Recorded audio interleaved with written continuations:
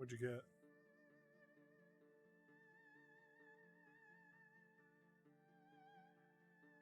$12 and a $9.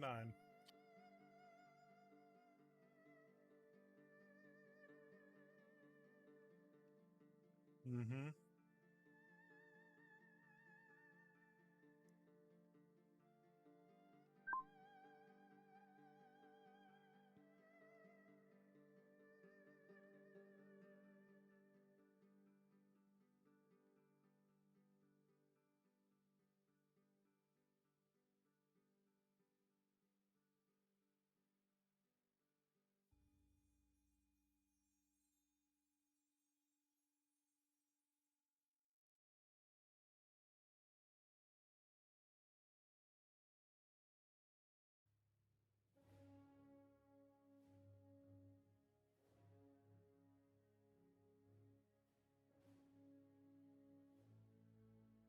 I'm here, guys. I'm just making doing a lot of shit to some maps and stuff.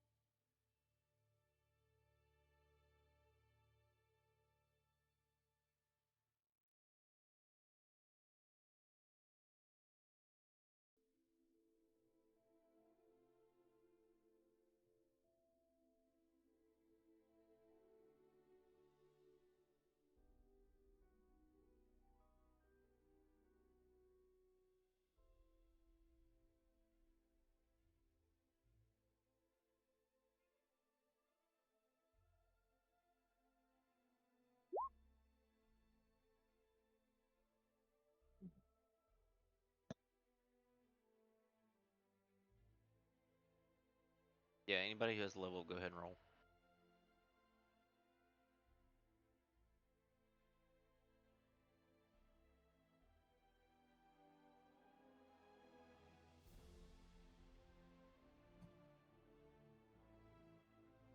Remind me, Cody, what was my hit dice? D8. D8, I think. D8, yep. And how many times do I need to roll that? Well, you could take the average, or you roll advantage. You re-roll any ones that you roll.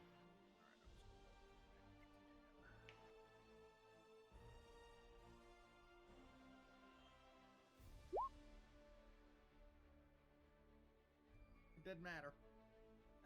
Ones. Same number. Ones. Oh, re-roll them both. This is beautiful. Re-roll that third one. This is There you go. 3. There you go, Sif. Basically So- what I rolled. obnoxious is what this is. So 3. Okay.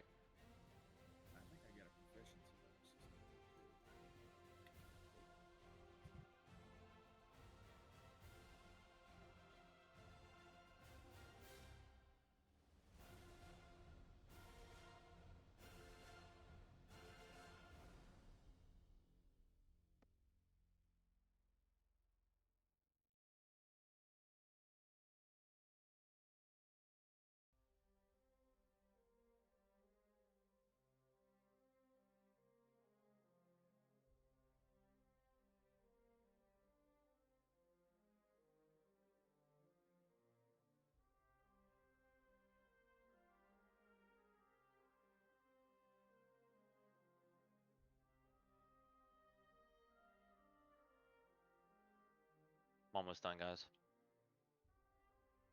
Matata Hakuna. Almost gave a creature 67 to hit.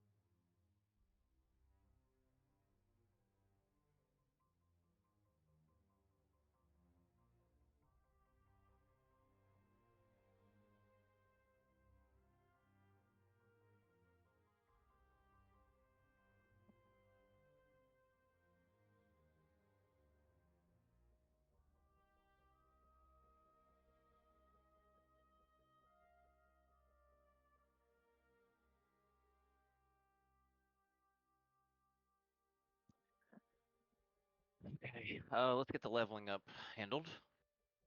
For those of us, or for those that need my assistance. Anybody need help? I think I figured out the questions I was asking you, so I think I'm okay.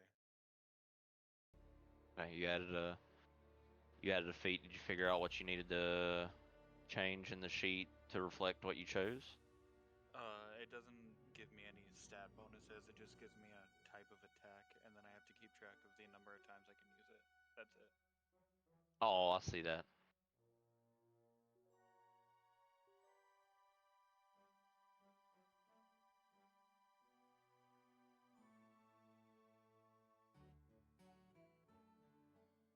Okay, gotcha. Just wanted to read it myself. All right, cool. Who else? I know, Lan, we were working on your. Do you need practice with the rollable token on the macro? It's on the collection tab up there, top right. Okay, and then Should have made it available as a. Should be called Umberfold.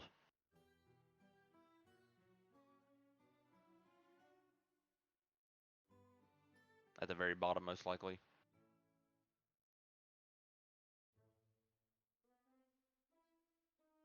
Yep. So what you do is press token, and there's your transform token shows up. Now, what we have to do is when your token shows up, is we have to just link it to your character sheet. okay. Which we can do Anytime you slap the token down, we can just attach it to your sheet and give it stats. Let's say, for example, like this one that you threw down. Right, we would just link it up to your sheet.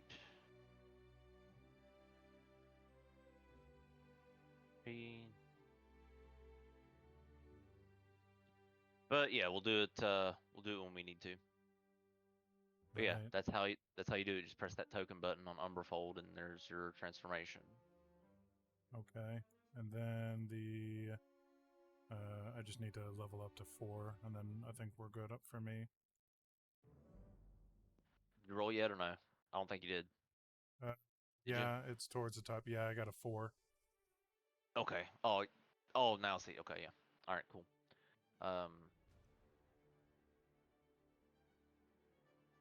And then just gonna hijack your sheet real quick. Okay. And then just gonna cap the dex to 20. Okay, because you're taking the ASI. Correct. Okay. So just change the small number to 20 over there where the ability scores are.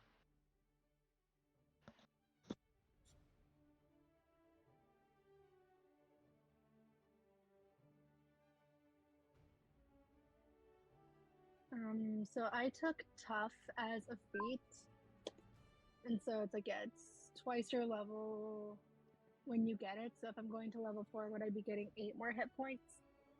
Yes. Okay, cool. And then it should be for every time you level, it should be a bonus for that, right? Yeah, and then it's +2. Where did it go? I saw it. Tough. Whenever you gain a level thereafter, your hit point maximum increases by an additional 2 points. So I can just add whenever we level up again. Yeah, so no matter what, when you level, you're getting at least 2 hit points. Yep. On top of what you roll. And then yeah, so equal to twice your level, so 8, yeah. You gain 8 extra hit points once you take it. Yep, and I already added those in. Cool. Thank you. Hey, no problem. It's a good feat. Especially for like a barbarian. I need it. I've been rolling very badly on HP every time we level up. My highest roll has been 6. Well, shit happens. Okay. What else are we all taking care of? I'm just going through spells right now. Okay. Just let me know when you're done. Or if we can begin the... Go ahead and begin. It's going to take me just a minute to go scroll through everything because I've got to pick strictly just from earthbending at the moment. Okay. Let's proceed then. So, let's proceed with our recap.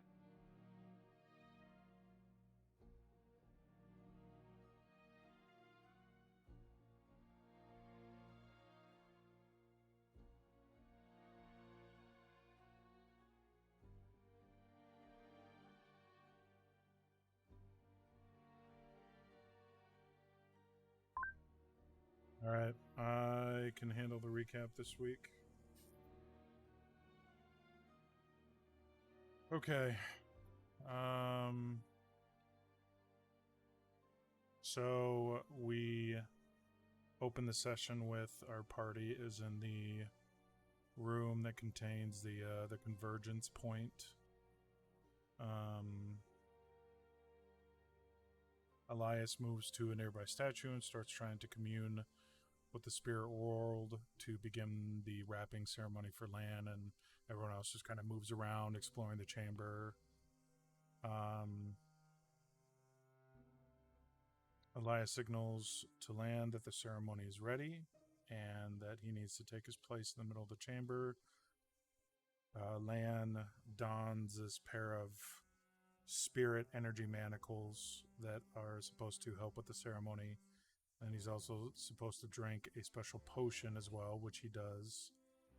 And as he's standing in the center, he is challenged by the spirit that is going to, I assume, wrap with him.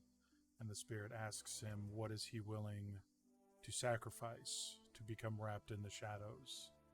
And Lan responds that he's willing to sacrifice everything.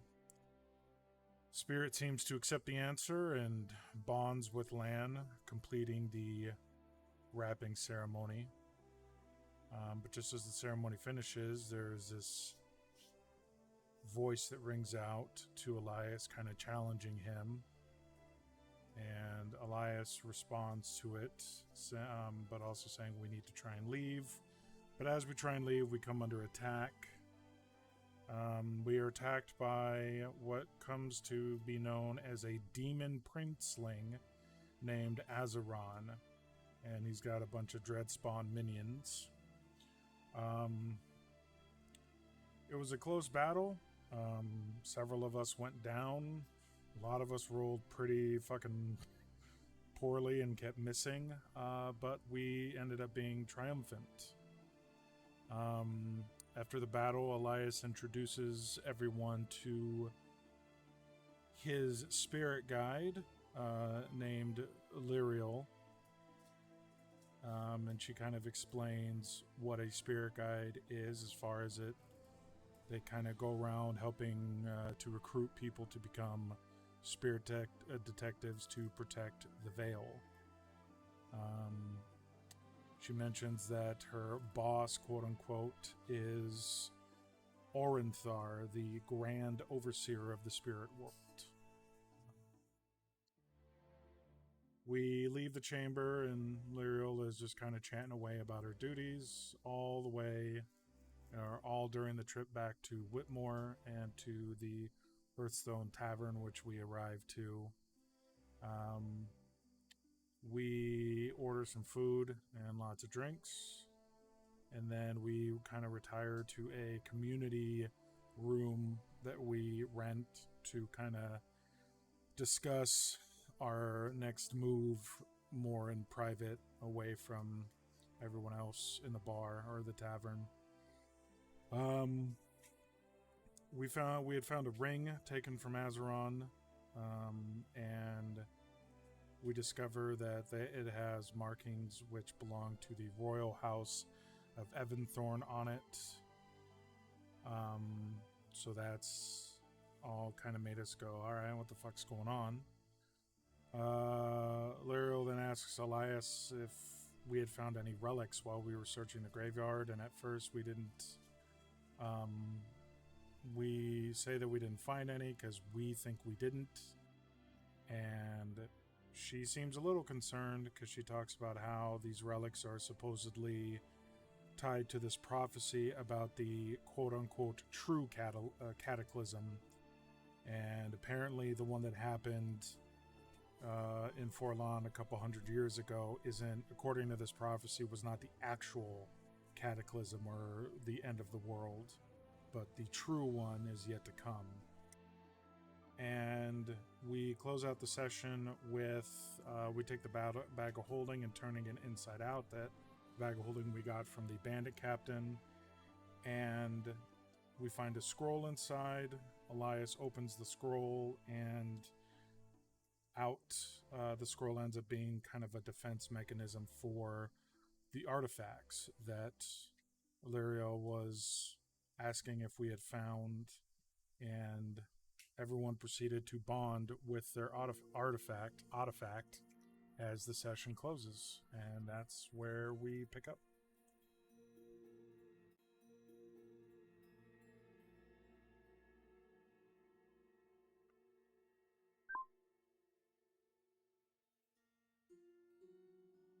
All right. Take 1d6 of inspiration. Leveled up to a 6 from here until level whenever I say. 1d6 of inspiration goes to you for that, as you all do seem to have been chosen by these artifacts, and they resize as all magical items do to fit you.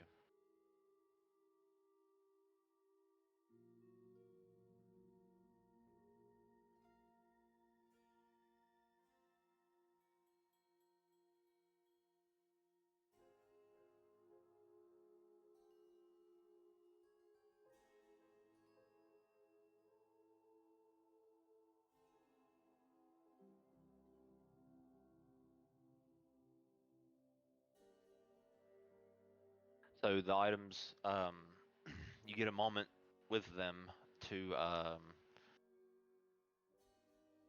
sort of digest all the information that Lyriel has opened up to you.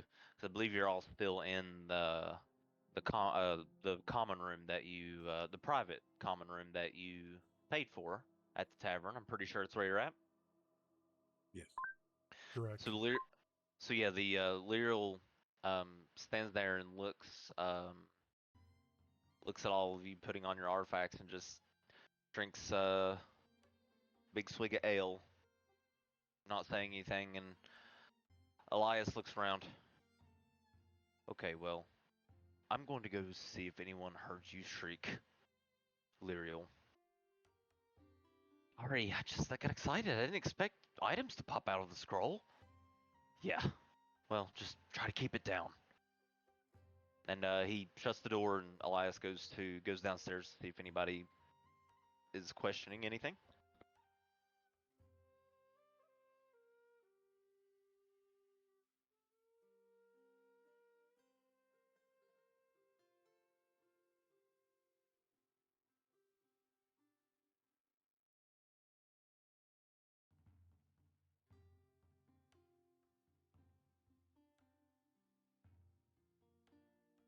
So what now? Where do we go or take this from here?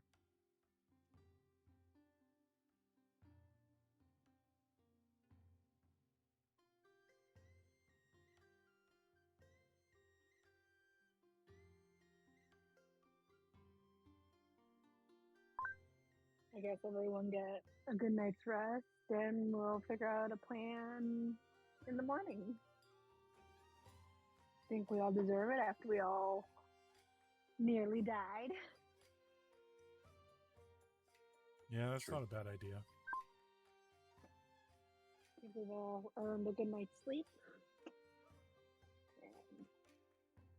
And meet up in the morning.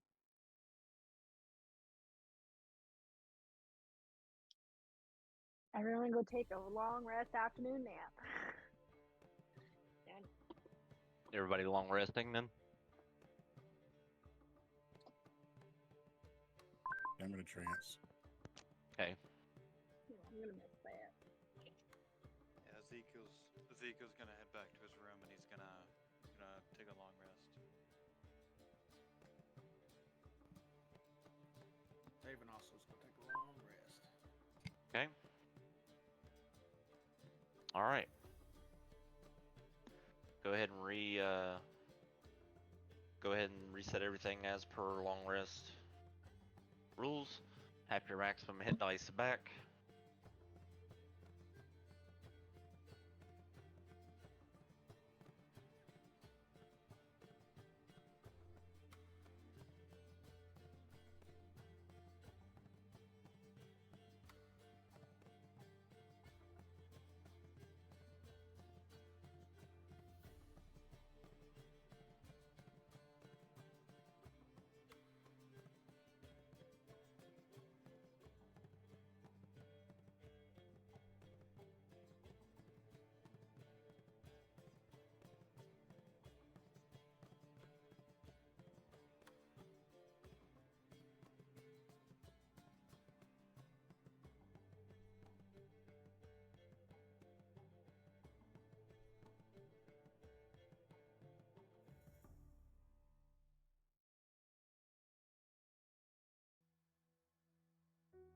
All right.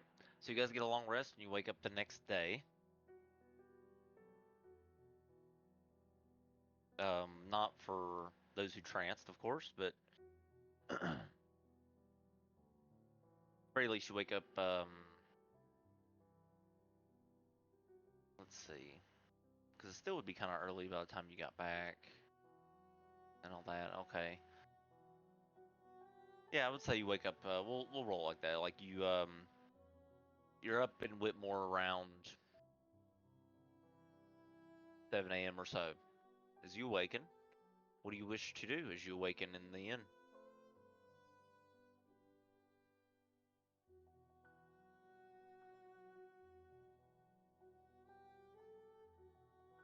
Breakfast. Nina is not here. patrons would be over here. Okay. Okay. Breakfast time.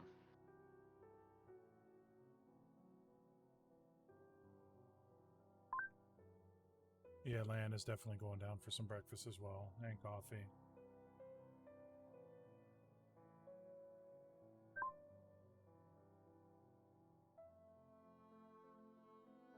I was just gonna go ask for like the straight grounds of the coffee for it.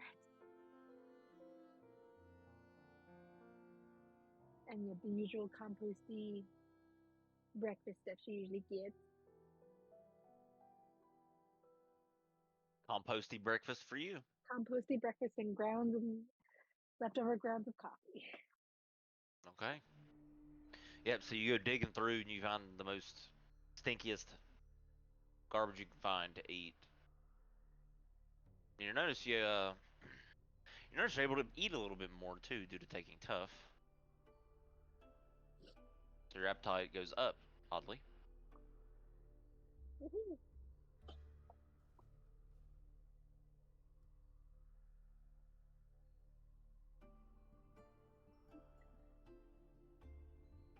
So that's what she's gonna be doing. It.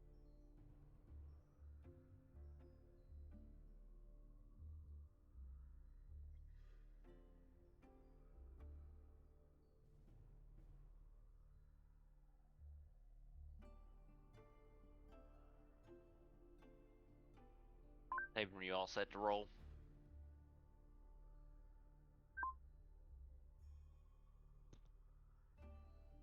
With your sheet, I mean.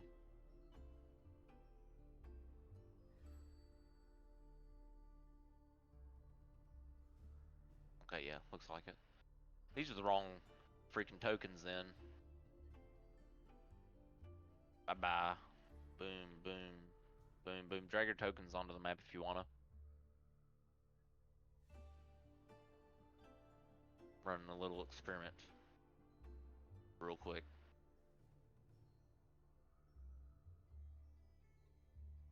Can you see each other's health bars? No, you can't. Alright, I'm fixing that right now for good. I'll be right back. Going into the game settings.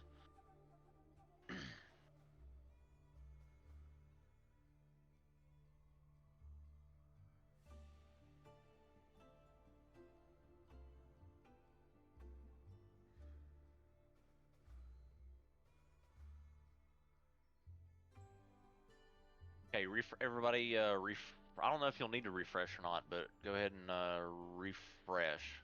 I'll just change the settings in the game.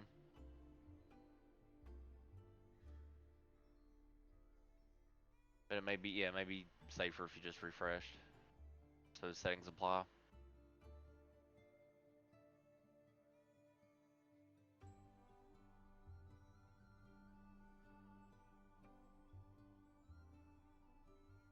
Now once I'm loaded up,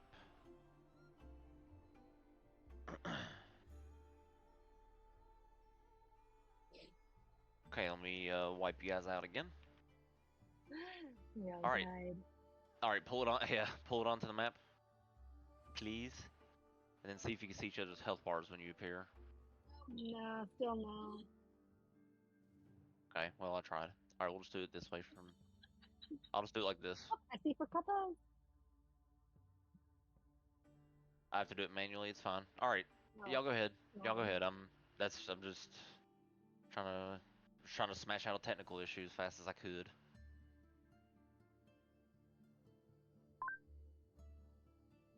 So Lan's gonna look around at everyone and be like, well, it seems like we have a couple options on what we can do. I know our BRB on the phone with work. Okay. Well, I know Taven said that he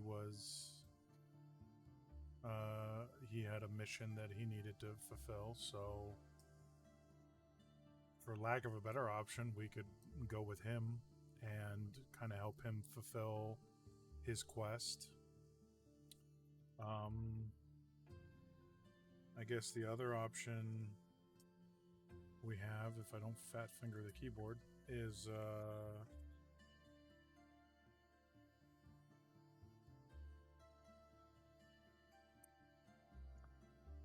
maybe make our way to the kingdom of Evanthorn and maybe try and figure out why a demon princeling had a ring with the marking of the royal house of that kingdom.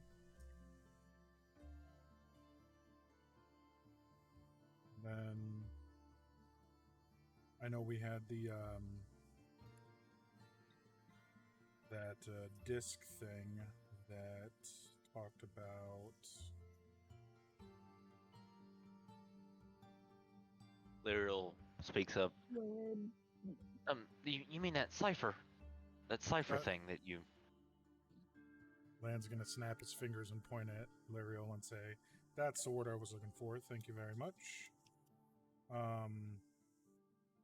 Yeah, the one that showed us that weird vision about the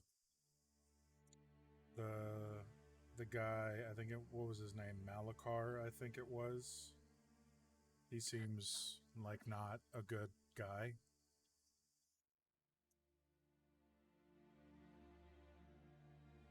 And then we do have that clue.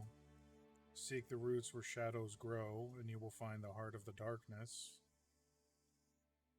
So yeah, we just gotta find out where the roots of where the shadows grow. That doesn't seem too hard. that sounds so simple. So Taven's Quest, Evan's Thorn, or Sigil Quest. Would any of those be along similar routes of multitasking, or are they all in different directions, or Fork Up is gonna can raise you her hand. Fork Up is gonna raise her hand and be, can we add trying to find Mr. Hagenbachendaka to the list, because I don't know where he's at and be helpful to find him. will Aladdin find Mr. Hackenkoff along the list, and are things we could potentially do? Ezekiel will speak up and he'll say, well, we agreed to help Taven on his quest after we finish the wrapping, so I say we honor our deal and we go do that first, and then we can worry about the other things. And maybe we'll find Mr. Hackenkoff along the way. That's a good point, big man. Yeah. I think Taven did agree to help me and help us in the wrapping ceremony. And now that that's concluded, yeah, I think we helped Taven on his quest. And who knows, maybe in the process of helping him on his, we get more information on the Evanthorn royal family and their apparent issues that they have, and we maybe find more about this, I don't know, Shadow Lord dude Malakar, and obviously, most importantly, and Lan will look at Fork Cup as he said this, obviously, most importantly, we will always keep an eye out for any information about Mr. Hagenwagendaga's whereabouts. Fork Up is gonna smile and be like, thank you, I appreciate it. What does Mr. Hoppin' Toppin' Droppin' do again? Oh, he's the owner of the store, and my employer, owner. I don't know the right word, but yeah. Can I just give you 1 gold and like say that I'm buying you out and then give you the gold back?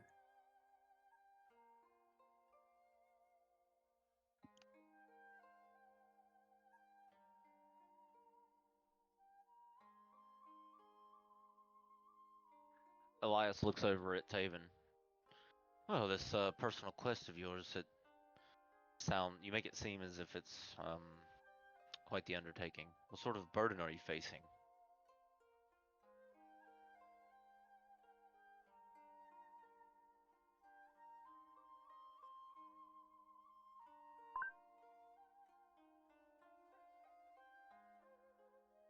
Seems like Taven might still be busy with this.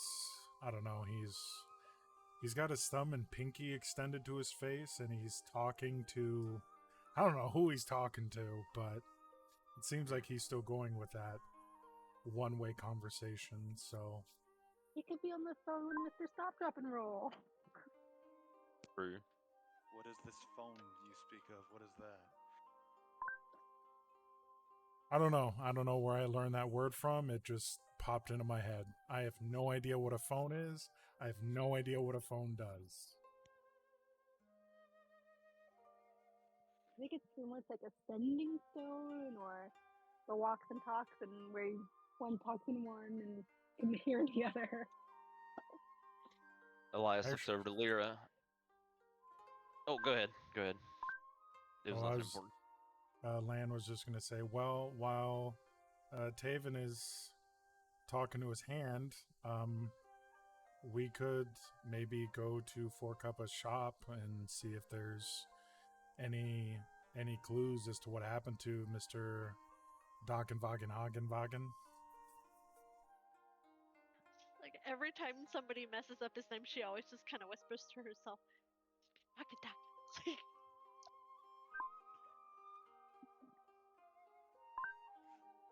Ezekiel is gonna do the motion that Lan described with his pinky and his thumb, and he's gonna look at his hand and slowly just raise it to his head and see if it does anything.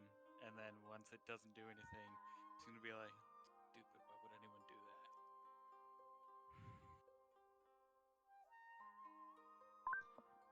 I don't know. Maybe it's a mystical monk thing.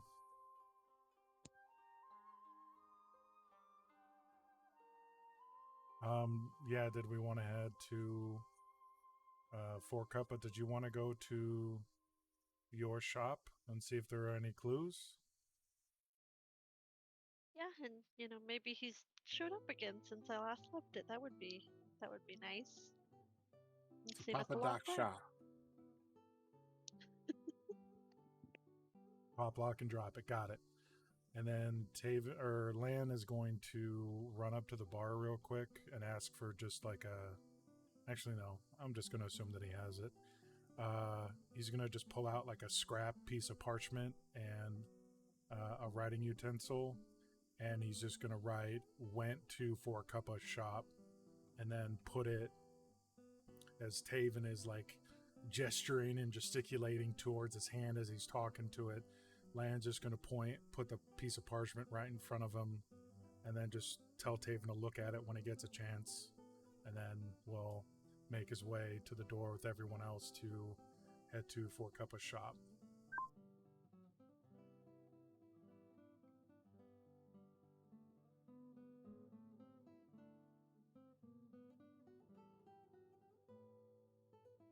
Off to pop, lock, and drop it. Drop.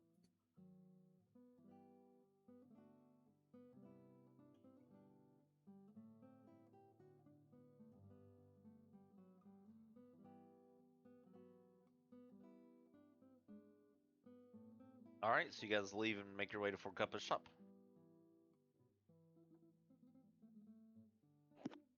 Can you just put his name in the chat so I can practice it? Papadopoulos? Or Dr. whatever. Pepper? What? Whatever Four Haagen Cuppa's Dazs. master's name is. That's not gonna. That's amazing. Are you serious? Like, what in the German Russian is that? Hagen Hagen.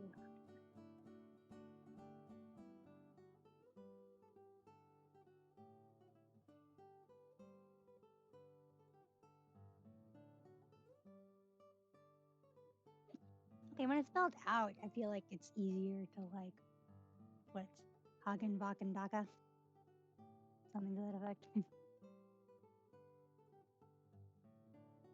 I mean, part of the reason I gave him a ridiculous name was for that purpose, because I didn't think people were gonna get it right. It's just like, no. Just, like the Brooklyn Nine-Nine, Nikolaj. No, that's not right. Nikolaj. Even though it sounds right, no, it's not.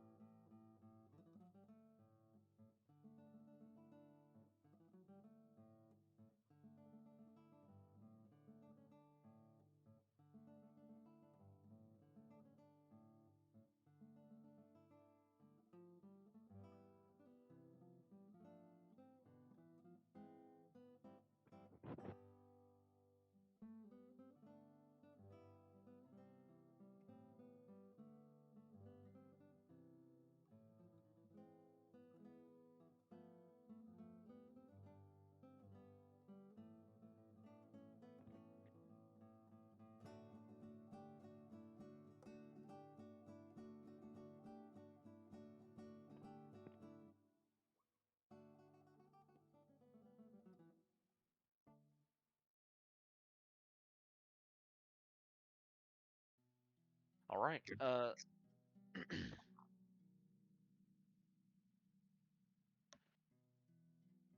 All right. So you guys, you make your way through Whitmore and you go to Forcuppa's shop. And Forcuppa, you arrive at the shop. Nothing seems to be disturbed from the last time you were here. What do you wish to do? She'll unlock it however it was locked. I can't remember how I said, but and let everybody in and let them know if there's anything that they're interested in that's in the shop. Let me know and I'll try to give them the price for it that he would want to charge. But I'll let you kind of decide, Cody, on how useful the things actually are. Yeah, Have we'll some just ones. we'll improvise. Yeah. Just kind of look around, More fun see. that it's more fun that way. Yeah, see if anything has changed as far as inside or any signs that he would be there, but otherwise just kind of chilling. Okay. We'll work on getting you maybe a shop map since you have a home shop here in Whitmore. I'll work on that. That'll be fun. But anyways, yes, you all sort of you go to the shop and Forcup. It doesn't seem like it's been disturbed. I mean, at least there's been no break-ins or anything, any signs of anything like that, but also no signs of no return. Is there a back office or Sounds any good. place that he does the paperwork at?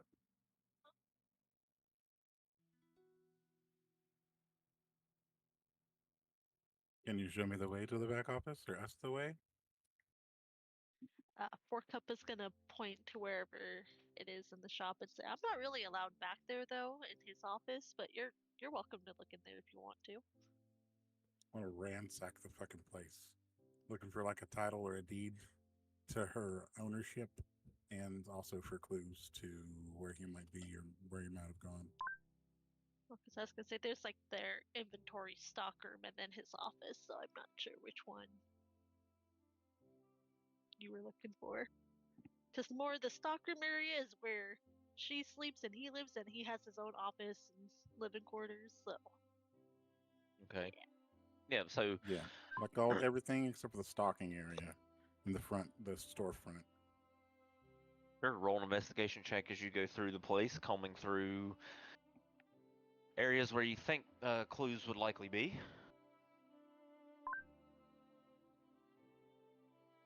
Can I assist with his search?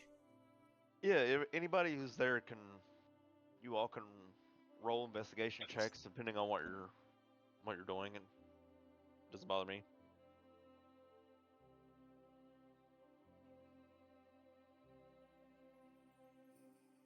18, okay.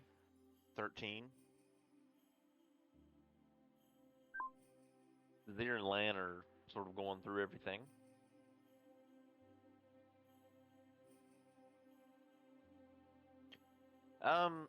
You look around the shop, and for Cuppa, you well, not for Cuppa, but Fazir, you notice a letter to for Cuppa from Mr. H.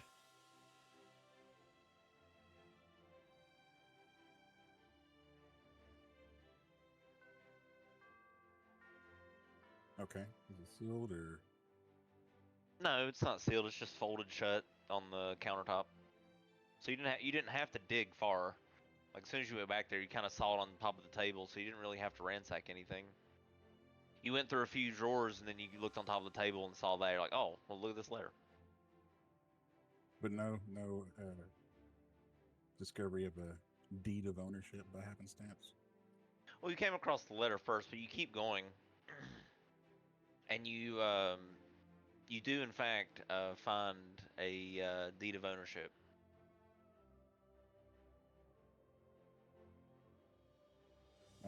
I'm not really sure on how slaves are used in this world. Would there be like an end of the contract, or is it for life? No, it's more of a it's a verbally agreed upon situation. there's no um, there's nothing legal, I think, that's tying For Cuppa to the place, if that's what you're asking. I'm just trying to figure out if there would be a known way to free somebody from somebody else aside from like the owner being killed.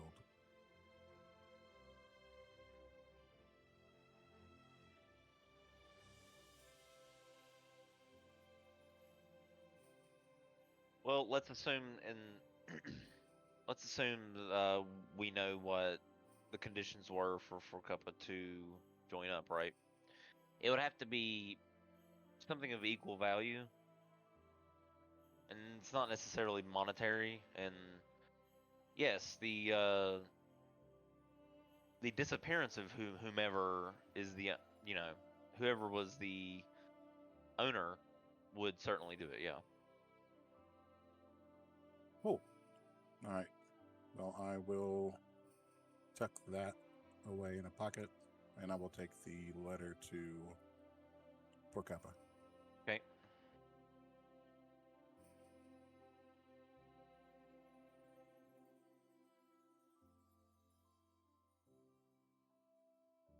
I found this up back for you.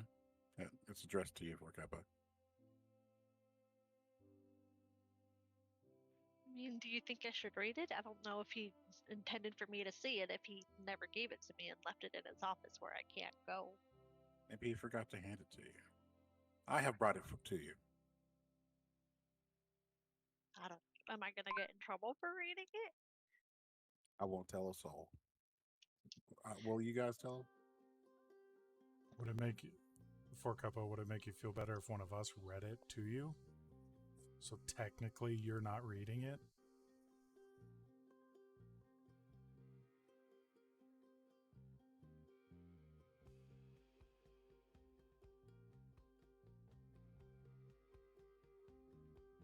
Landis offered to read it to For Cuppa, so she's not technically, can't get in trouble for reading something she's not supposed to read.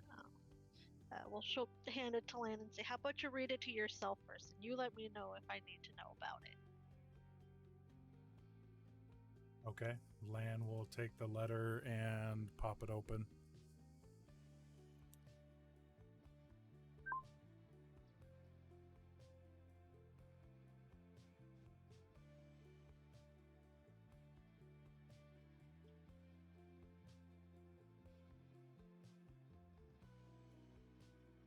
Okay. So you pop open the letter and you read through it, Lan. And let's see. Letter. Okay, the note.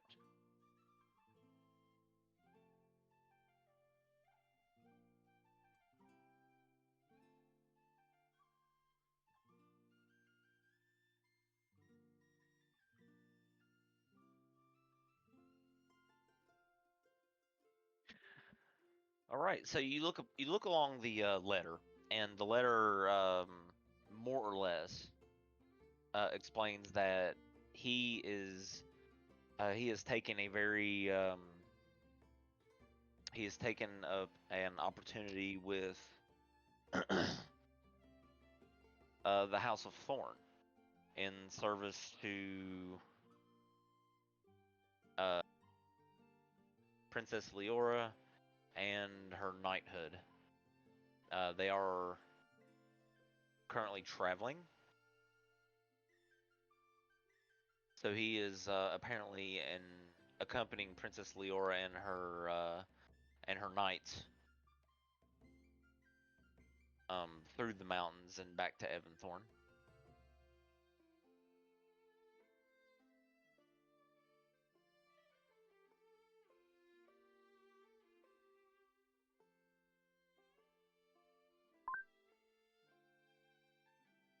Does the letter give any instruction on what he wants For Cuppa to do during his absence?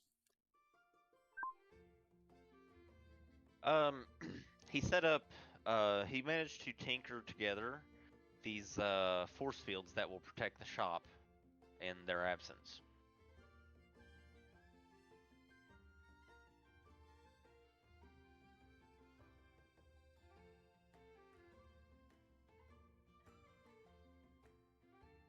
Also, let me look at this here. Also, he states if he's gone for an unusually long amount of time, and that for a couple would understand that as longer than 2 weeks or so, then something probably has gone wrong.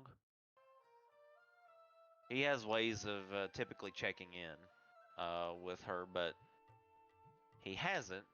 That 2 week mark is approaching, so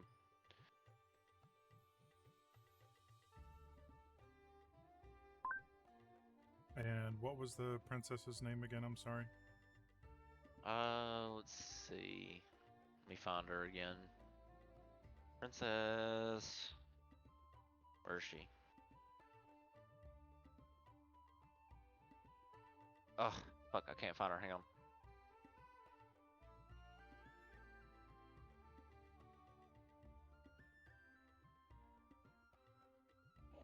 Is it like Leor or something like that? Thought it was. Hang on. Let me try to find her. I thought I had a character sheet made for her. I had like this whole sheet made for her. Nope, that is her mama. Let's see. Prince Edwin. Nope. King Alaric.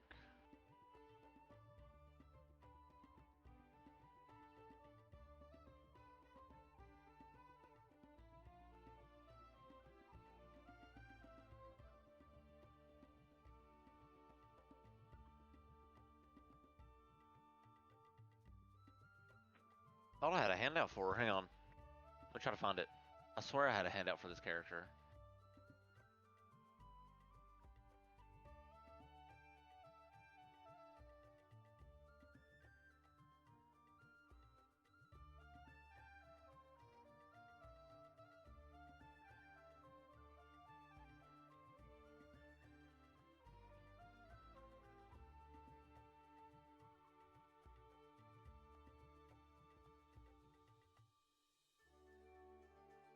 I'm working on it, guys. I'm sorry. Oh, you're good. Hang on, I'll find it. I want to make sure I got this right. Yeah. Leora. Okay, give me the family. Lyrial.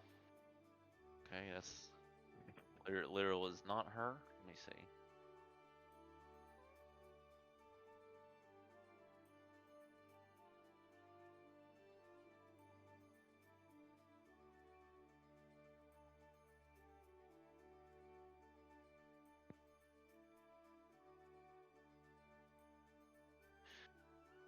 Alright, let me check the House of Thorn hands out real quick.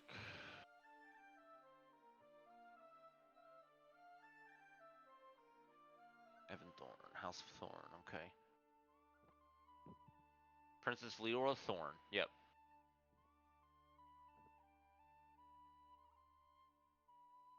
Thought I recognize, yeah, okay. So she can find information on Princess Leora Thorn there. I think I have supposed to have a handout for her. Hang on.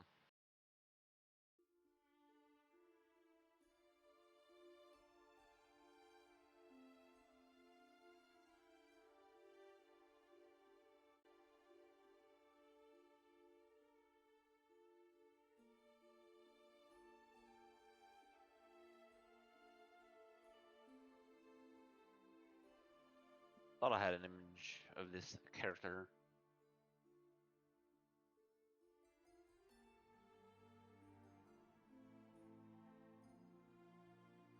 Everybody knows what she looks like too, so that's.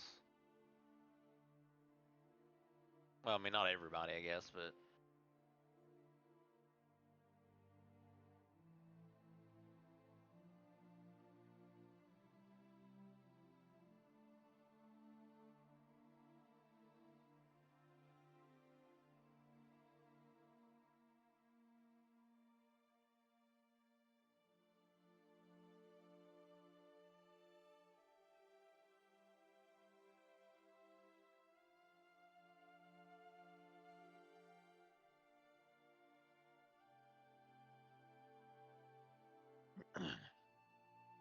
All right.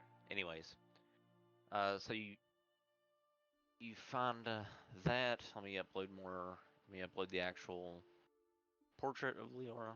Okay.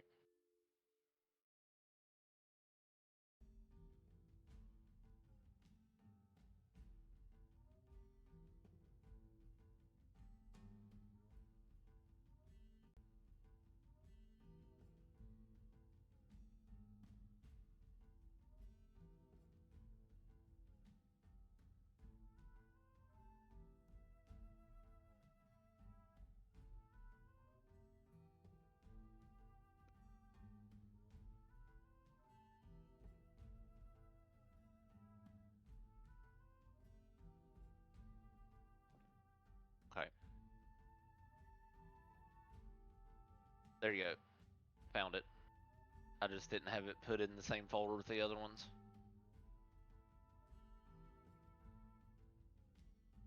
Okay, so yeah, apparently he's escorting her and her knight through the mountains.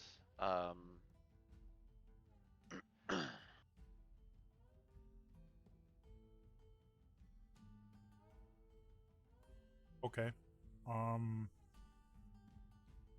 Like between Roguehorn, Whitmore.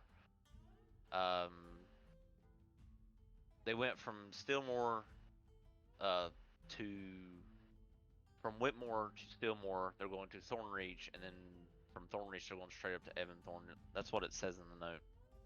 Okay. Lan will relay all that to for Cuppa and say, yeah, it sounds like he's helping escort Princess Leora, and they're heading up to Evanthorn. So we might in fact run into him on our adventures. He also said it sounds like there's some pretty cool force fields that he worked up to keep the shop safe, and he also mentioned that and he wrote the word unusually, and he put that in he wrote it like really big, and he said if an unusually long amount of time has passed and something has gone wrong. Do you know what he means by unusually long? Or Cuppa? That's what she said. Yeah, I do. Okay. But does he say what to do if he is gone that long? Because would be helpful. Get close to it. It doesn't really say. It just says that something has gone wrong. He does list out the route that they took. So maybe we kind of follow them along the route. Is that what? How long is that amount of time that he said? What does unusually translate to? About 2 weeks, and it's been almost that. But I mean, I just don't know what to do, because if I go look for him because something's wrong, he might not like that because I left the shop completely alone. But if I stay here and don't try to go help him if he's in trouble, he might get mad because I'm not doing anything to help him. And what if nothing has gone wrong and he's just making his way back and I leave it for no reason, and he's gonna get mad because nothing did happen and I just over exaggerated the whole situation? I just don't know what to do. Okay, well, first thing I think you should do is stop and take a deep breath and breathe breathe in and then breathe out. Hyperventilating. Okay, no, not fast. One deep breath in, hold it, and then one deep breath out.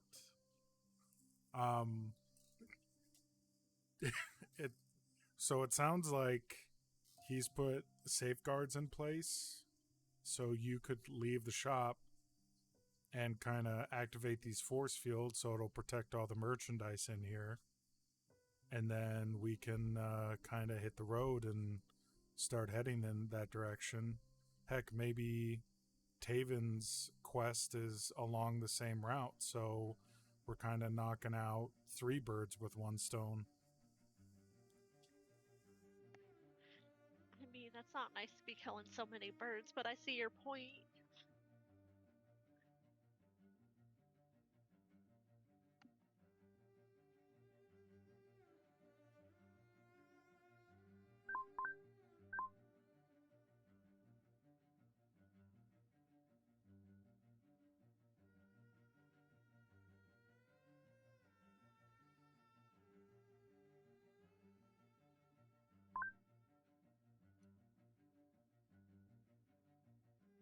So yeah, I think we kind of found out what happened to Mr. Haagen-Dazs and Bakken-Dazs. And I think we kind of head in the direction for Taven's quest, and hopefully that's in the same direction. But I don't know. That's kind of my vote. What do y'all think? Well, I kind of want to know what's in her shop in case there's anything fun in here.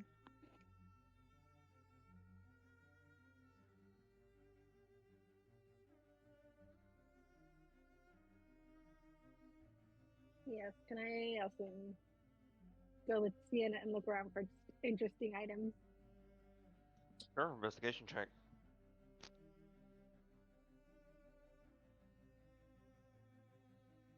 Interesting as in fun. Right, yeah. Sorry, Not so like- I was also asking for that. Yeah, there's not just like a Vorpal longsword hanging around or anything. Or would it compare to the big ass shovel?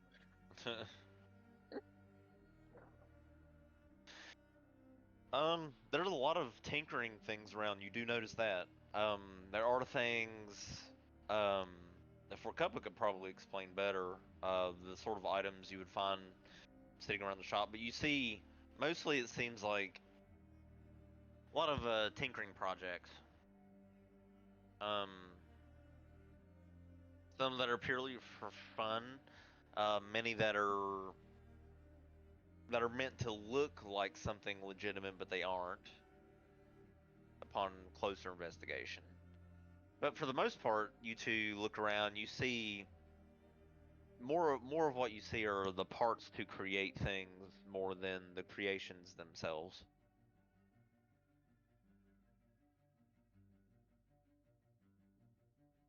Alright. Well, I guess Mr. Hoggenloss didn't quite finish any of his stuff, so. He left a lot of things unfinished, including we find items in just halfway projects done. I mean, if there's something that looks interesting, I can finish it or let you know if it's actually finished, because a lot of his things don't look finished, and I just clean them up afterwards to make them look better for the things that he does. But yeah.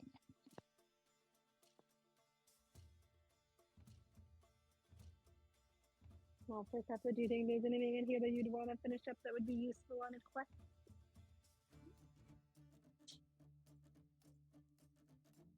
Or maybe not useful, would be interesting, or you would need to take with you on a quest, or something you wouldn't want to leave behind, or Potions.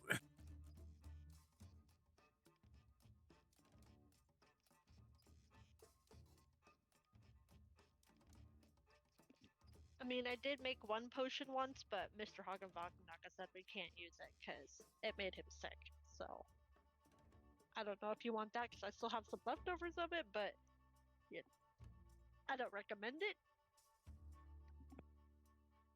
so Mr. Hackingcoff has a weak stomach.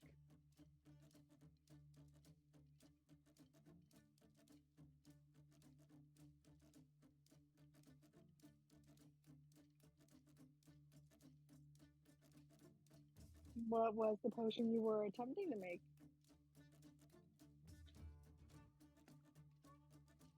Oh, well, Cody can help scale it if he thinks what I put down is not good. But it's a health potion where you have to roll a d20, and based off the number that you get is what it does. Like I put, if you have a 1, it takes, it gives you damage. Like it hurts you, it takes HP, and then scales up. If you get like a 5 to a 9, nothing happens. It's just like a drink of water, essentially what it feels like. And then as it gets better, get a little bit of HP, so it's kind of a risk.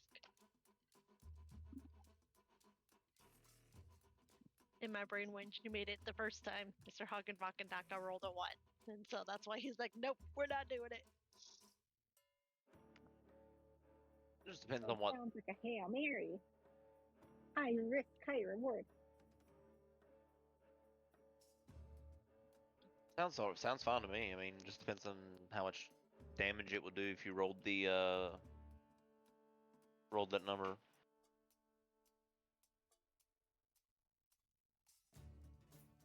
Well, I did 1. It's a 2d4 plus 2. If it's a 2 to 4, it's a 1d4 plus 1.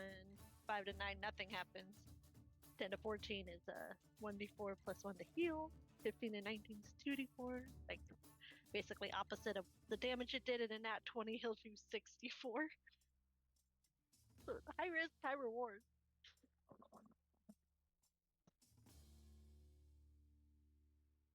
Okay.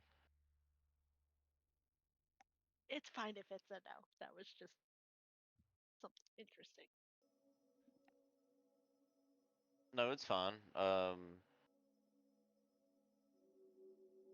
think I've got a potion concept like that. Plagiarism.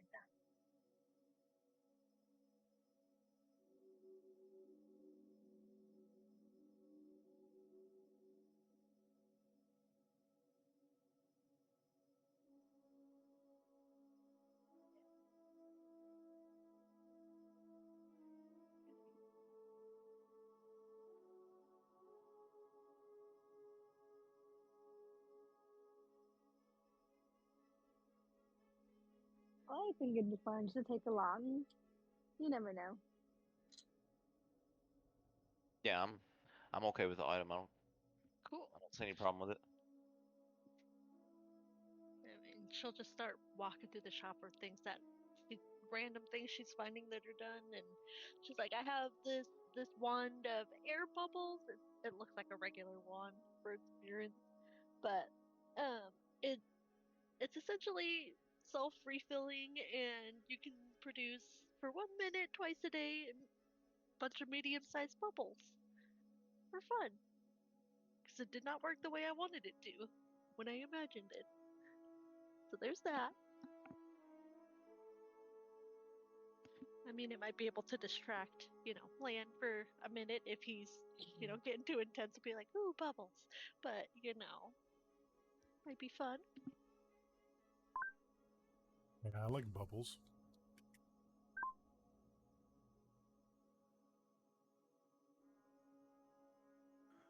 Poor couple, you said earlier that Mr. Hagen, whatever, doesn't finish products. Do you fix them up to sell them even though they're not finished? Is that what he tells you to do? He's kind of the idea man that he comes up with a lot of them and he starts them, but I'm the one who does a lot of it and actually improves the idea. Because a lot of times he has an idea of something he wants, like the wand of air bubbles. He wanted it to be something that you could breathe underwater with. Creates a little bubble around your head, but what it turned out to be was something different that I ended up making. So, yeah. Okay.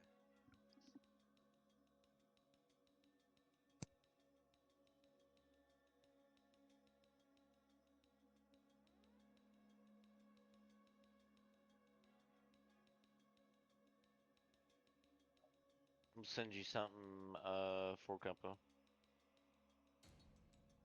So you tell me if you like it. All right. Yep. So you guys are.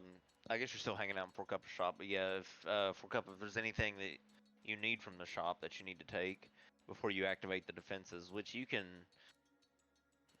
have the ability to get back through once they're active as well. Just to let you know. Okay, yeah, I don't think there was anything really specific I had in mind. If they wanted actual useful items, that's something they have to do. But I just have dumb ones. This one potion item though is the one that you stuck with for a while until you perfected, and you were able to get it to a point where it does replenish itself automatically after use, but it's not immediately. The replenishment happens every, what is it, every long rest, I think. Yeah, every 8 hours or so. Yeah, every 8 hours the potion replenishes. So every. Oh, Really? yeah, that's cool. Yeah, it's supposed to automatically replenish. Awesome. So essentially the details of it. All right, cool.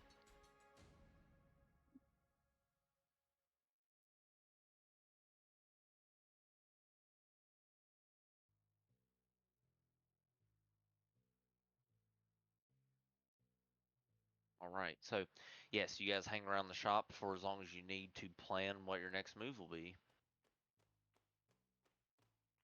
Liara, you did mention Malakar. Liara, for what you guys know collectively, just for your planning purposes, is what she's told you about Malakar, which he's a demon somewhere deep within the demon world, um, and his insects were just plaguing Whitmore. So that, of course, is an issue, but that's more of not something. Level 4 characters. What are you doing? It's level higher level. Yeah, it's going after him would be suicide, pretty much at this level. The spirit detective didn't die from Whitmore, so you should be fine. Elias is more or less kind of stuck here until his assignment's complete.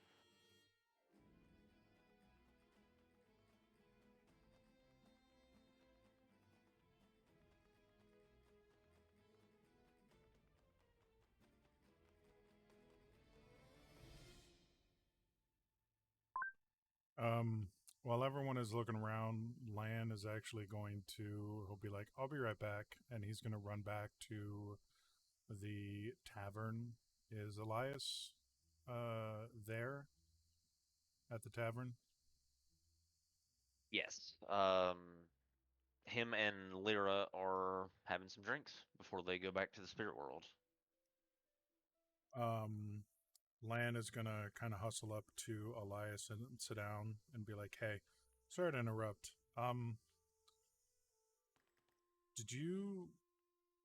Were you given any instructions or something to pass on to me from you know who after I complete the wrapping ceremony?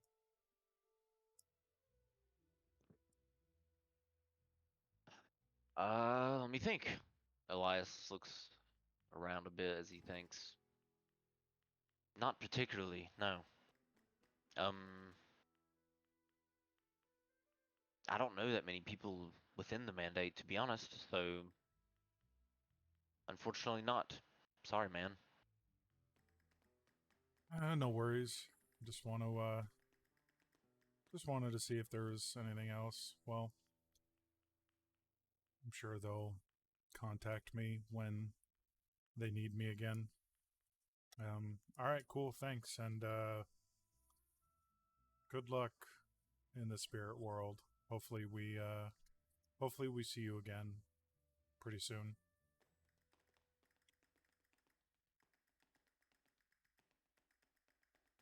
Yeah, well, the punishment won't. It will be.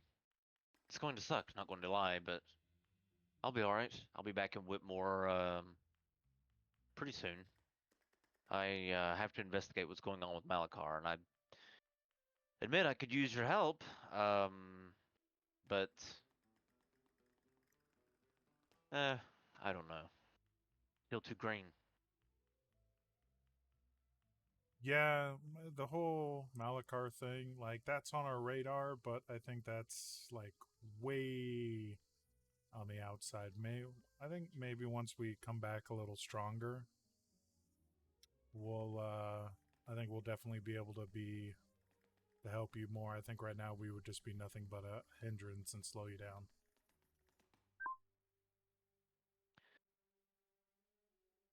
Well, those artifacts are sort of a gateway between the veil.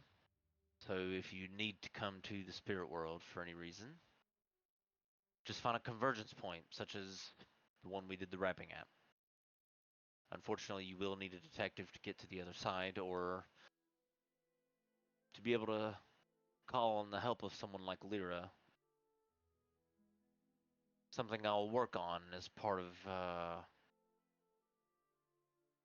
my punishment for going back. I might as well stay and try to secure some way for you guys to pass between the realms a little bit more freely in case we need your help, because we have to start believing that the prophecy could be true.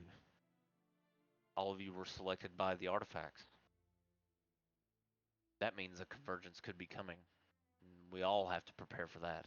So I will be speaking on the behalf of your party for easier access to the spirit world in case you need to come in an emergency.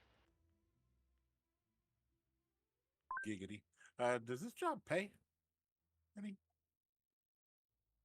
Well, my job? Yes. I get paid very well, actually. But us going around doing your bidding is like pro bono? Oh no, I'm not hiring you all. You all simply accompanied Land to his wrapping. I made none of you come. I forced none of you to come. So I didn't employ you. Like from this point going forward. Oh no, I can't do such a thing. I probably won't have time to order you all, to give you all assignments. I probably wouldn't have enough time to do so, but I can tell you this. I do update Whitmore's city notice board. That's where all the, you see where all the notices for quests usually are. So Elias says, I do update the notice board. So if there's um, anything that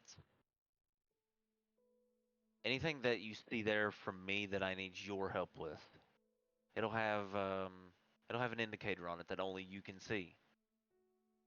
As you can see spirit energy, I'll leave a little bit of mine on it for you to notice.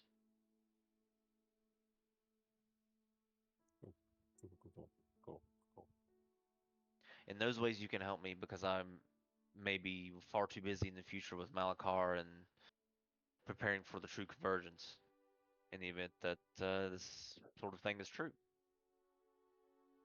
So keep your eyes on the notice board in Whitmore, he says.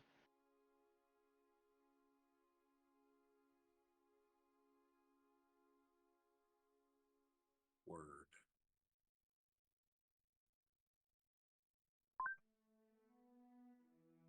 Well, That again, potion is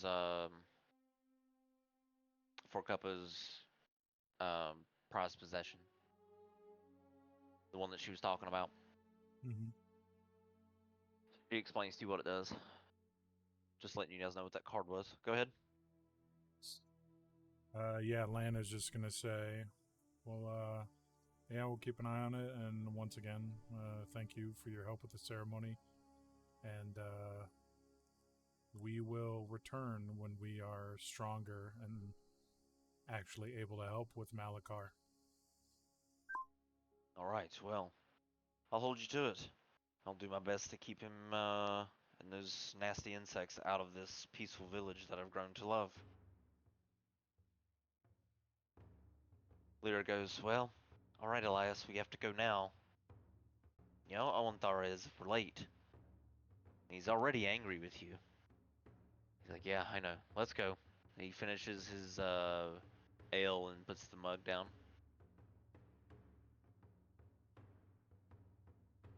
And then he waves goodbye and leaves the tavern with Lyra, and they go off to the side, and she, it's strange.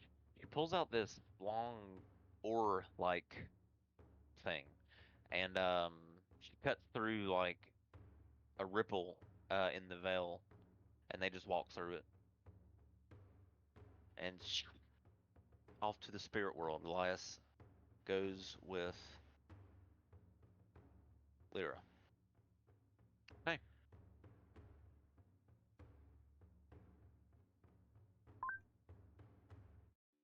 All right. Well, I guess we should head back and to the others, and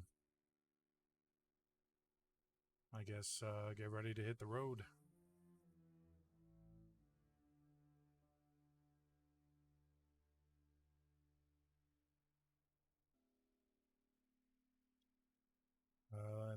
then we'll head back to Four Cuppa's shop. Okay. I'm gonna head to the restroom real fast. But you guys group back up at the shop, I assume? Yeah.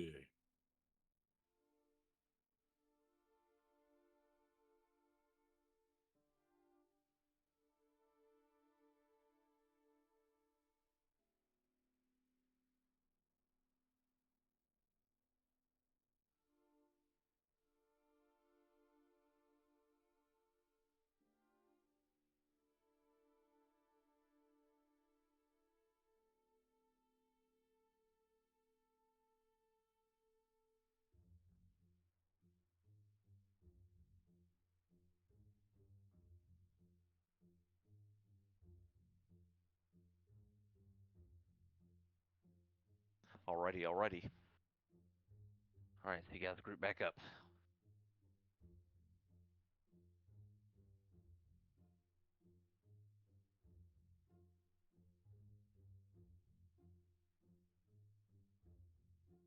I will also like to give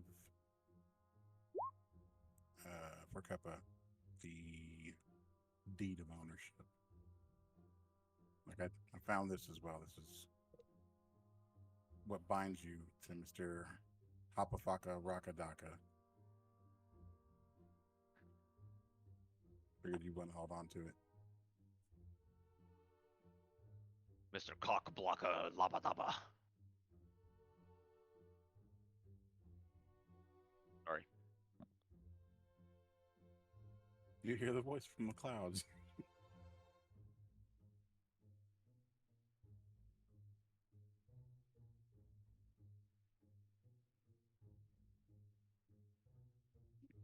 I mean, it's ultimately the agreement that my parents signed with him, so, you know, I don't really have any right to claim it or take it from him. It's a legally binding contract, and even though I wasn't the one who signed it, I need to follow the law. And that's what it says, is I have to listen to what he says and follow the contract.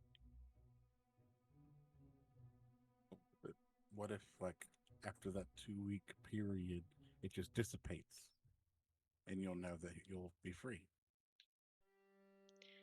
Oh, he's always around. Mr. Hagenbach is never gonna die, so.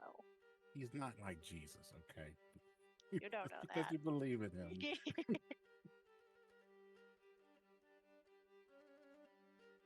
mean, you know, since he said he's gonna be gone a while, I think I can be gone a little bit too, and he won't notice. And then, you know, we can revisit him if there's another contract that can be made to counteract this one. Then he agrees to it. Then I'm okay with that. But till then, you know, To be honest, I don't care if he agrees with legally it. bought and paid for.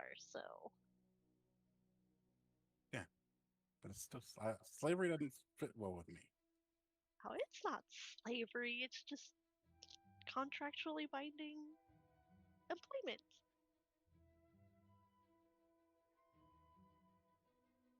He gives me room and board and food, and Yeah, that's I get slavery. to make things. That's slavery.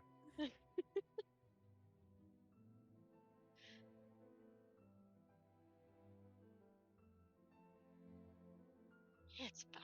I'll check back in with him later on it. You can just keep it in his office and we'll be alright.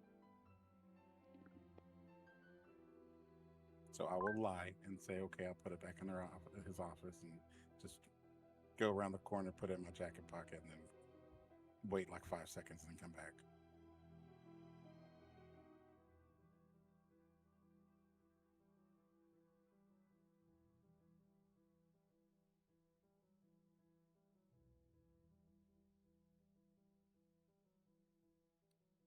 So Lan is going to look at Taven as he walks in. Says, "Oh, you made it. Cool. So we found where Mr. Duncan Hagen Dukin is gone. He I guess he's helping escort Princess Leora Thorn back to Evan Thorn, and he's given a route that they've gone. So we could follow that route because I think we were talking about maybe heading to Evanthorn anyways because of that ring that we found on the Demon Princeling. Or we can assist with your quest that you said you were on that we agreed to help you with after you helped me with mine. So that's kind of where we're at.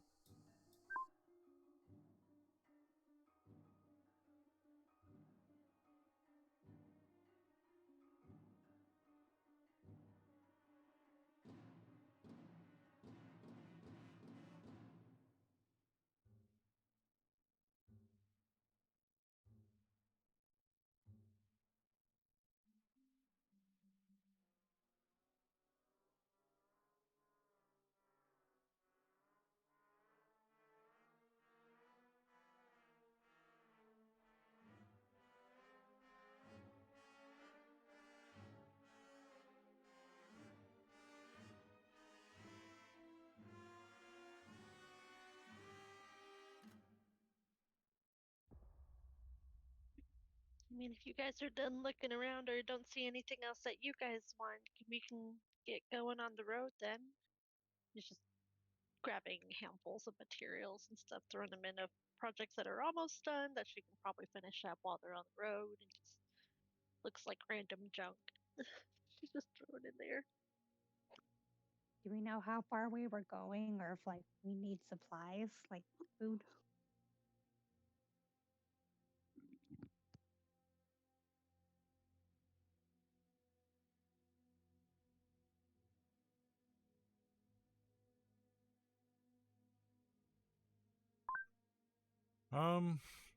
It'd probably be a good idea to stock up here if we can before we head out.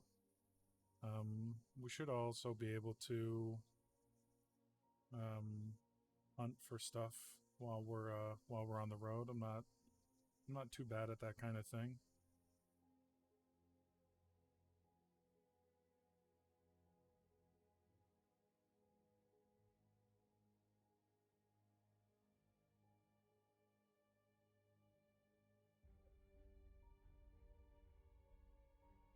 But what if you have to go over a wall to get it? Well, after last night's rest, I feel a little bit more springy in my legs, so hopefully that won't be as much of an issue. Oh, good, yay! And I mean, worst case, I can just throw you over the wall. Or I could also throw you over the wall. There is that.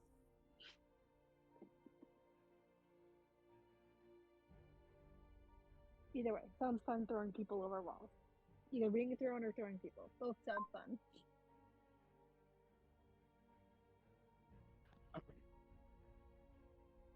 So, uh, the plan is what? Leave Mr. Haagen-Dazs's fucking rockin' shop and then look for supplies. Okay. All right. So you leave the shop and you go through Whitmore to get, I guess, journey items. What are you looking for in particular? And I'll just lay out some prices for you.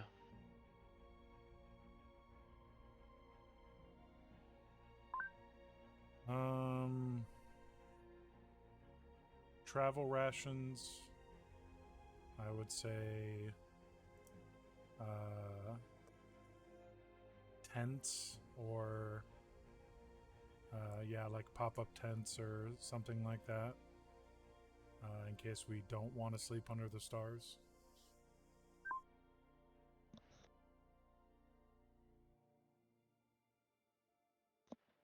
Okay.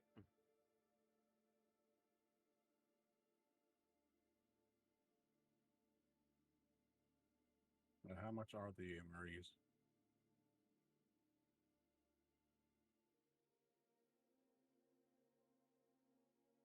Or rations, sorry.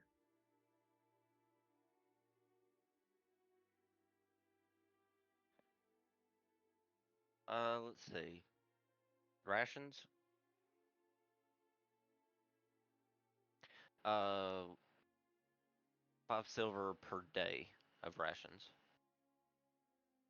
And they have, I think they have like 50. Yeah, they have 50.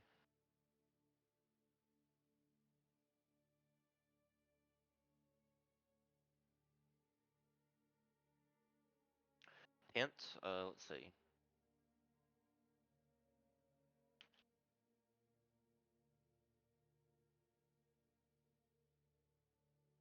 Two-person tent would be 2 gold pieces. 5 gold pieces for a larger tent that can hold up to 6 people.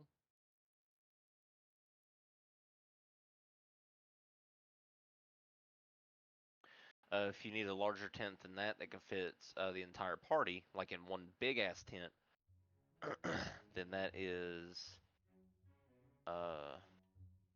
10 gold pieces.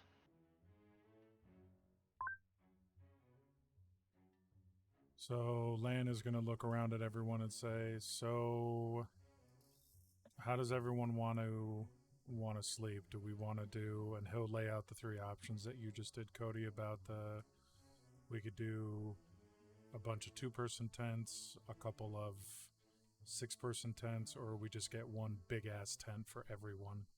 Big ass tent. Ezekiel will. It takes up a lot of room, that huge tent. But I mean, you'll make it go. You can make it go somewhere. It's not that big, but yeah, it's pretty big. That's what she said. I mean, we could do 2 6-person ones if we wanted guys and gals in 2 separate tents. And that way we could also just have a little more privacy. Girls' tent is gonna have so much space because we're all so tiny, and the guys are all gonna be crammed in one because they're all cute.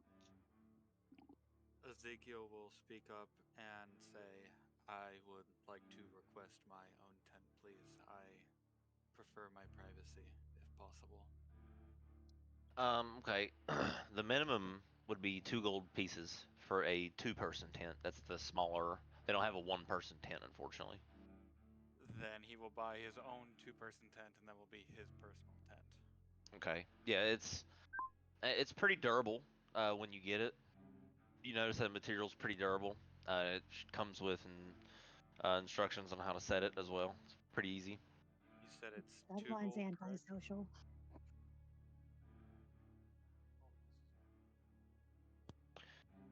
That'll have room for you to take off your armor or bring your loot, like backpacks and stuff, set them aside.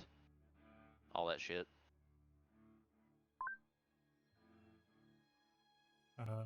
Then Lan is going to buy 2 of the 6-person tents. Okay, that's I think what was that 5 gold? Yeah. 5 gold apiece, right? Yep. All right, so we got 2 6-person tents, 1 2-person tent. There you go. Is there such a thing as garbage rations? What?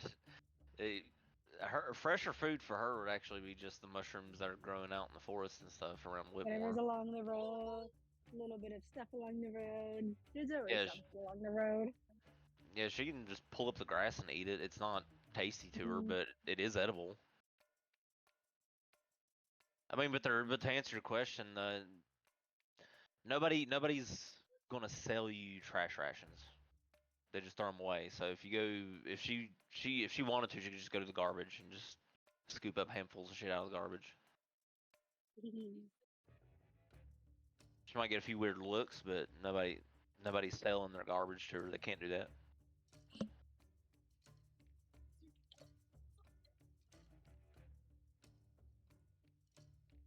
He's got the easiest to please character in the group. Trying to spend no damn money on food. Would the 6-person tents fit in the bag of holding? Yes. Okay. So then, after Lan purchases the 2 tents, he'll take them to Four Cuppa and motion her to open the bag of holding, and he'll put the two tents into the bag of holding. Okay, yep. Just tents go right in. Shoot.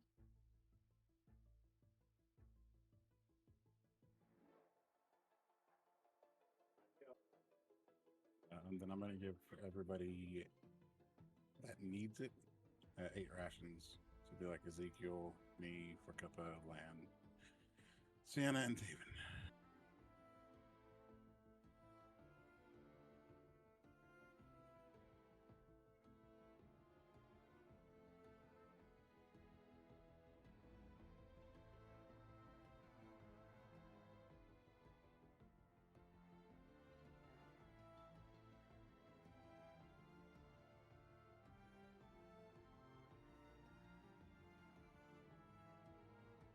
Okay.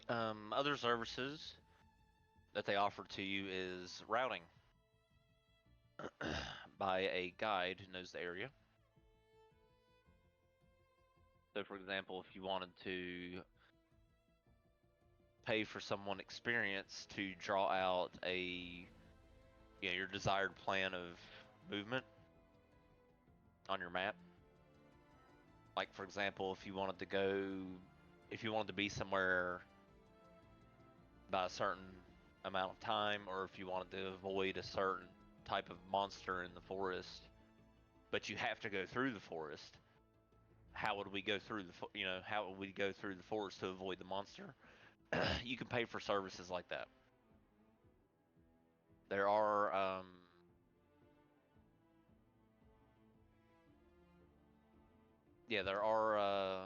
hunters in the area that specialize in that sort of thing. Not Forkuppa. Soot knows them pretty well, but she's not here at the moment. So that is another thing you can ask for. Is like, it's sort of they have a lot of services there for exploration to make it easier on people and to try to make it safer. Like, you can pay for a spirit guide.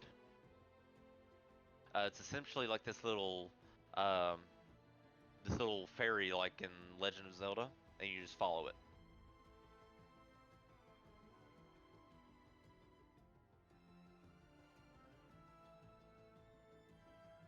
It doesn't do that, but it can only take commands from you. It can't like brainstorm shit with you and tell you about its backstory. It's like a let's say a basketball or a softball sized dancing light. But you can tell that it's a creature. Like, you can tell that the center of the creature is like a nymph like fairy creature from the Fey realm.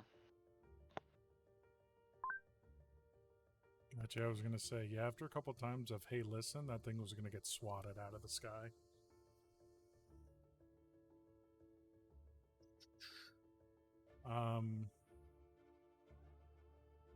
Lan will look at Taven and say, do you know where we need to go from here, or should we hire one of these guides to kind of plot a course for us so we avoid the worst of the monsters?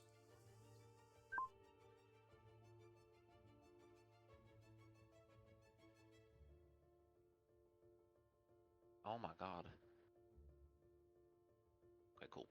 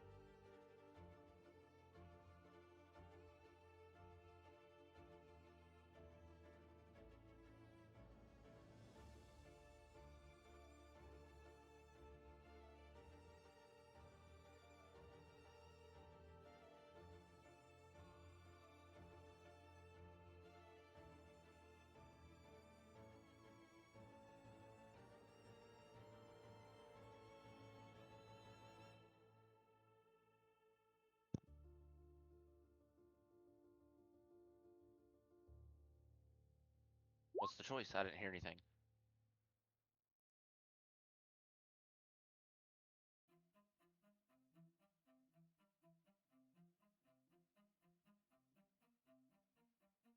Or you wanna pay for all you wanna pay for one of the ferries? Is that what I didn't hear anybody reply.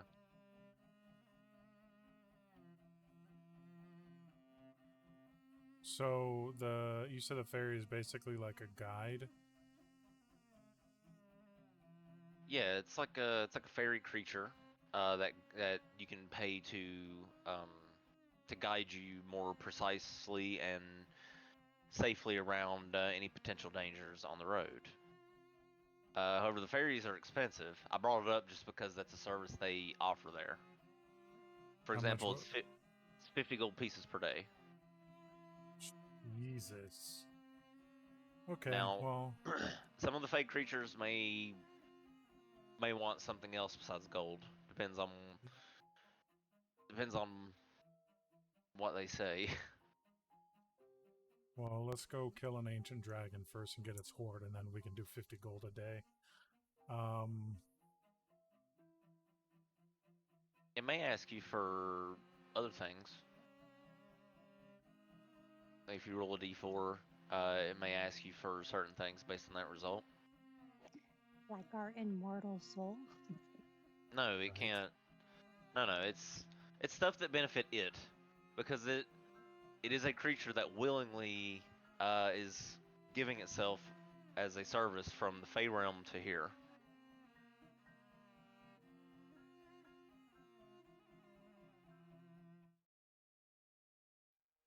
I'm good with just spinning a bottle and just walking in the direction.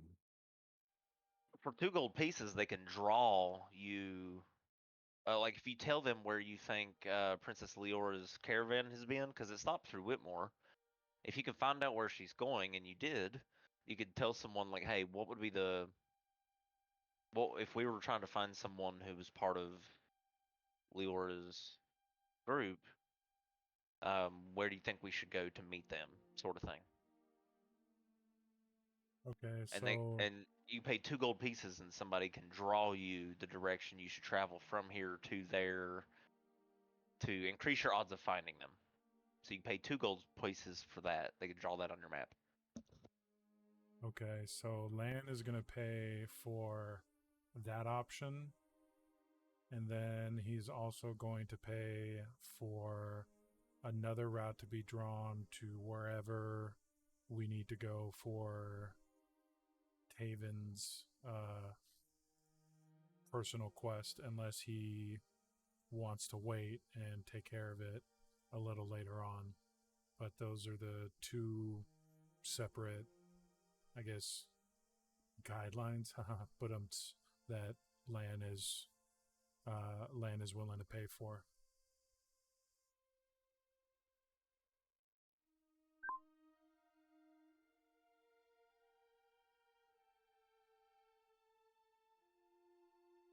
Okay.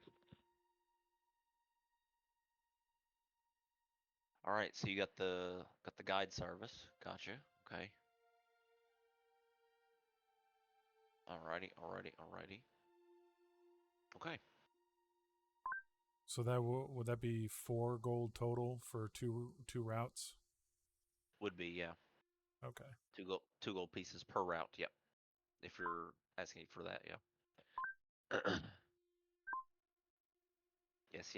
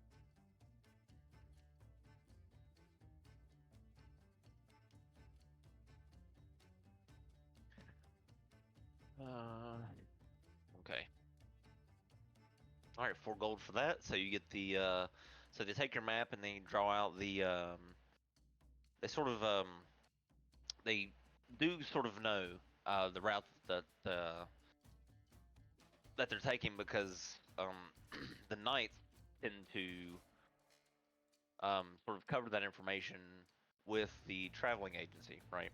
They have to know how far they're going based on their needs when they stop and gather supplies like you guys are. So, just if you wanted to meet them somewhere along their approved route, they go ahead and draw that out for you.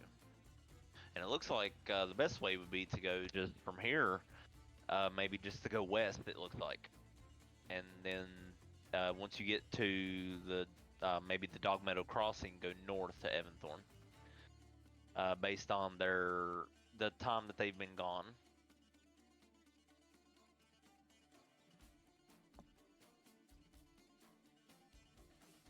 Now it's assuming that you're traveling on foot, of course, and not full speed on horseback or some other crazy way.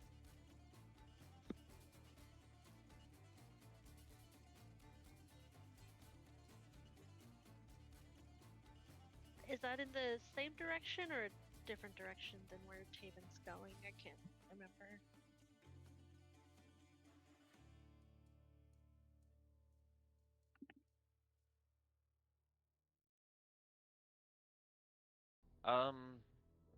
Taven, which direction are you traveling?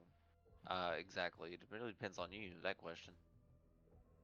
Going towards the Temple of Waters.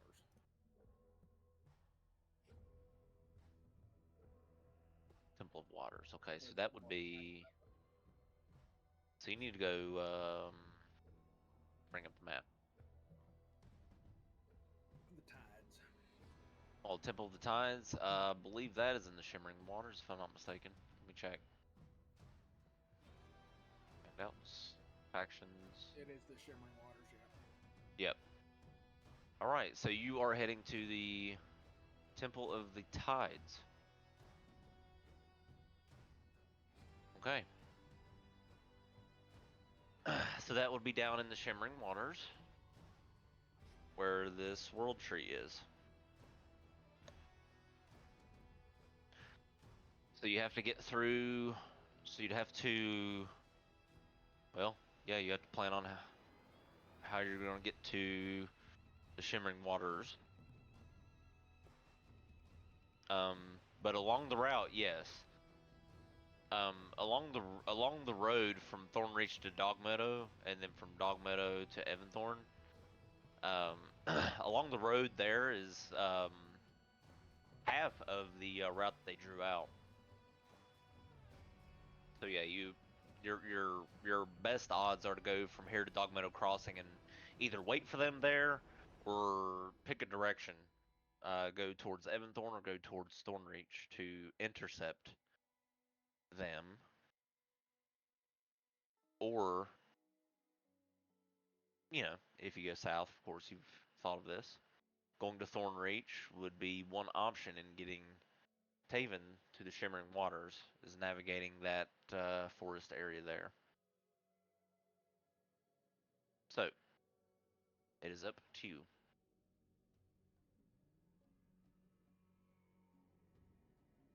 So potentially from like there, and then just going down, and then just hope they haven't gone north and then go south.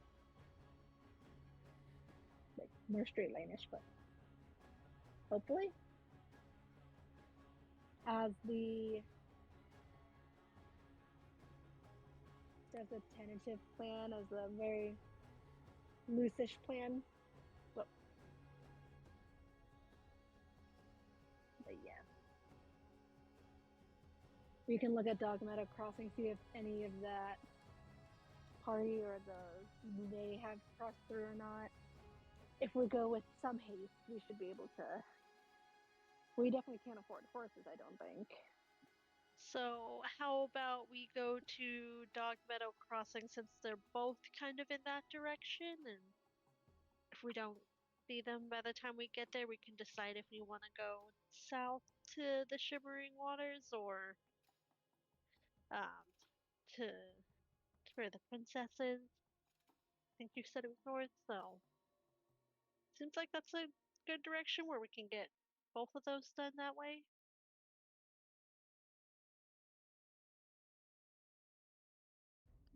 Sounds like an efficient plan to me.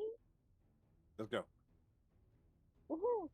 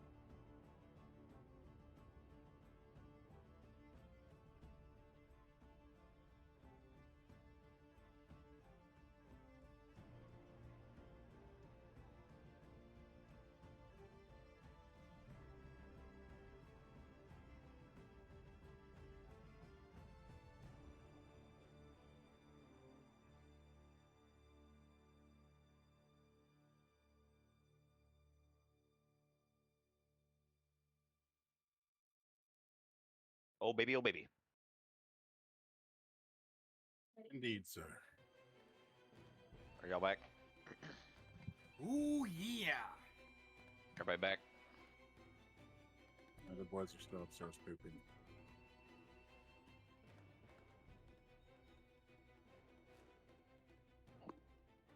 I'm basically back. I just gotta make my husband a sandwich.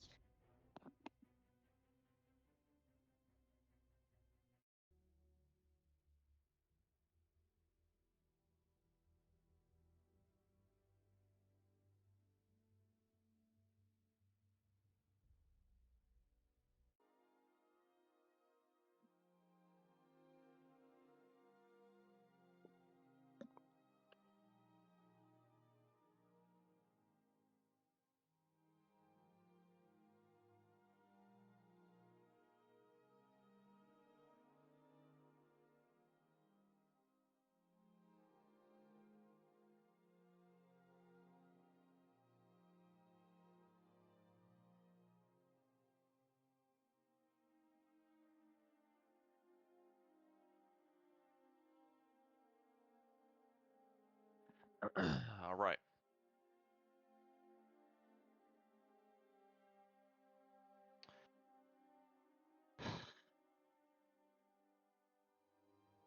Hey, if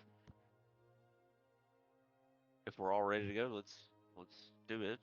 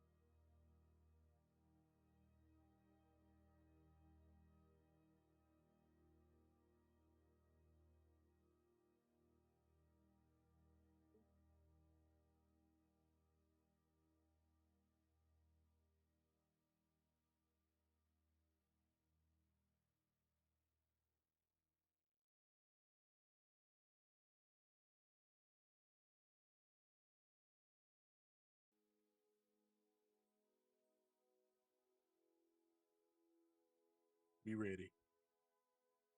All right.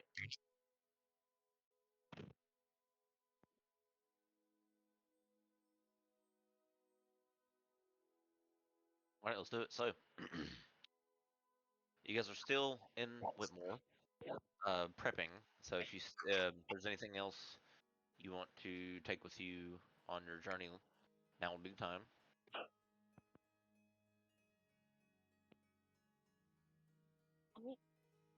Can I pick up just one more javelin so I can have a full stock of javelins? Yeah. So I just need one more javelin.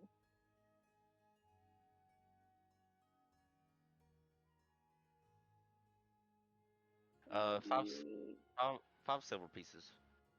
Sweet. All right, and that's it. Okay.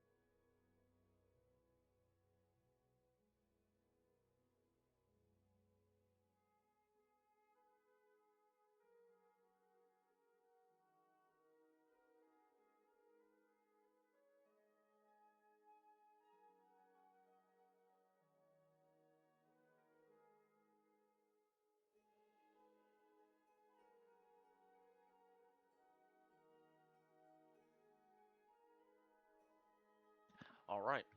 So, um, just the javelin, and are you guys just making your way on foot? How much are horses? Horses. Let's take a look.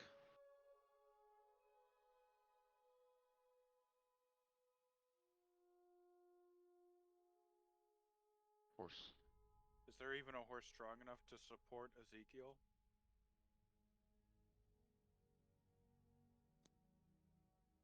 Yeah. Horses. Let's see. I mean, unless you're like are you over like 700 pounds?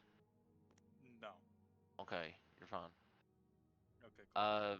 So yeah, horses. Yeah, a horse is 50 gold pieces. So, and then you have to buy feed for it and stuff. They don't come with feet? Feed, like food. Feet is the same. Yeah, sorry.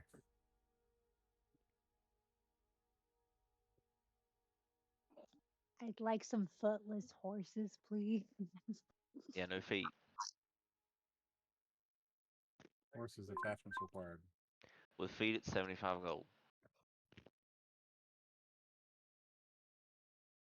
Just kidding. But yes, no. Yeah, horses are a little bit expensive. So yeah.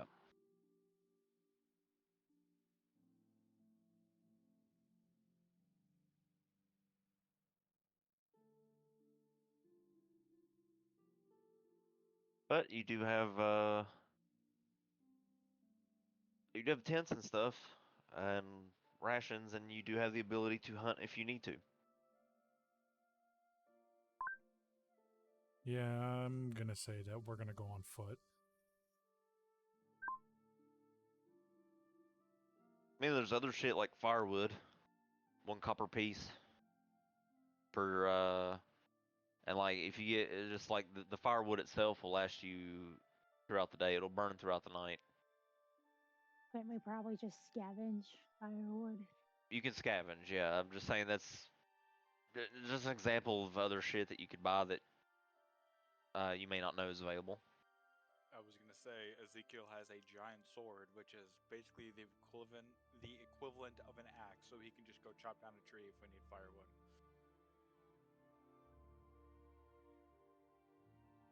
But if we want to buy some, that's perfectly fine.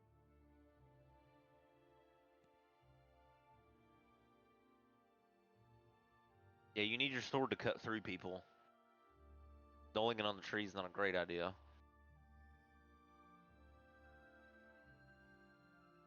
However, yeah, you have plenty of options, so it doesn't. I mean, I don't think you guys are gonna have a problem.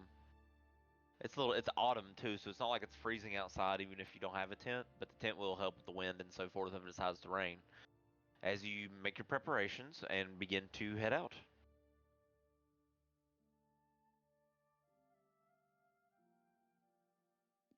Just for shits and giggles, how much would a little cart be that the girls could ride and that Ezekiel would pull?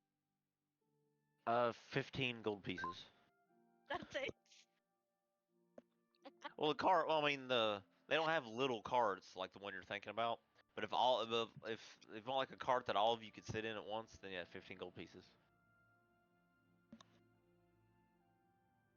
A wagon's 35, and that's a lot bigger, of course.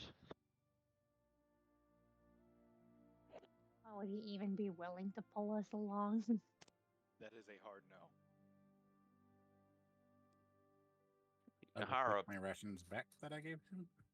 can hire a pony for 30 gold pieces to pull it.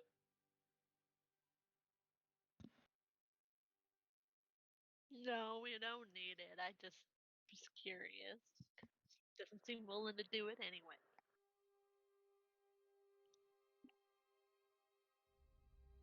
Okay. Either way, now you know. I'll put those prices up on something like a list you can pull up yourselves to study later on. Festival prices and normal prices, I'll have it all listed up there. All right. Okay. So you're starting out in Whitmore, and you begin, I guess, going west, correct?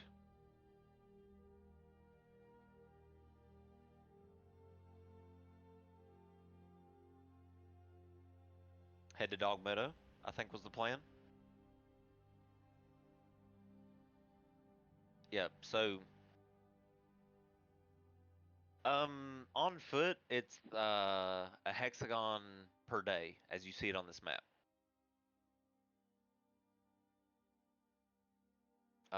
So on foot, getting to here would be 1 day's of travel at normal speed. It's about how far you could go before you have to take a rest. If you want to travel more hexagons, without stopping, that pushes you into exhaustion, of course, which I think you all know.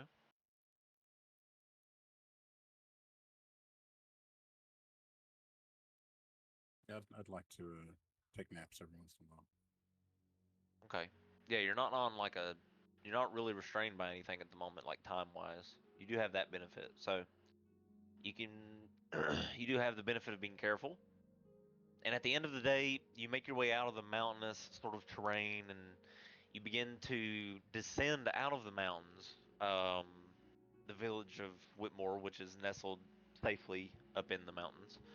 You make your way down the mountain terrain on foot, and you can see not too much further from here, and you'll be leveling out and getting into more of a plains style area leading up to Dog Meadow Crossing. So you're making your way down the mountain. You're almost all the way down. You found this little cave that you guys are able to take advantage of, and spend the night in at the end of the day if you wish. What do you want to do?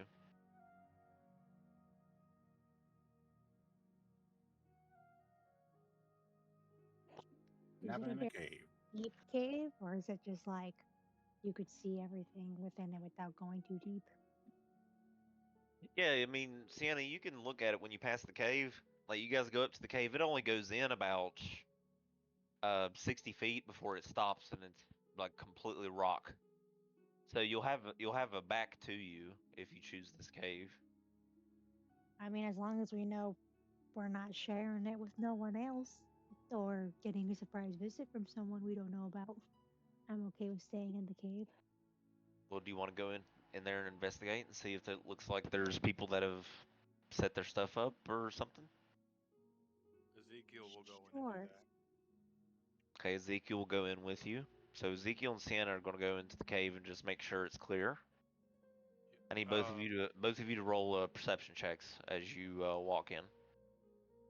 As he's walking in, he's gonna hold the sword up and cast a light on it, just for aesthetic purposes, I guess. All right. Yeah, because it is getting dark. So, and it would be dark in here regardless, because no light can get where it's in the earth. So the light from the sword lights up, it resonates out, and you look in the cave, and you do see what looks to be. Both of you can see there are footprints, but they look to be. They all look to be humanoid size. Um, it doesn't seem to have been used recently, but it just seems to like. It seems like this place is a popular spot for travelers.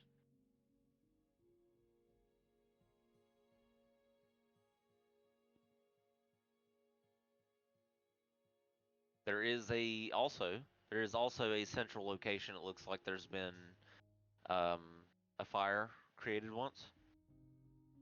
Upon closer investigation, it doesn't feel warm or anything, so it's kind of been here for a while. Other than that, you look around. You don't see any bags. You don't see any adventuring gear. Okay.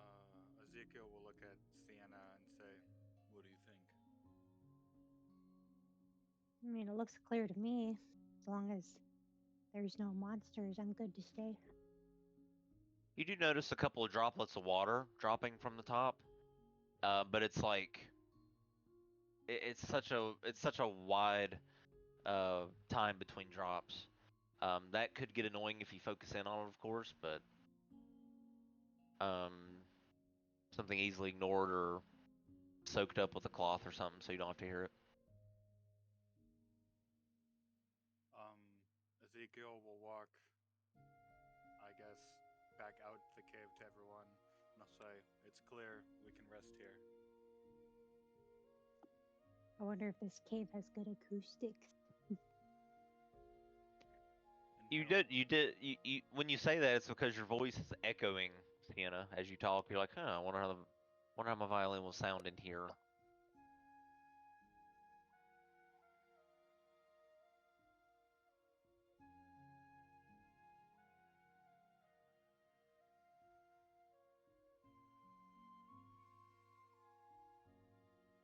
Okay, so you guys set up.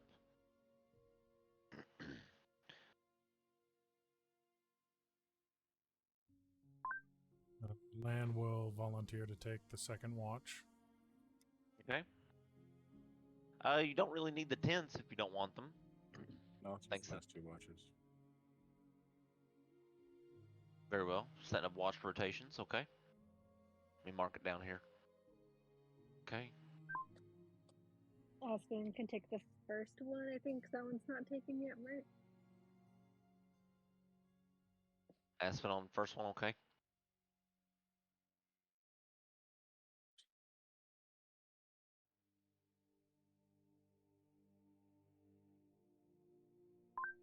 Lan will take third and fourth. Very well. Okay, so got the watches set up. We go ahead and do some rolls, and we'll get the watch rotations going. And for Lan's watch, he's going to be completely outside the cave.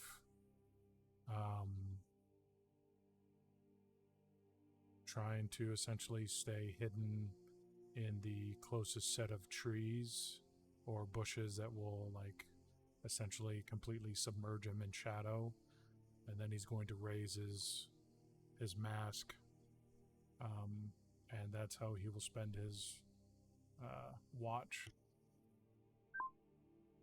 And you notice when you find the opportune spot that when you the more still you remain, you notice that the shadows sort of create this veil of mist that very thinly sort of wraps over you, and it makes it very hard to see you in the dark. So you feel very comfortable with the mask on, with or without. I mean, without because of where you grew up, of course, but with the mask on, you feel that it's like putting on a cowl. Um, but yeah, you nothing of particular interest happens on anybody's watch, unfortunately. So you are able to get long rest peacefully and quietly. I watched him do all that, by the way, 'cause I took the last 2 watches. That's fine. I mean, you would have saw him up to the point where he disappeared into the shadows.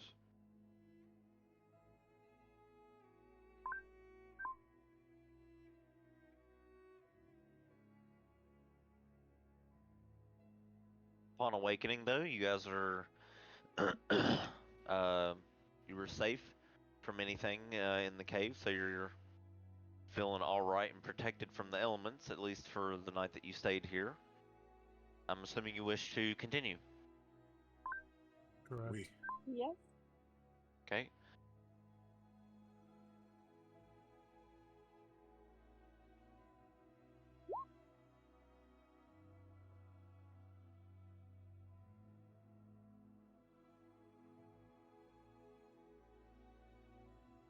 Okay.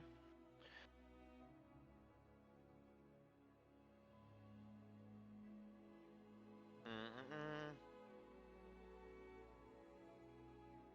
Okay, nothing of notice happens on this day as well, so you may go ahead. Now, unfortunately, there are no caves nearby. But there are trees. There are smaller groups of trees and so forth that are clustered together in the midst of the plains and the occasional hill. So you have some areas better than others. Depends on where you want to sleep, but if you want to set up camp here, you can.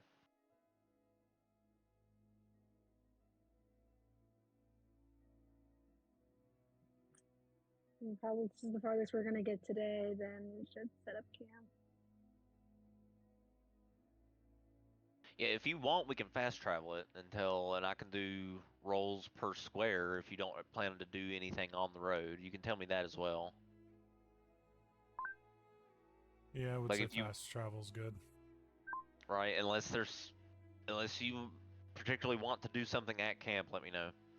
But we'll continue on for brevity. So each square's a day, so you do manage to get to Dog Meadow Crossing. And you notice when you get there that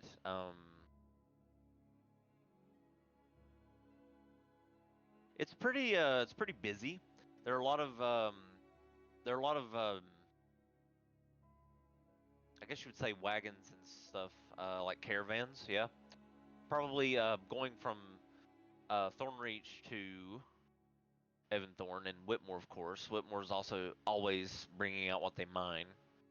So you got quite a a bit of busy traffic, but the crossing itself isn't huge. I mean, you got a handful of buildings. You've got there is an inn and a tavern in one, but it looks modest. There's nothing flashy at Dog Meadow Crossing, but there are checkpoints, people looking and making sure there's no you know illegal stuff going to Evanthorn or coming out of Evanthorn and so forth. How many days did it take for us to get here so I can subtract rations? 5 days.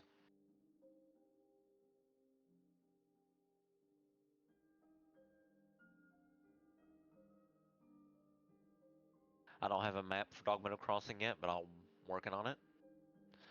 However, it's smaller than Whitmore. I mean, around a similar size, but smaller. Um, and much more flat. There's no mountains. Just like you're surrounded by buildings, the plains, and the occasional patch of trees.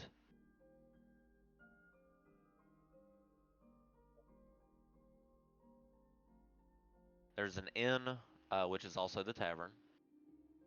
There is there are stables, of course, for the horses and stuff traveling here and there. People bring you gotta get your horses taken care of, so there's a building for that. There's supposed to be a notice board here. There's a notice board here, but there's notice boards in just about every city in this setting, I think. But more or less, it's a three-way crossing with a few buildings, an inn, some place for like sending like your mail, things like that. There's another one of those areas next to the inn where you can ask for guide services, similar to what you had available to you in Whitmore. Otherwise, it doesn't look like it's a particularly fun, quote unquote, place. What do you want to do?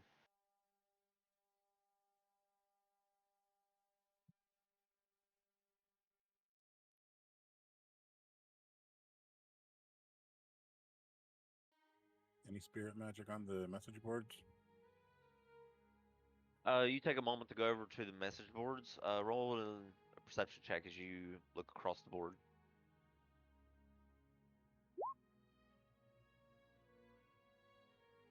You don't notice any spirit energy attached to any of the documents.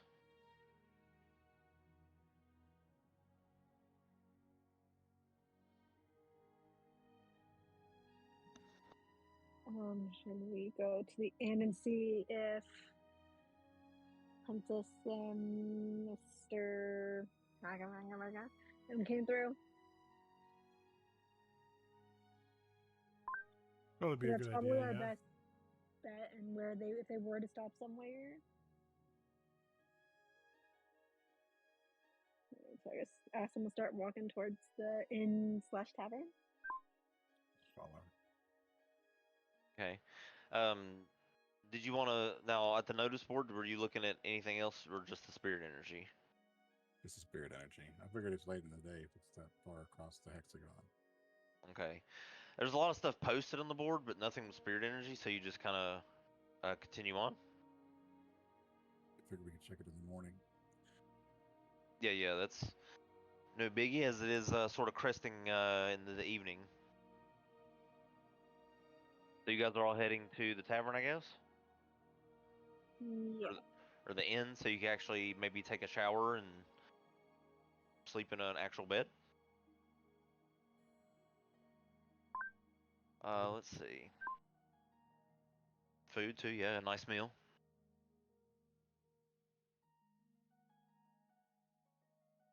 Okay, so you do make it inside the tavern, and the meal is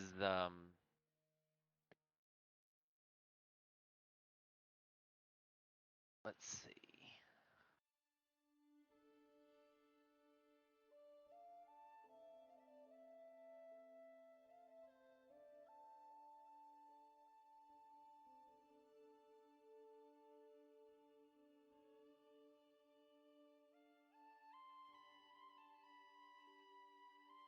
All right.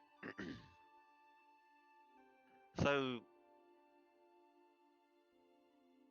let's see. For lunch, this wouldn't be lunch because you're.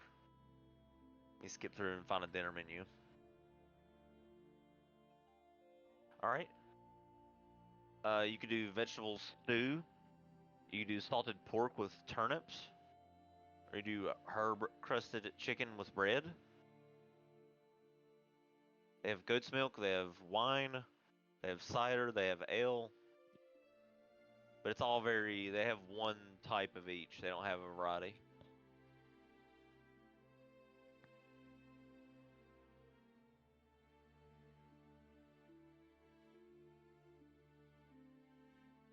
What would you like? Trash. It's Well, the so I think, usual going up and ask for the compost stuff. Just my usual whatever. It's what I'm going to be doing at pretty much every place we go to. well, yeah. I mean, that's the of the course. usual what my diet. So All right, cool deal. So she will continue to do this. just assuming that that's going to be happening at every place. Gotcha. Makes it saves money, and I mean it's something you've gotten good at. Um, and you go out there and do it. And a few people do notice and sort of tilt their head at you, but they're too either busy or kind of disturbed to really bother you, and just move on. You don't care, right? Not So at all. free meal. All right, the herb crusted chicken with bread is 1 silver piece. The salted pork is 9 copper pieces. That's with turnips, like mashed turnips. And his vegetable stew, it's a thick stew made entirely of the vegetables grown here. And they serve it with bread. That's 4 copper pieces.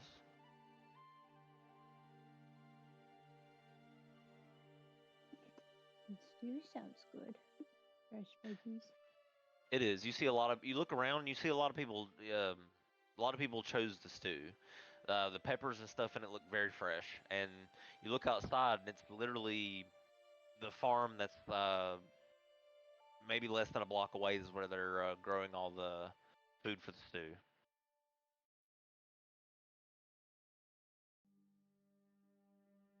The bread comes fresh out of like this brick oven. So yeah, it's they can stuff the bread with like stuff if you want them to.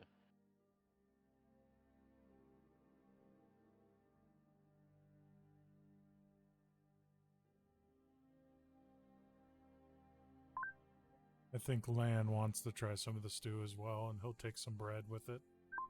Okay, 4 copper. 4 cuppa.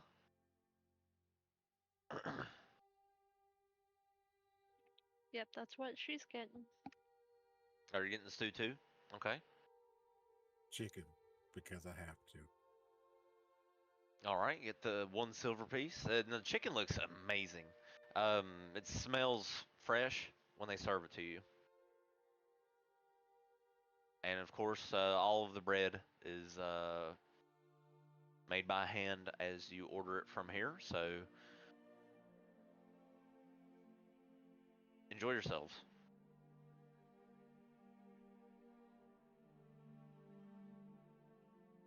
You said that this tavern was also an inn, right? This tavern was an inn. Yeah, it has rooms. Okay. Ezekiel is going to rent himself a room, and then he's going to also request the stew and some bread. And then once he receives it, he's going to take it up to his room. Okay, so 1 silver piece for a private room, single bed, and then of course the 4 copper for the stew and the bread. You don't want anything to drink?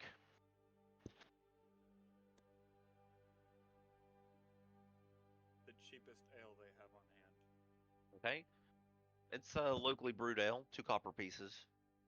It's sort of amber in its color.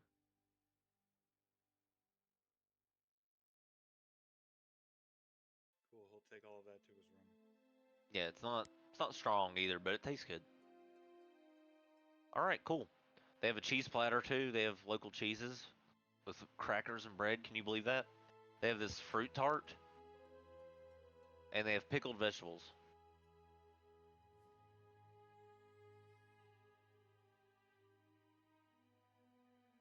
There's summer sausages on the cheese platter. Well, they have Dog Meadow pickles, and those are 2 copper pieces per pickle, and they're huge pickles.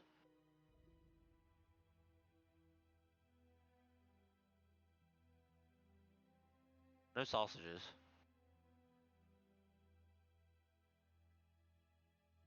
Damn. At least not until the morning, I think.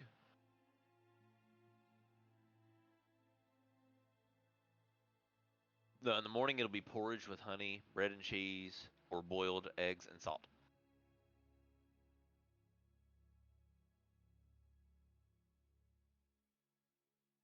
Do they have any orgy group rooms?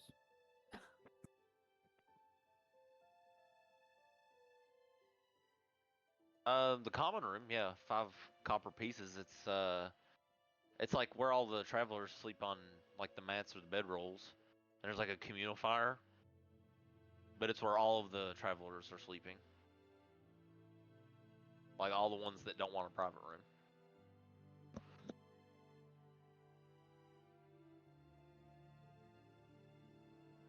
I'll get a cider and just eat my meal. Hey, cider, 3 copper pieces.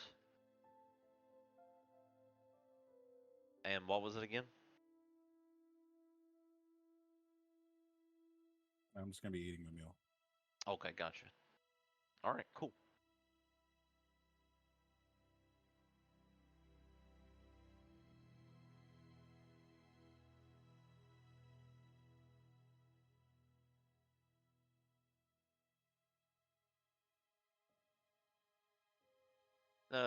Cider is crisp and slightly sweet,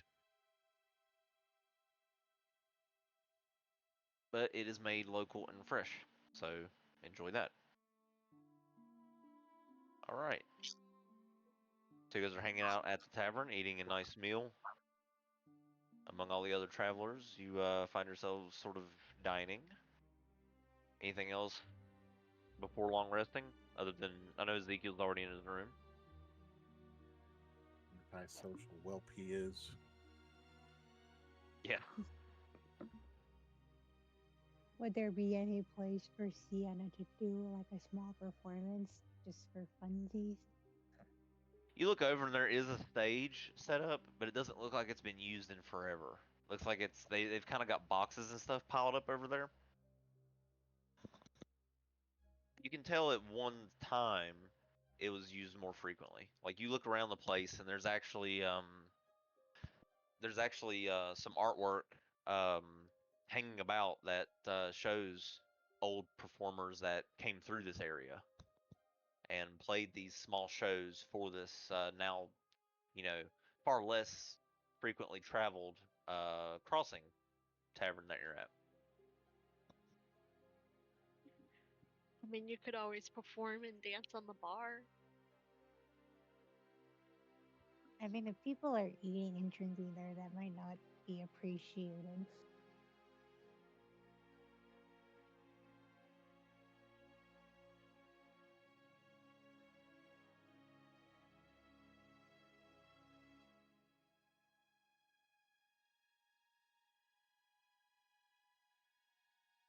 Just like Merry and Pippin in the last Lord of the Rings movie, just where they're dancing on the table and singing and dancing on it. People loved it.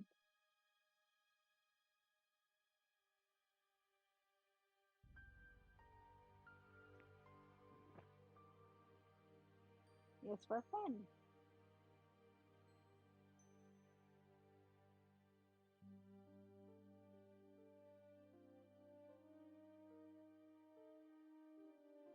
What song would you play? I don't know. I didn't plan it out, so I'd probably just pick one randomly.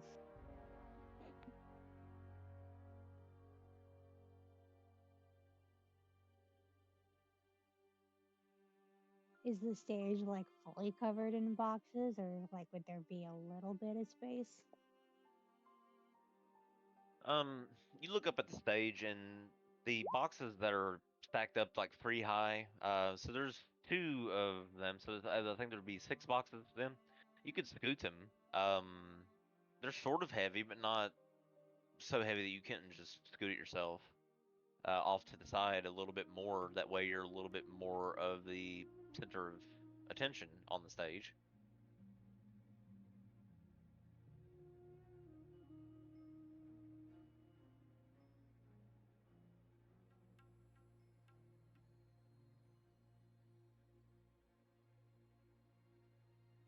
Yeah, I mean, if I can just easily, at least temporarily, move the boxes out of the way, I would prefer a stage. You start doing it, and many of the people sort of glance over to see what you're doing, but nobody in particular seems to you know take issue with you doing it. So you're able to move the boxes out of the way so that you have more room.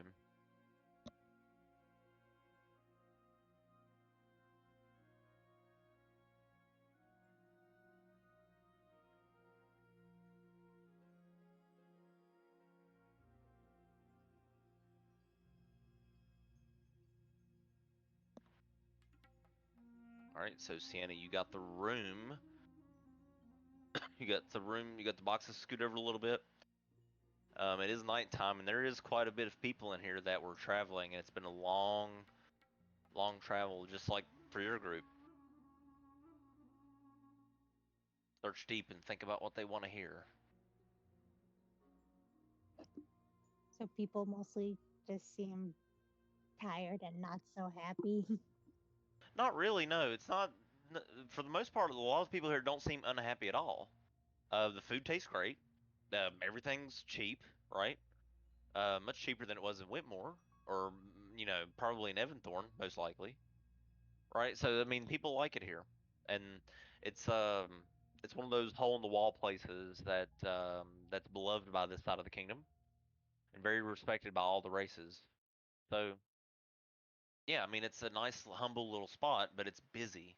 People are they you get by eavesdropping on the crowd, you get the feeling that people are eager to sort of at least sleep in a bed tonight. You know what I mean, sort of thing. Not not everyone had that sort of rough like travel, but many people came here on foot just like you, and your feet are fucking killing you. You're tired of walking, probably. So it's just that kind of a thing. Nobody's in particular. Everybody's being friendly with one another in the environment. That's one thing you do notice. Is even though everybody here seems to be strangers, a lot of the people in the inn, this small sort of inn area, seem to be friendly with one another. So the environment is good. It can only be ruined from here. So good luck. Can I cast this Wow, on that's her? helpful. I mean, we can make suggestions if you want suggestions on what to play. It's almost like someone sent you a playlist of suggestions, something you could play in a tavern. Yeah, you can do that, Okay, Fizir, so whenever she like, goes to roll. Yeah, I'll allow it. You can cast that on her whenever she goes to roll. depending on what the song is, I forget what it sounds like, so I need to replay it, get a little snippet of what it sounds like. I really need to like make better lists of like what I would play in certain situations, but I have not done that because it takes time. One second, I might have a song. Give me a second. You're fine. I mean, you don't have to succumb to the pressure, but you have the Well, I floor. wanted to play. I just need to pick a song. Give me a sec. You're fine. I don't know if anybody else had anything they want to do, and that would give me more time. But, however, No, I'm not gonna crank it full volume. Of course, everybody has access to the thing. They can jam out as long as they want. But yeah, I mean, it's whatever. So yeah, Sienna's thinking about a song to play while she's on stage, and the rest of you are sort of enjoying your meals.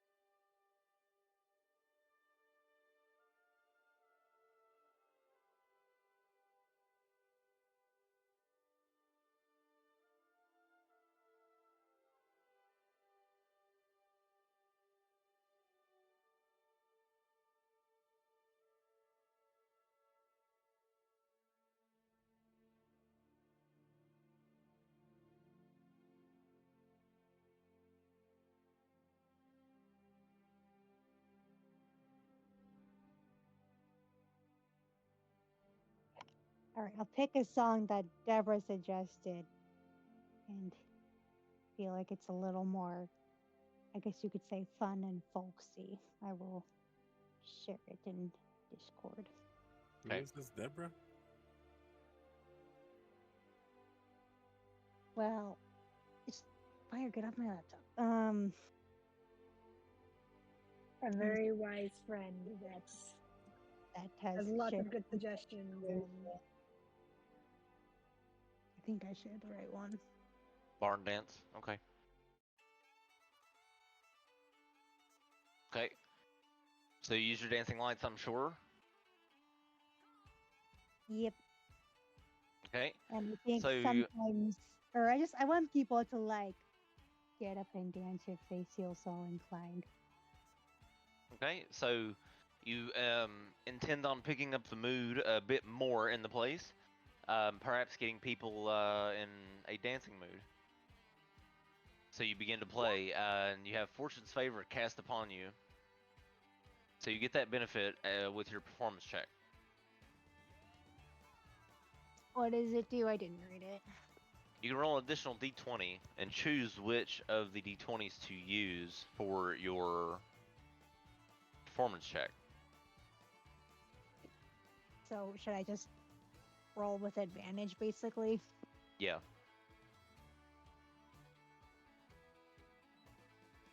Because I doubt you'll choose the lower number. Yeah, probably not. Yeah.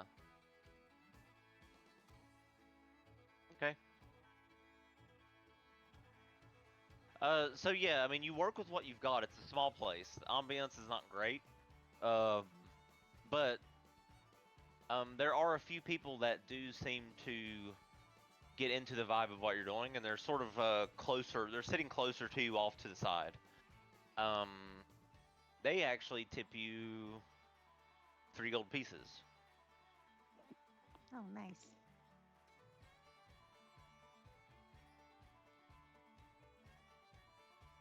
Yep. So you do impress some people, and it doesn't.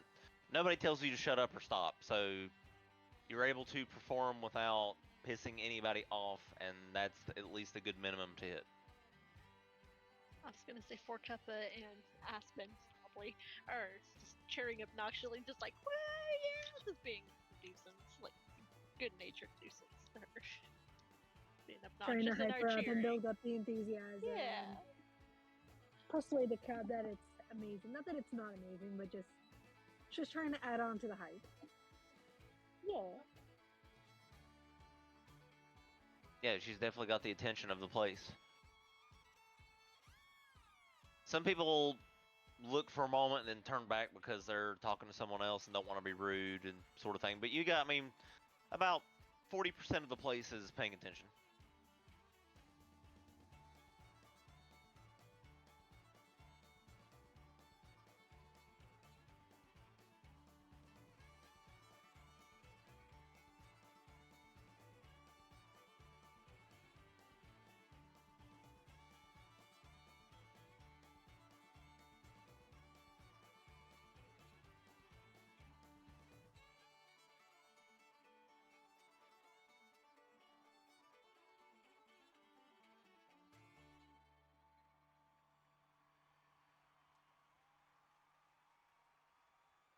Nice.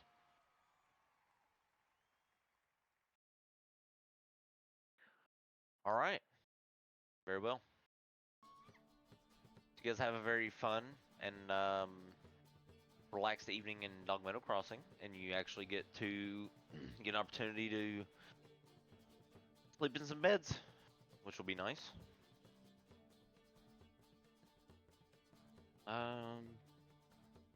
Yeah, no turmoil or nothing seems to be happening, so it looks like you're going to be able to get a peaceful long rest. There is a oh yeah, there is a like a small like a store to purchase things. They have a variety. They have a variety. It's like a variety. It's like a convenience store, I guess you could say.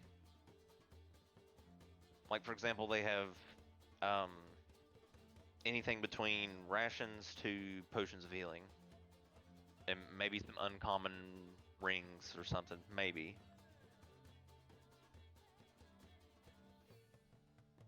So if you need a refill on something like rations or anything like that, there is a place to do that here at the crossing as well. Which you can do when you wake up if you want.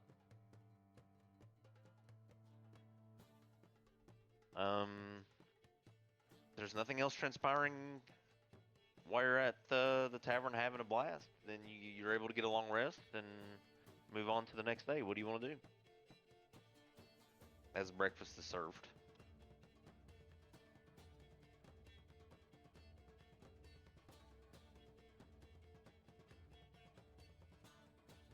I'm just gonna go. Probably should have done this last night, but oh well. It's too much fun watching Sienna perform. Gonna go up to the barkeep, innkeeper, person in charge. Okay. And just ask if there's been anyone that's gone through Dog Meadow. That I'm trying to think of how to say it. It's like if a princess and an escort of soldiers has gone through Dog Meadow, either recently or yet. So it's this this dwarf, and he looks at you. Let's see.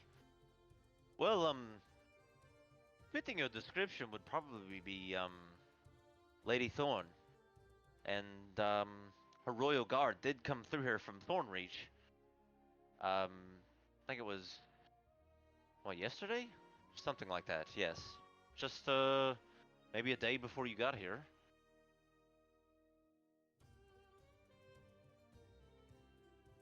Well, thank you for that information. So they went through. Did they like leave? Like already like take off from Dog Meadow, or are they still here? Oh, they only stopped by to feed their horses and grab a few things for the road, and then they continued. She has a royal guard with her. I mean, she's probably the safest person on the road if you think about it.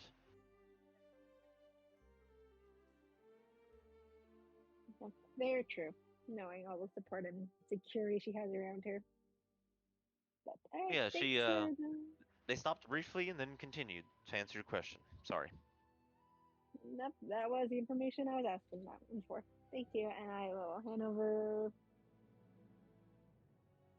a gold piece just for the helpful information. He nods. Yes, not necessary, but I appreciate your honor system. And he nods.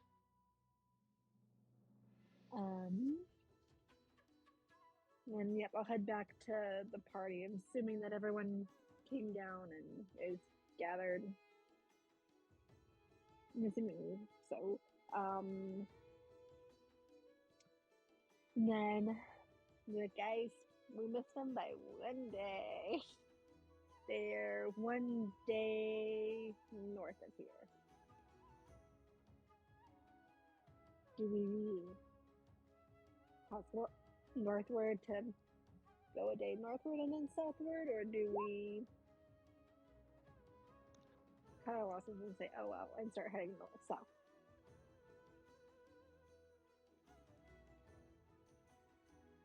Or split the party? I mean, did they say if Mr. Hagenbakendaka was with him? Or anything else besides just the main core group? I did not ask that. That's not helpful. How am I supposed to know if he's fine or not, or if we actually went with them, or if that was a decoy letter? I've been thinking about it, and I don't know if it was real. He usually doesn't like me reading things. Causes problems. So. Sounds like he's a problem, but I will go ask. And then you walk back to the It's like, I have another question. Oh, yes, of course. Among that group of security and people that you had with her, I don't know if you would know the names of everyone in that party, or I guess I could have gotten a appearance description from Fort Kappa, but yeah, whatever the physical description of Mr. Hagenbach and Daka is, and they're there, and He goes, give the innkeeper the physical appearance description. So Okay, so he listens to you, and he's like stroking his beard while he listens. He's a ginger dwarf, by the way, so he's got red hair, like ginger hair. He's like stroking his beard, and he sort of looks over. He's, oh yes, the artificer. Yes, he didn't have a lot of luck trying to sell some trinkets to a few of the patrons that were here while he was here, but he had some interesting things he was trying to show. Um, he gave me this mug for 5 silver pieces, and so far it's doing what he said it would do, which is keeping beverages cold.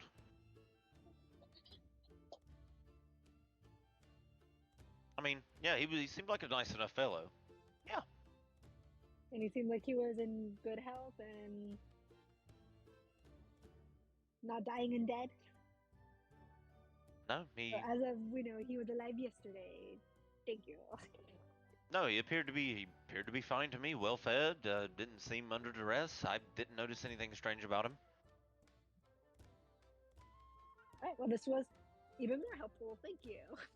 Aye, I will anytime. come back if I have any more questions. This is what I forgot to ask. Aye, okay, I'll be here until noon. Cool.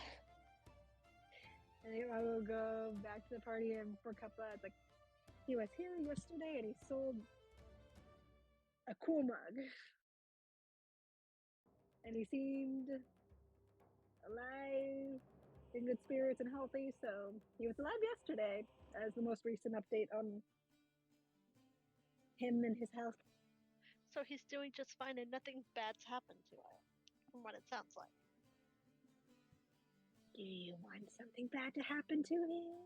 No, I don't want something bad to happen to him, but I just don't want to Seems get in like you're trouble more since successful. everything seems to be fine. It's like a wasted trip, and I left the shop for nothing when I could have been selling things, and so I don't want to get in trouble if everything's fine.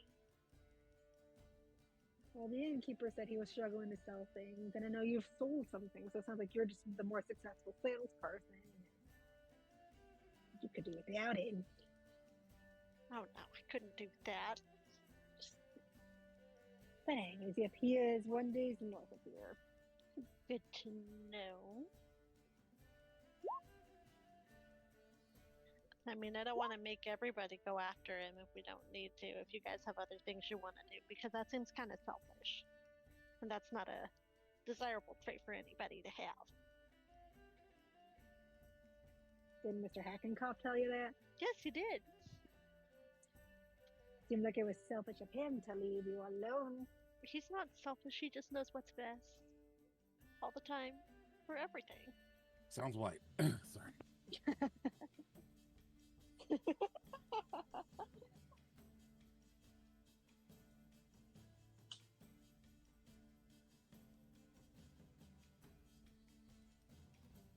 You did notice I mean, there is also, you did notice, of course, you can, on your way in, you noticed the notice board at Dog Meadow Crossing, but that probably won't help you with him. I mean, unless, yeah, I don't see how that would help you with him. So I don't know why I'm bringing that up. But there's a notice board in town as well, just in case. I was gonna check that since I only need 4 hours of sleep before anybody got up. That's why I brought that up, because you wanted to. Yeah, that's right. I was like, I remember somebody wanting to check that. Like, oh yeah, it was you. All right. Cool.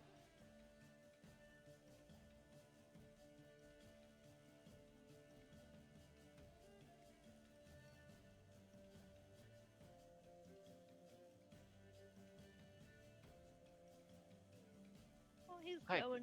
Just gonna keep talking and just saying, while I would like to go see and check in on Mr. Hagenbach and Daka, if everybody else wants to go south to the water place, I think I should go with you guys because I don't think I'll be alive for very long by myself. So ultimately, I'm just gonna do with whatever you guys do because I can't go by myself. So what's the plan?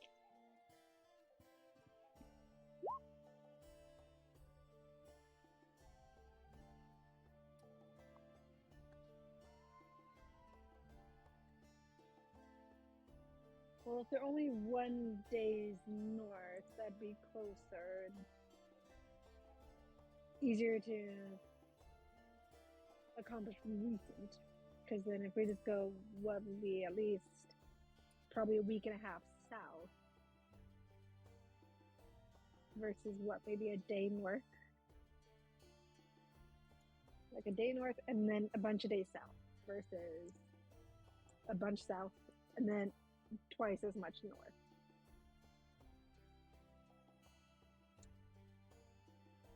I'm pretty sure they'll stay a day ahead of us.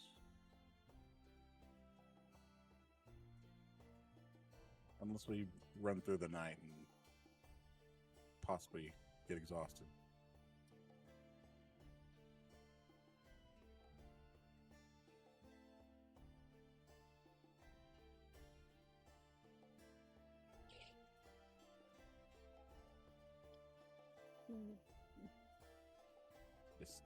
Discussions. All right. Stop measuring. There we go.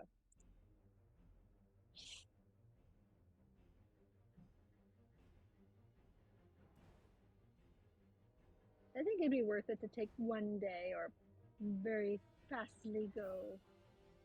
Fastly. The word. Fastly. Fastly. With extreme haste north to catch up to them. Even if it takes a day or two, go that way and then start the journey south once we catch up to Mr. Hackenkoff. Could we go at the horses, like at a horse's max range or max speed and catch them within a day? Even if we killed the horse?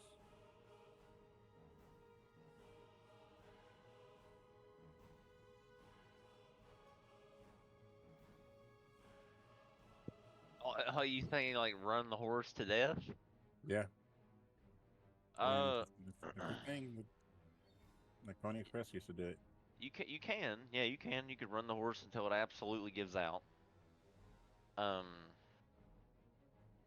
thing is, you still become exhausted.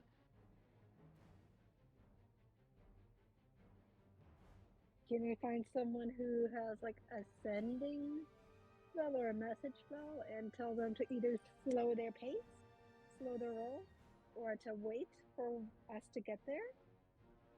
Or at least so.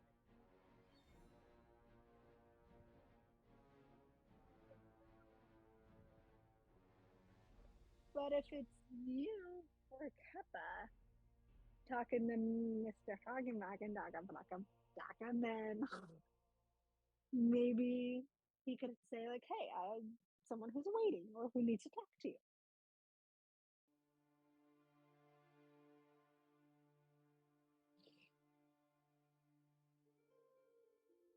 I don't know, Taven, how time sensitive is your thing? Because I don't want to delay him or make him late for something if it's time sensitive.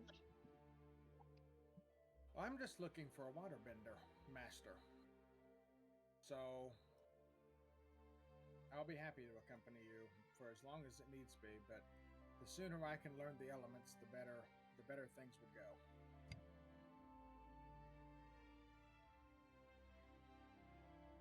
And who knows? Maybe with our luck, we'll meet one going north or on our journey north. That'll take maybe 1 or 2 days. Well, that's pretty.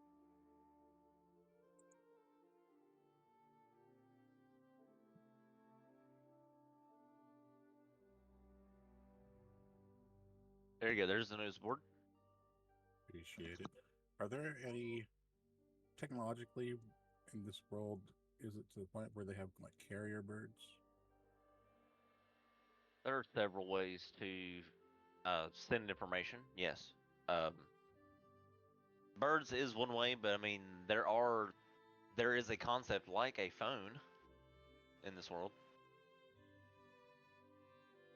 The Leland Conclave currently controls the vein, and they've created such a thing, but they also charge money for its use. Like cellular service? And yes, I was getting to that. They do offer things such as that. It's a node that sort of hovers around your around your head, like an Ioun stone would.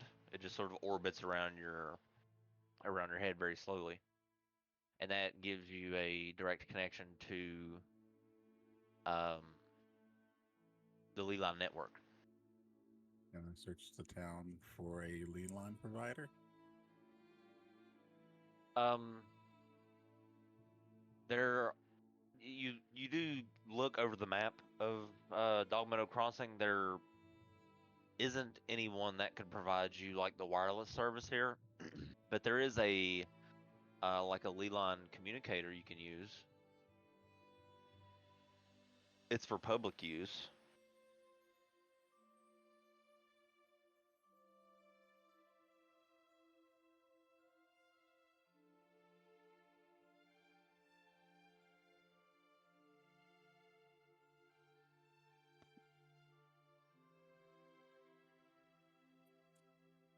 Haven, how does your thumb and pinky thing work?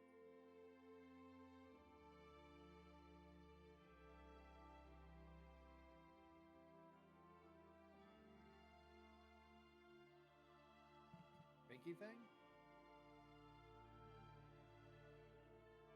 Yeah, like, what was it, yesterday? You looked like you were talking to somebody?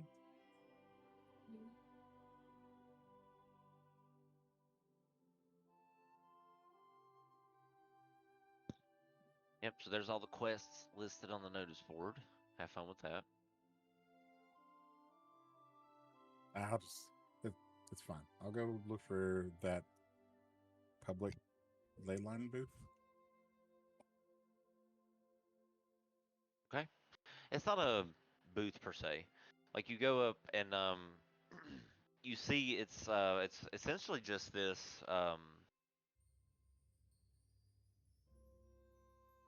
the way that it's set up here is it's like this like a picture like a street light, but it like shines down onto you. And you have to sit down in this chair while it creates the link to the Nexus, the Leland Nexus. And it secures your communication with whoever you're talking with. On the outside, it's completely opaque. Nobody can see what you're saying. Like if you're, nobody can read your lips or anything from the outside looking in. Like you see a few people using it.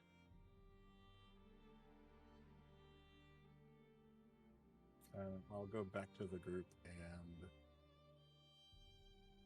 sort of explain that and see if Forcupa wants to try to reach out to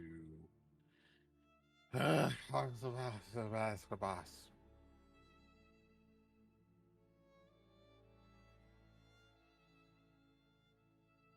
Did you happen to run into him or see him, or did he leave something? There's a mechanism or some spiritual fuckery going on over there in that booth, and I think you might be able to reach out and talk to him. Inform him of our need to speak with him and the lady.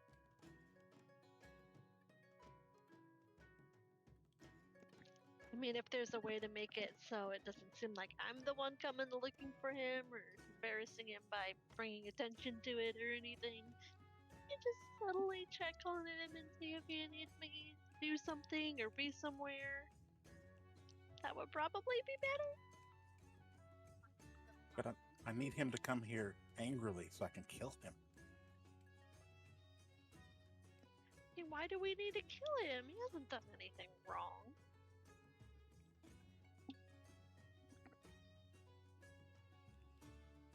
I have no reasons.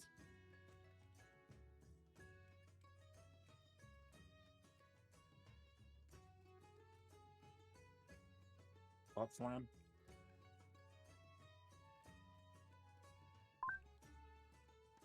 I'll go in the booth and try and call him if Forcupa doesn't want to.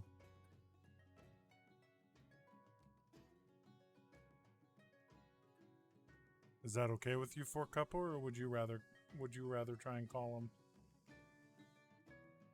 Nope, I don't want to do it. if we can find a way of going around the fact that I'm the one bringing attention to the issue, would be wonderful. So you don't want me to mention that you're away from the shop looking for him? Ideally, yes. Okay.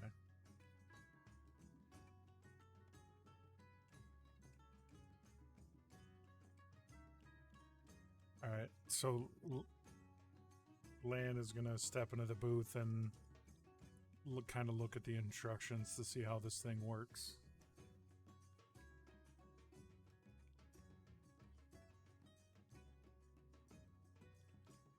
All right. So first, you pay 10 gold pieces, and then it creates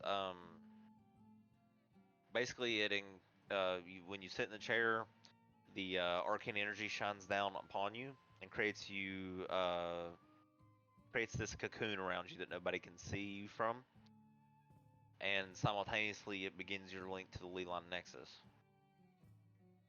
You simply state the name or describe the person as best you can until the link is established with that person, and they'll hear this soft ping in their head, Metal Gear style, like they have to answer a call.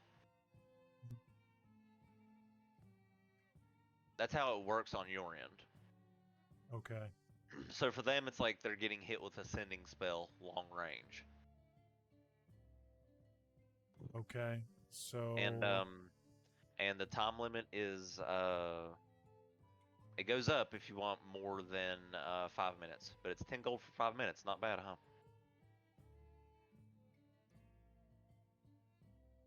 okay. So Lan is going to try and get as an exact description of Mr. Haagen-Dazs as possible from for Cuppa. And then he's going to sit down in the chair and set the 10 gold pieces wherever it's appropriate to put them. And then he's going to he'll sit in the chair, and then he'll close his eyes and he'll say very slowly, and he'll make sure he enunciates it correctly. He will say, Mr. Hagen Vakendaka. And he'll say the name a couple more times, just like that. And then he'll start saying the description that Forcuppa gave him. Okay. To your surprise, it doesn't take too long. First or second try, it quickly picks it up, and it's like you're being sent across the plains to the north of you, via what the scrying spell would look like if you had the ability yourself. And it draws you in. To make a connection, and it sort of clouds out, and there's no actual vision of the area, but you can you hear that the link is established.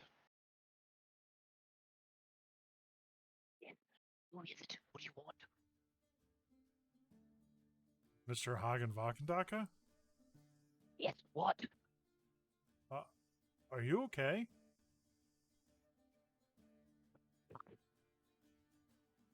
I gotta go. What do you want? I have your worker for Cuppa with me. We're trying to make sure that you're okay. Are you okay?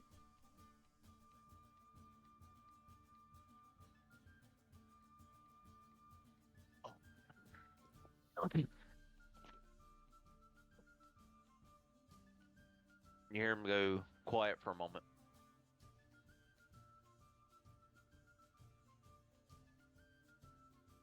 Mr. Hagen Vakendaka, are you still there? No response. Okay, so on your end, you were kind of cutting in and out, but I'm assuming he is not in a good place. Like it sounds like he's under attack or something. Is kind of what I was getting. It sounds like he was being quiet and trying to hide. Oh, okay. He's speaking very lowly, and he's like, "I can't talk right now." Okay.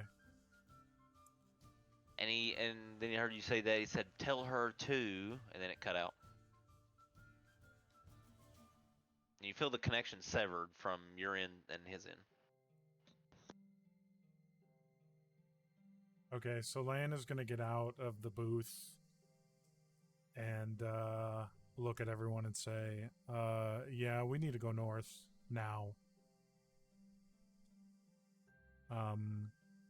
It didn't sound like he. It sounded like he was trying to hide from something, and I don't know why, with a whole contingent of knights, why he would need to hide from something unless he's in trouble. So I think we need to head north now. Oh my god, he's in trouble? Has he been kidnapped? What's going on? Hold on, Four Cup. I thought you guys said he was okay. He sounded. He was talking to me, so he's still alive. He's doing okay. I just think that we should get north sooner rather than later. As in, like, let's walk and talk.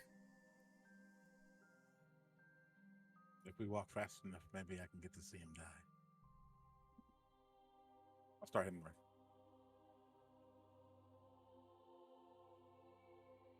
Yeah, so I would say everyone, we exit the town and we start heading north.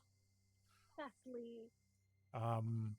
Lan is going to kind of run ahead to see if he can scout ahead, see what's going on. Okay. So you guys begin traveling, and you make your way north. You stay along the road. Yes. I would imagine that's the path that the escort went down. Okay, we'll say you get about right here. No, here.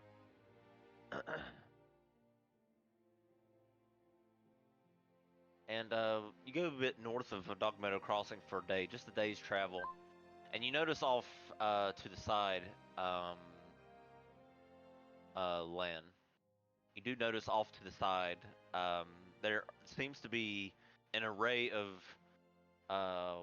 wild creatures savagely attacking a group of people.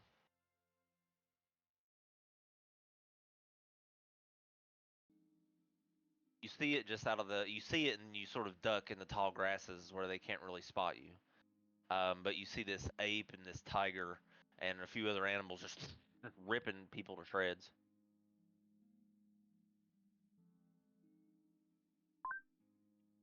Can I tell the people that they're attacking? Do they look like knights of a guard of some kind? Perception check as you look from here. You know what? Give me a chance to use this. 11. Jesus Christ. From here you can't tell. But you do see that the animals have been um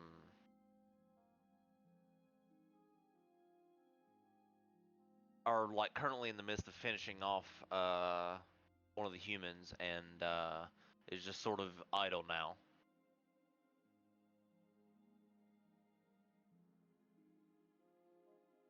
Humanoids, I should say. From here, they look like short humanoids. Could be goblins. You're not really certain.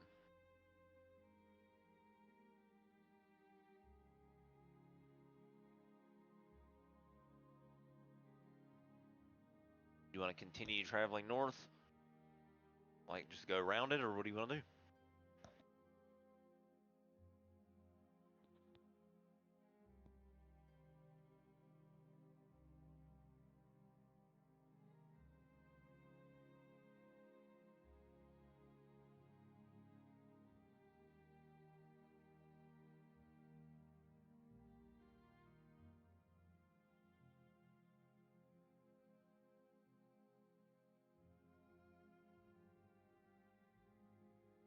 You do see you turned over wagons as well.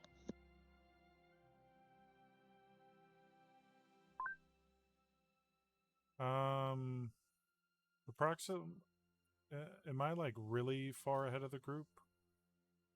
No, it's about 60 feet.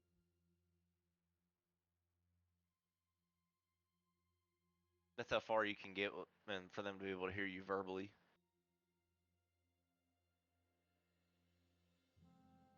I am. Okay. I'm gonna try and sneak closer. Should I Okay. use? What should I use? From the road, are there like discerning marks on the wagons, or is there a carriage that is like ordained, ornately ordained? Not ordained, just ornated. Yeah. So you have two things happening really. You see the wagons up ahead, and the animals are over here on the left attacking like this campsite. It's like a fork in the road. So over here to the left, you see this campsite where it seems like there was an attack, and then you look over and you see to the right, alongside the road, there are wagons turned over. That's further ahead a bit, but you have the animal situation is sooner over here to the left. Does that make sense?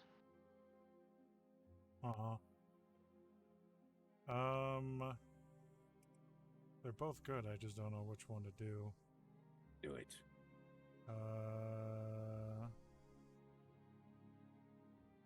Since it's animals, I'm gonna do that.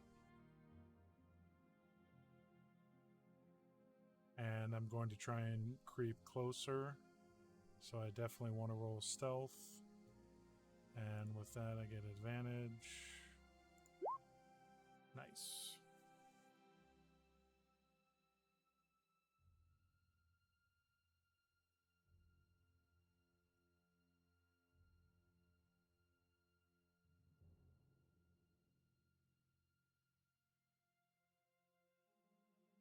Okay. So you're silently moving as you merge with the shadows, using your ninjutsu.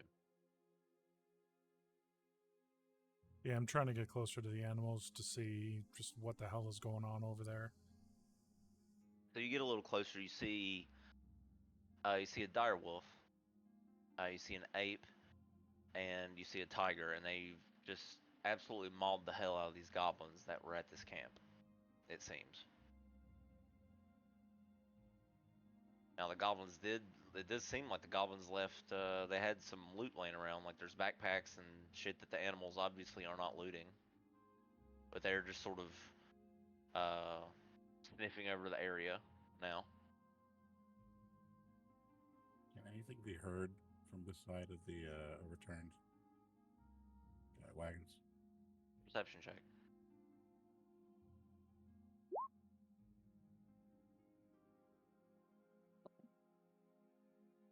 From here, you do see some smoke in that direction.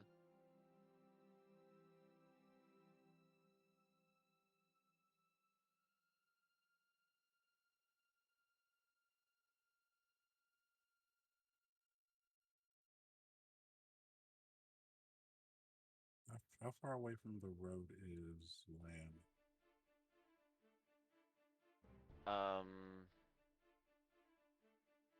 I wouldn't say it's far off the road on the fork. Like if he's over here looking at the animals, it's a very close by ordeal. I would say 100 feet away, off to the left. Wouldn't take you very far out of the way. I'll message Land asking him how it is going over there and relay the smoke from the overturned wagons information. Just beyond where the animals are, Land, you can tell that there's water flowing from the mountain. But that's about. I mean, that's just like a environment detail.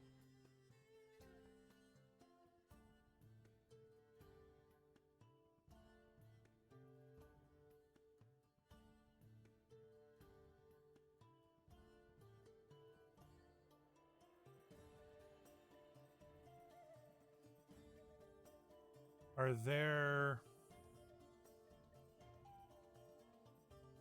there trees like on the other side of the river? How far is the river from me?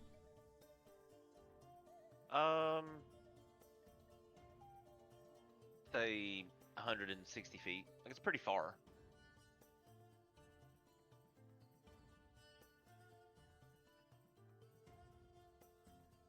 Okay, so that's not going to work.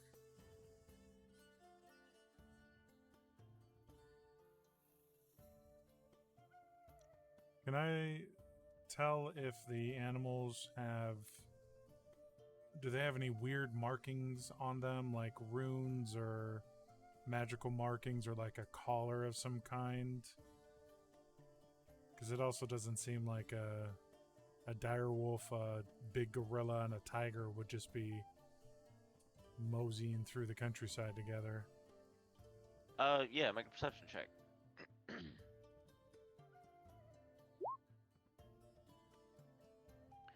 So they don't have like a collar per se, but they do have the. They look like they all share this the same brand,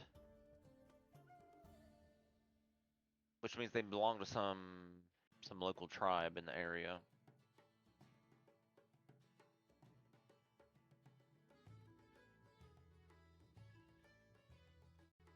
All right, so Lan is going to back away quietly from the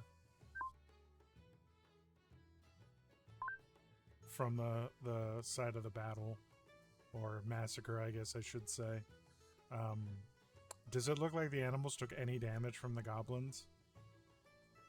I mean, yeah, the goblins teamed up on the direwolf there for a minute, and fucked him up quite a bit. Like they stuck him with some spears and shit. So I mean they did hurt the direwolf quite a bit, but when the tiger got in there, it was all over. Okay. Yeah. So I mean, then they looks like they jumped him while they were sleeping. Many of the goblins don't even have their armor on. All right, so yeah, Lan is going to quietly back away. And then once he's far enough away that he feels he's not going to give his position away, he'll turn and link up with the rest of the group. And he's going to relay what he saw. As far as it's a direwolf, looks like a giant ape, and a tiger. And they all have this brand on them as if they belong to a local tribe. And it looked like it was a party of goblins that they ambushed.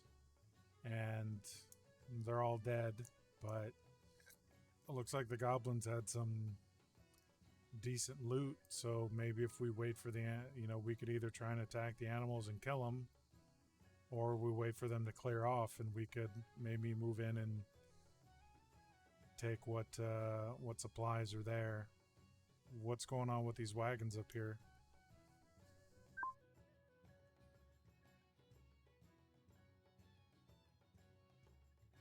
No clue. That's what I see from here.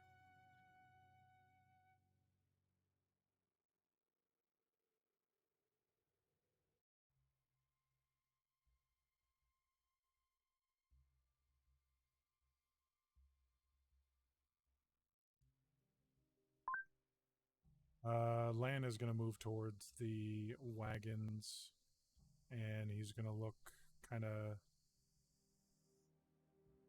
get low on the ground, almost crawling on all fours, and he's going to look at, see if he can see any footprints or anything like that, try and figure out what happened here at the wagons. All right, the closer you get, you hear voices. You hear a mixed group of voices up ahead. And you hear the shuffling around of like boxes and crates and shit.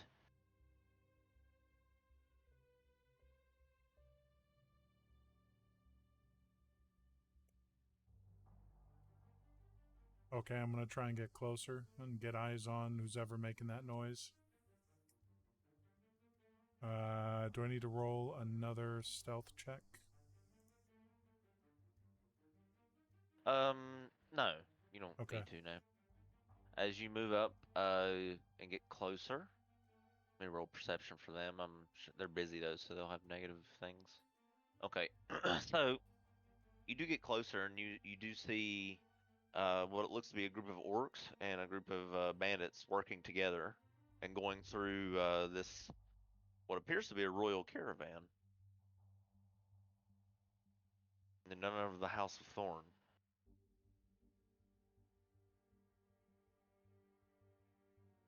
And it looks like they've been here a while, and shit's real tore up. Do I see any body? Do I see like any bodies of the knights or guardsmen that were with the princess, or perhaps even the princess herself? Perception check as you try to look closer and gaze upon the potential corpses that may be on the ground.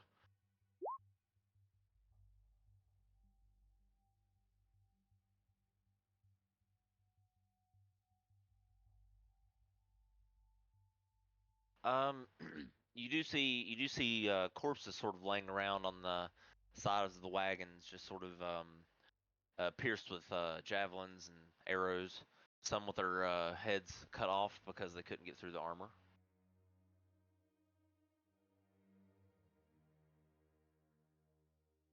And also over here, you see some shuffling around these sort of rocks and bushes over to the east, just south of where the orcs are tearing through one of the other wagons.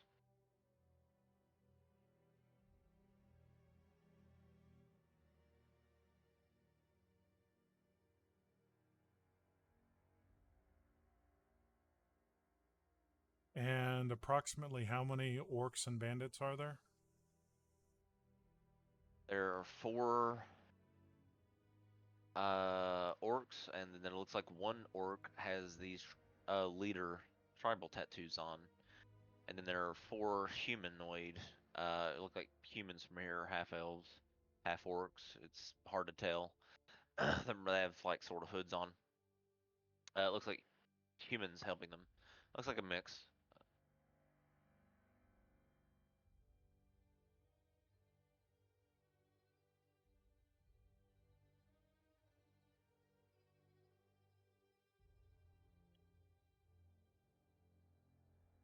Okay, Lan is going to back away again quietly.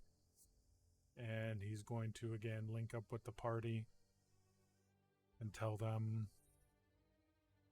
okay, it looks like a group of about 8 attackers, 4 orcs, including one that's got chieftain tattoos on him, so he's going to be fun to tangle with. And then 4 other humanoids. I can't tell if they're half elves or half orcs or whatever, because they have hoods up. It looks like the guardsmen are all dead. I didn't see the body of the princess anywhere, and I didn't see the body of Mr. H anywhere. But I did notice some rustling over in that direction.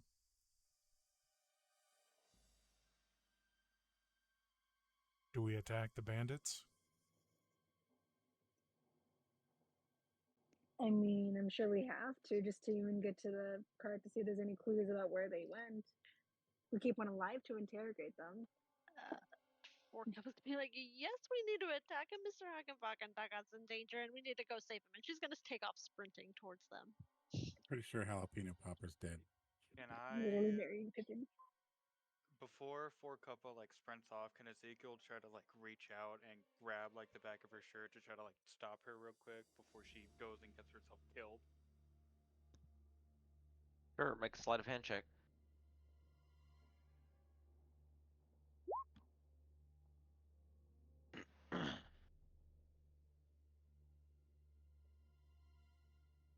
All right. Make a dex saving throw as you run off. All right, you don't even feel his hand because he doesn't grab you. You just keep running. I'll pursue. Well, Aspen's also running, not after for a couple, but just like going with her, running after her with her. Ezekiel will stand and say, "Well, there goes any plan we have," and then he'll unsheath his sword and start jogging after them. Len is going to stay in stealth, and he's going to kind of try and sneak around, like to one side or the other, kind of try and sneak around behind the bandits and come at them from behind. Okay. Let me show you the map, and I'll let you know the situation, since it seems like you're engaging.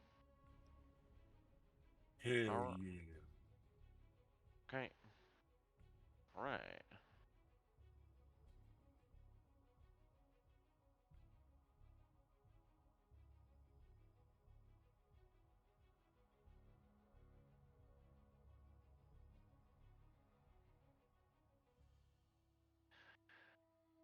Okay.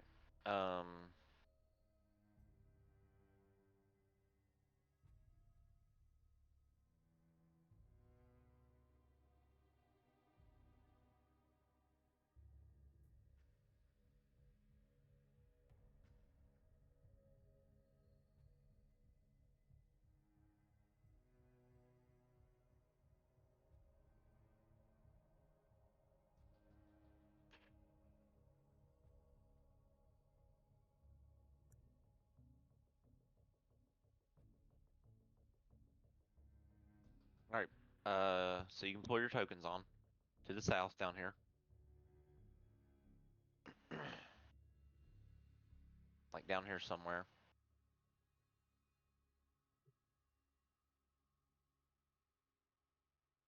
So this is sort of the situation that you see.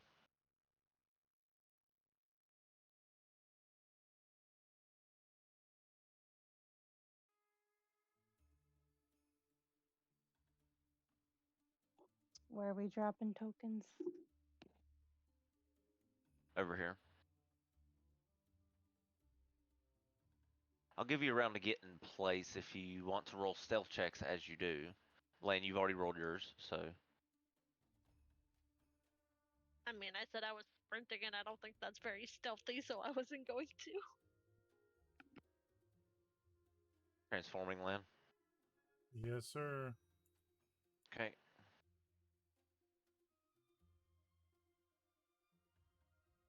Right.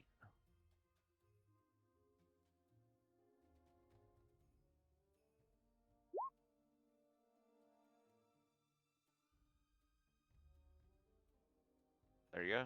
Should have worked. Put your other land token over here in the water. For now, in case you switch back. Okay. Okay. But it should work just like it should. Both of them will take HP differences and stuff, so you're good. You're ready to roll. Cool. Unless you want your red dot to be your speed, which I don't see why. But you look over to the right, you see Knight sort of over here huddled behind the rocks and so forth. Over there, yeah. It looks like he's sort of hiding, but sort of grimacing as he looks between the rocks up ahead at the orcs. He hasn't noticed you yet.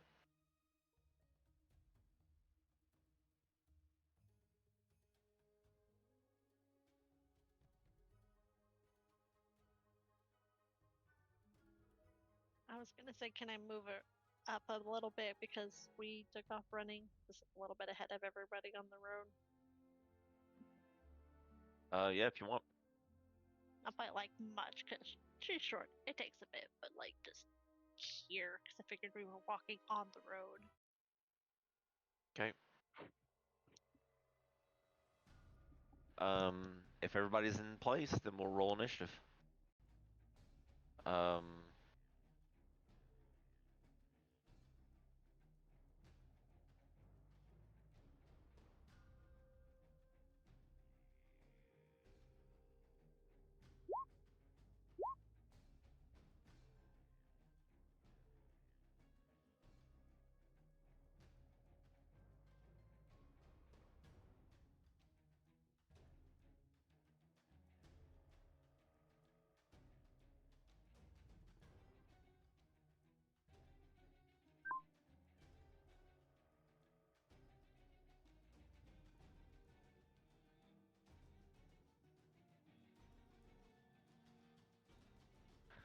All right, I think everybody's in there. David, you're up. All right.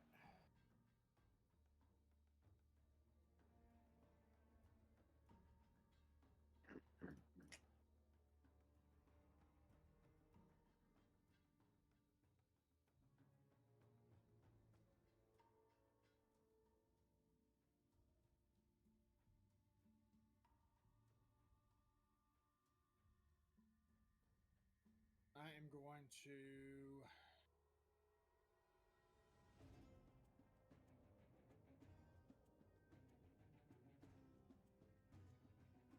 I'm going to try to entangle. You want to entangle that orc? Yep. All right, these stalagmites explode in a 20-foot square from that point, right? Yep. All right. Okay.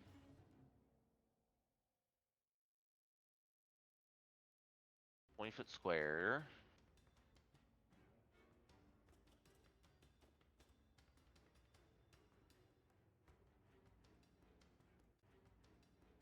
Four squares. All right. This will represent it. So where's the center at? Up one. Up one right there. Yep. All right. Let me just put it to the back. There we go. All right. So I think yeah. Okay, you're concentrating on that for 1 minute. Okay, they erupt into the square there, and these creatures must make strength saving throws. Starting with the orc on the right, 21. I think he makes it. The next orc gets an 8. That's the orc in the middle right there, close to the middle. And then the bandit right above him has to make a strength saving throw, and he makes it with an 18. So the orc in the middle fails. It's difficult terrain. Difficult terrain no matter what in that square. Okay, he's restrained. All right, cool. He's restrained. And that'll end my turn.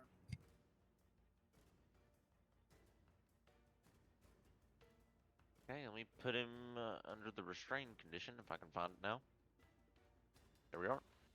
All right, Ezekiel. Ezekiel will do his kind of little sumo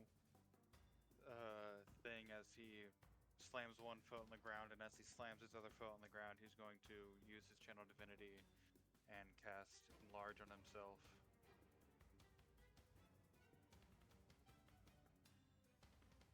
Okay, you grow bigger as you grow category size. And 5, 10, 15, 20. He's gonna go right here, and he's going to swing at this orc with Thunderous Smite. Okay. Now you did enter the, let's see, the stalagmites, I think. It just, okay, so a creature in the area when you cast a spell. Okay, no, so you weren't there when it cast. Okay, it's just difficult terrain for you then, never mind. So you're good. So go ahead and attack the orc. Actually, I can't use Thunderous Smite because it's a bonus action to cast it, so I'm just gonna use regular Divine Smite. Okay. 23. That hits. For 2 radiant, 12 slashing, and then I think I get force damage for my Titan's Aegis. Yep, there should be a toggle switch for it. I turned it on, yeah.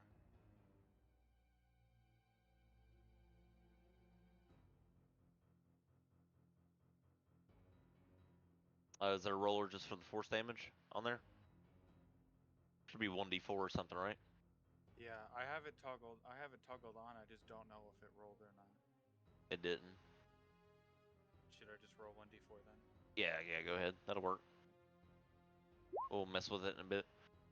Alright, you obliterate the orc, cutting his head off. He falls down in the stalagmites, just bleeding over them. He will look at the crowd and yell, "Bandits will be showed no mercy." and that will be his turn. Okay, Lan, your turn.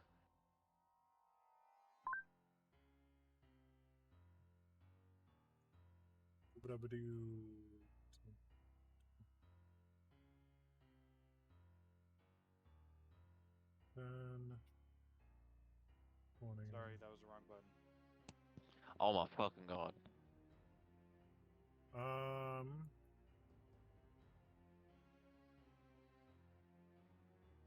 Lan is going to take out his short bow and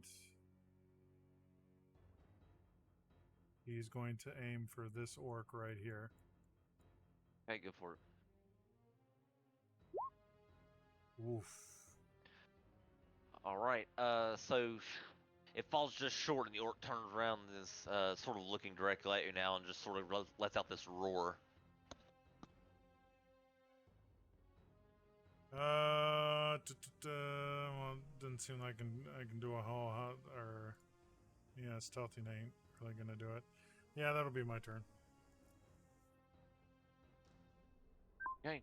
So this bandit here is going to move out of this zone and attack Ezekiel.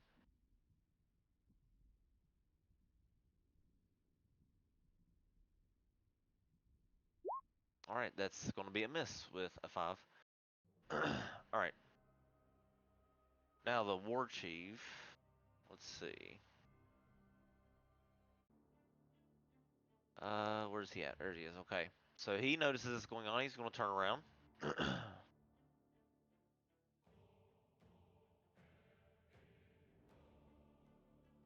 All right, he's going to use his battle cry.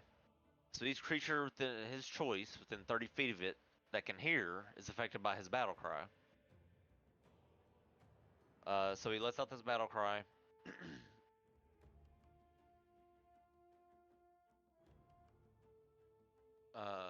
Nope, that is not.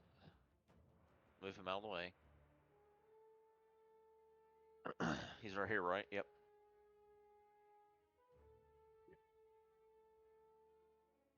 All right, circle. Now, so yeah. All right, that's everybody but the bandit on the far left. Okay, gotcha. All right, so he does his battle cry. Okay, and now he's going to move up to Ezekiel and attack him. So Ezekiel, he gets to make 2 attacks with his great axe. Hit me. As he snarls as he runs up to attack you. 14. Miss. All right, 18. That just hits. All right, 17 slashing. As he cuts into you, as you dodge out of the way the first one, the Aegis just narrowly misses the blade, and it makes contact with you beneath your plates under your skin. He can then make 1 attack as a bonus action because he battle cried.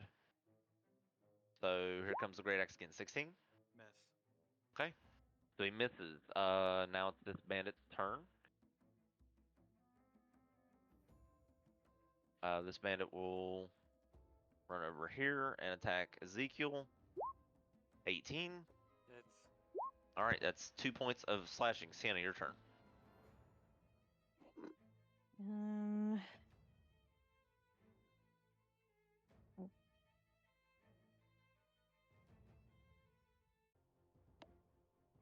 Guess I'll move some. If I come here, can I use my last 5 feet of movement to just kind of fly on top of these crates just to have a good view? I'll allow it. Okay. You have fairy wings, right? Yep, I can Okay. fly. And then what do I do?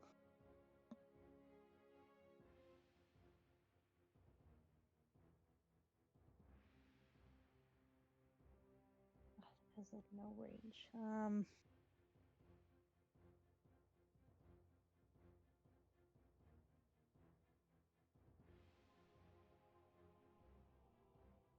I'll do something fun, yes. I want to do dispel. Petter's Mischief. Okay. 20-foot cube. So let's see. You fill a 20-foot cube you can see within range. Okay, so 60 feet. So somewhere. So Philip, go ahead and measure out 20 feet cube, and I guess you can center it on something. Yeah. Let me see if I can do The like mischievous search table. That's fun. So you roll d4 after that. After you measure it.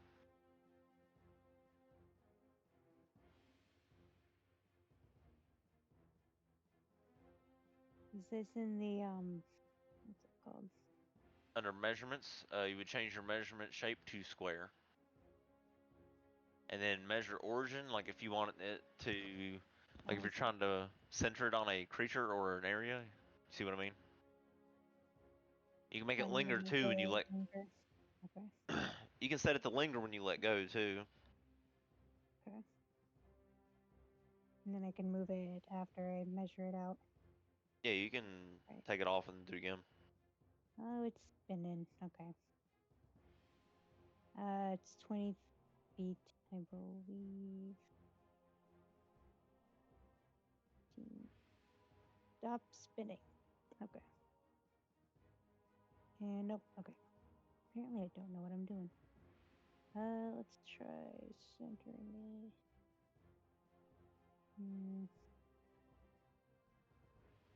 Guess maybe I could pull it down some. How do I drag it? Nope. Trying it myself. I don't think. Let's see. I don't know if you can drag it after you place it. How about that? That's good enough. Is Covering. that what you want? Yeah. Okay. So yeah. Should be able to linger there, I hope. Well, I set it to linger, so hopefully it Okay. stays. Okay. So Sienna will do her Nether's Mischief. As she plays on her new violin, go ahead and roll the d4 for the effect.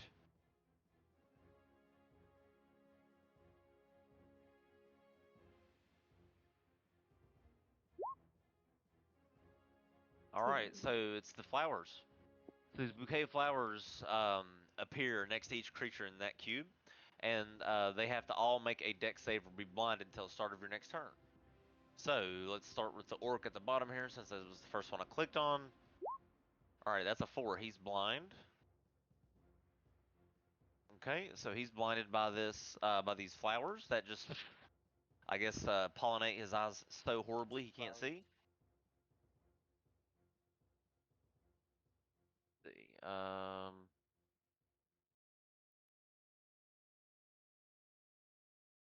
right, yeah, so he's blind. All right, cool. I gotta roll the other ones. There we go. There's blind. All right, the orc above him, dex saving throw 12. That does not make it because it's 14. So he's blind. All right, the bandit over here to the left of him, 19. He makes it. The orc next to the broken wheel down there, 8. He fails. He's blind. So nicely done, Sienna. Only one target resisted. All right, and So they're blind until the end of the start of your next turn, right? Yep. yeah, and I think because it's like a continuous spell, I think at the beginning of my next turn, another effect might take place. Let's see. Roll on the search table to turn the effect produced, Or and like roll if I again. move it. Yeah. So you roll again at Yeah. the start of each of your turns until the spell ends. So it produces Yeah. a different effect on your next turn. That's gonna be cool. Yeah. That's pretty cool. All right. Yeah. I'm excited about that. All right. Cool. All right. Well, And right now they're blind. I'll use my bonus to give. I'll give Kappa inspiration since she seems very hyped right now. Okay. For a couple, you And get she can, I inspiration. guess, only share it with Jazeer because he's the only one that's close by. Right. It takes 2, so you can. So you're gonna inspire Fazir, so he can choose between Aspen or Well, for Cup. I was gonna inspire for Kappa because Oh, okay, I gotcha. she seems very invested in this fight. All right, yeah. So you inspire her to get her riled up, and it bounces over to Fazir, and he is inspired as well. Anything else? That's it. All right, this orc is blind, so on his turn he can't make a save. I don't think. Let's see. So bouquet of flowers. Be blind until the start of your next turn. So yeah, he can't make a save to get rid of the effect, unless he just blindly walks out of the zone. So let's see what he does.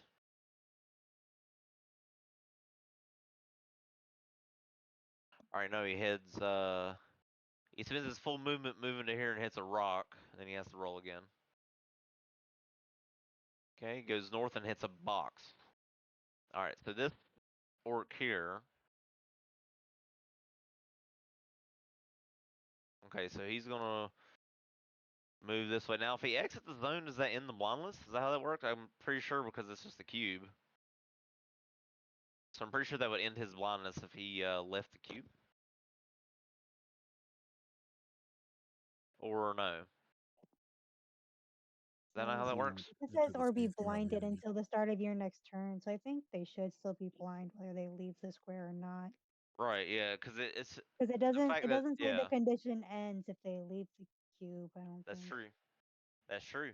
So he's still blind, um, as he leaves there, and I guess he would still kind of be going, because I mean it's just a tree right here, so he gets into the tree line. All right, this orc is also blind, and he's going to the right, or no, sorry, to the left, and then up to there. This knight looks over and sees you guys rallying together, and he quickly finishes bandaging himself up. Time to reclaim my honor. He draws out his longsword and begins to charge in to help you guys.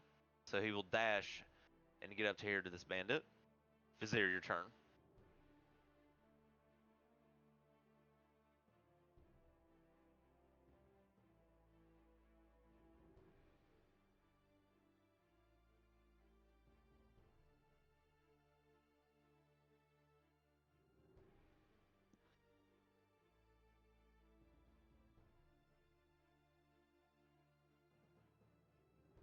Well, That's gonna be shit. The shocking arrow or the volley thing in the jiggy. Just measuring it out. it's going to be the Gum Gum Gatling. I'm going to hit all of them.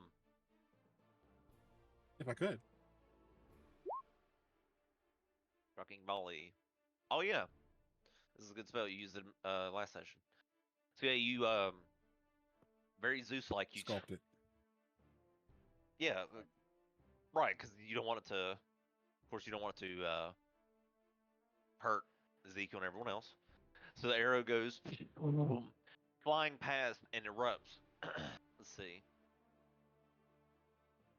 Bolts of arrow shaped lightning shoot from the imaginary bone. Each creature, only at that point. So the range is 60 feet, but the way it happens is the arrow lands on a spot that you see 20 feet ahead of you and or 60 feet away from you. Does that make sense? Yeah. It's not a line. It's not like a blast like that. So you're aiming at a spot 60 feet away, and when the arrow hits the spot, it will erupt and create the effect in a 20-foot circle. Okay.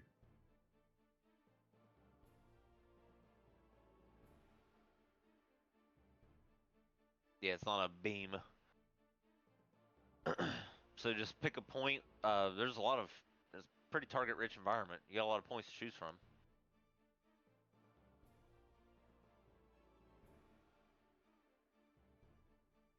So yeah, if the arrow landed there, it would affect all of those targets. We'll do that.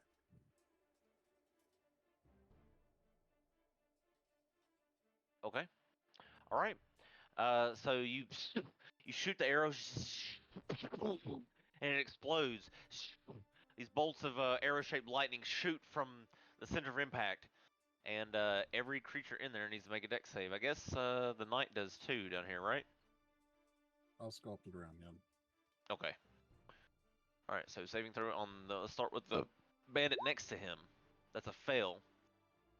Orc north of him. 17. The bandit to the left of Ezekiel.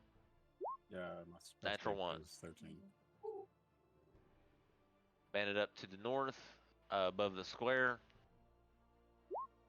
Natural 1. The bandit that's in the Nathair's Mischief over there to the north of the wheel. 17. The blind orc. 5. And that's every target. Okay. Roll damage. I think 2d8, then half on a success. So 7. Gotcha. Okay. All right, I will distribute the damage.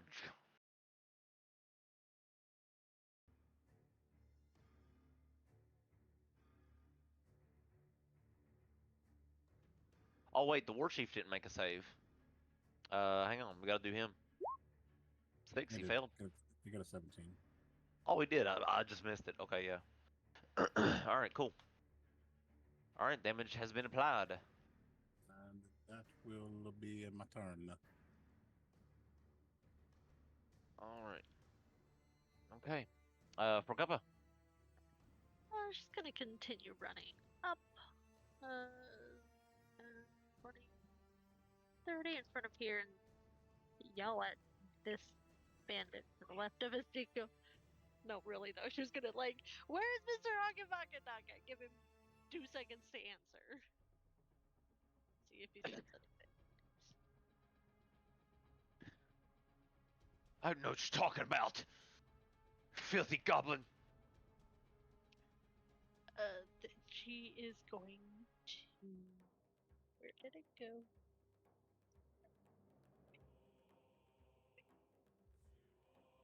Yeah, then I'm gonna firebolt him. Okay, Because he's still not in melee, just a little bit away. that's right.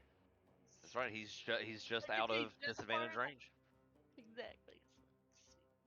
So That 22! hits. I want to add the Fury of the Small, just add insult to injury. Okay. 9. All right, so he curses at you, and you shoot this firebolt at him in rage, and then you shoot a hole right between his eyes, and it goes out through the back of his head, and his ponytail from the back drops to the ground, singed off, with some of his brain matter oozing out as well as it got incinerated, and he falls to the ground.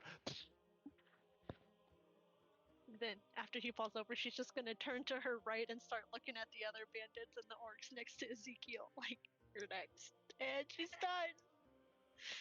Okay, Aspen.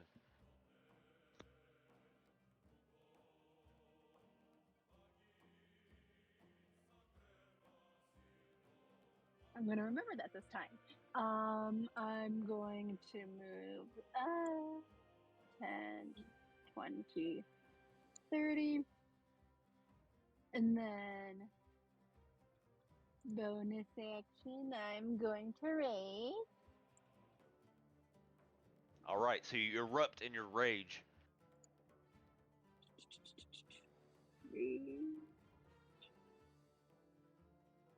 I'll find it later. And then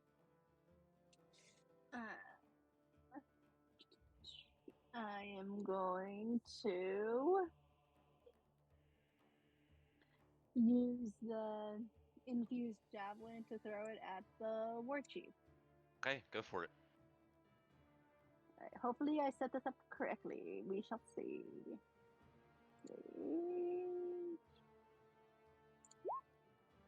Yeah. That'll miss.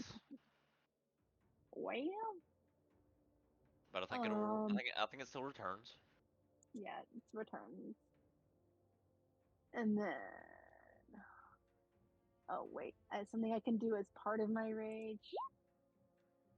Until the beginning of my next turn, each creature of my choice, I'm gonna choose the war chief. Doesn't target you. Has So if disadvantage. they has don't disadvantage target if you're you, done. so they Yeah. have to target you if they want to not suffer that. Okay. Yeah. I can yell too. Rawr. So And yeah, then let's if they deal damage to you, you get a chance to bellow at them too. That's cool. Mhm. All right, cool deal. Pretty cool. All right. So yeah, your roar just your rage just your roar already booms through the area, commanding presence on the battlefield already. From such a small form, a lot of people are shocked, and they always are. Anything else? Mhm. No, that's the end of my turn. All right. All right. This bandit is like, what the fuck is going on? He's gonna run over here.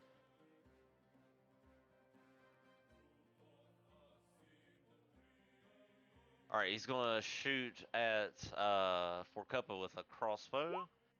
8, that'll miss. This orc is dead. All right, this bandit. So he's starting his turn in the mischief. So since he's starting his turn there, does he suffer? How's that work?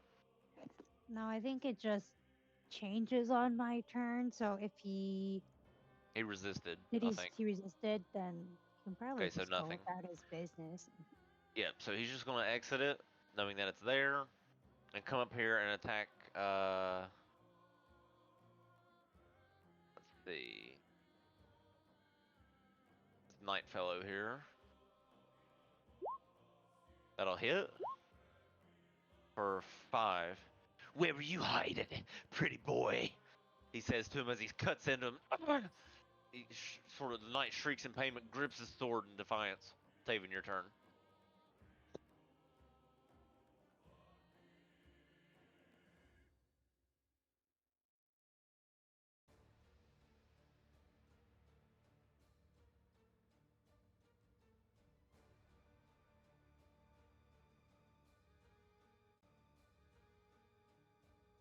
Just because we're after 5, did we want to stop now, or did we want to? Is everybody good to keep going?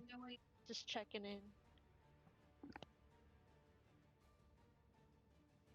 Yeah, it's up to y'all. We can cut it here or keep going. It's up to you. I mean, at this point, I'd rather not. Not stop or not keep or I mean, not I don't think the I battle will be mean- that much longer. To be honest. If we were gonna stop, I'd prefer to have done it before the battle, but like we're here now, and I don't like not finishing stuff.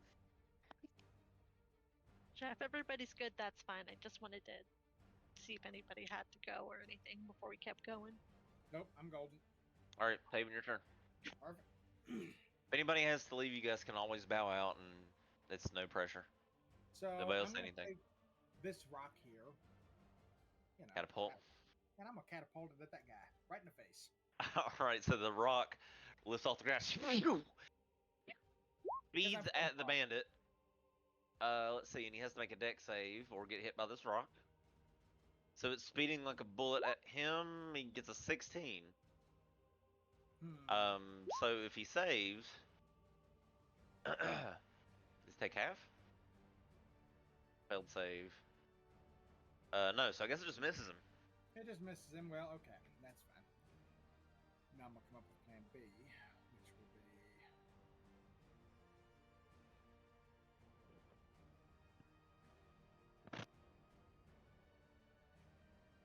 All right, I'm gonna end my turn.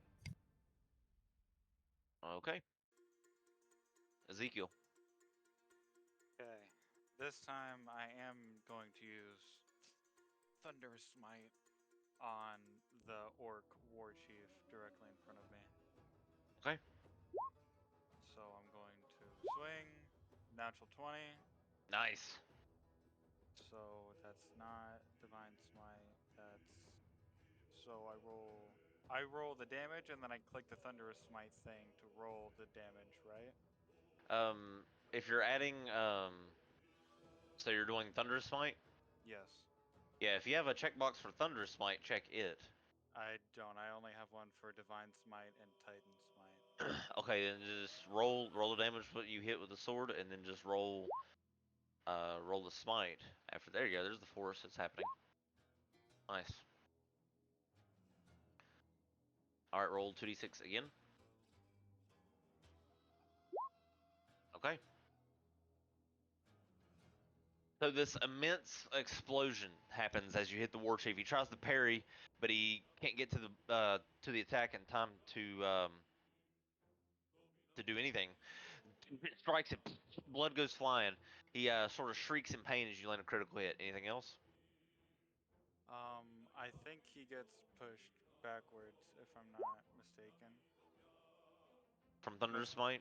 Yeah, must succeed on a Yep. strength saving throw or be pushed 10 feet back. And not prone. All right. Yeah, so he gets knocked back from you, lands on the ground, sort of skids to a stop there. And yeah, that's going to be his turn.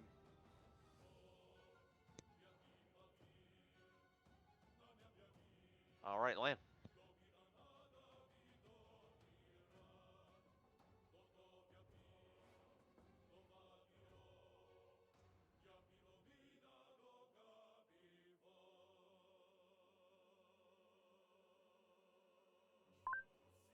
Okay, Lan is going to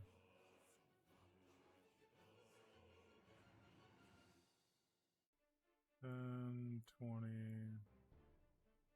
30.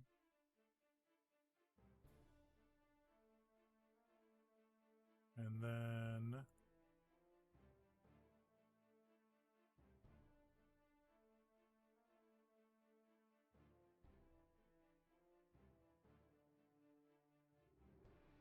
I'm going to try this. I'm going to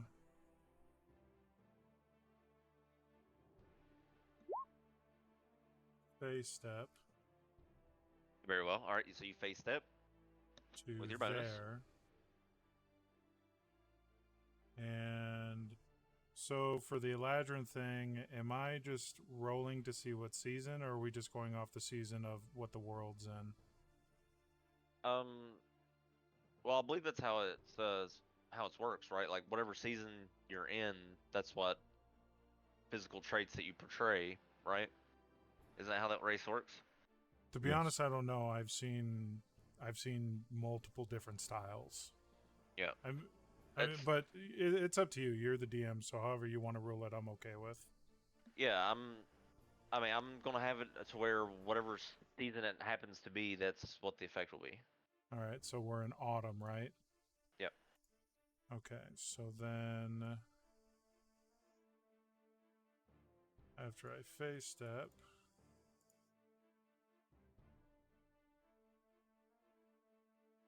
Harmed by you for 1 minute. Okay, so it would yeah, be 2 that you can see within 10 feet.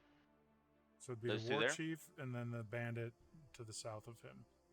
Okay, let's see if they can make a wisdom save.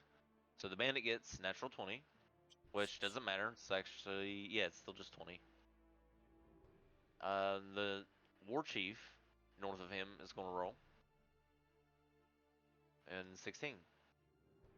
So it's 8. So it'd be 8, 10 plus what? Wisdom, intelligence, modifier, so 3, so 13. Okay, so they both make the save. Okay. And then I'm going to drop to a knee and shoot this guy in the face with my short bow. No, I'm not. That's a 10. Okay, anything else? No, I'm just going to go cry in shame. That's it. This bandit's dead. Alright, this war chief is going to stand up. And then,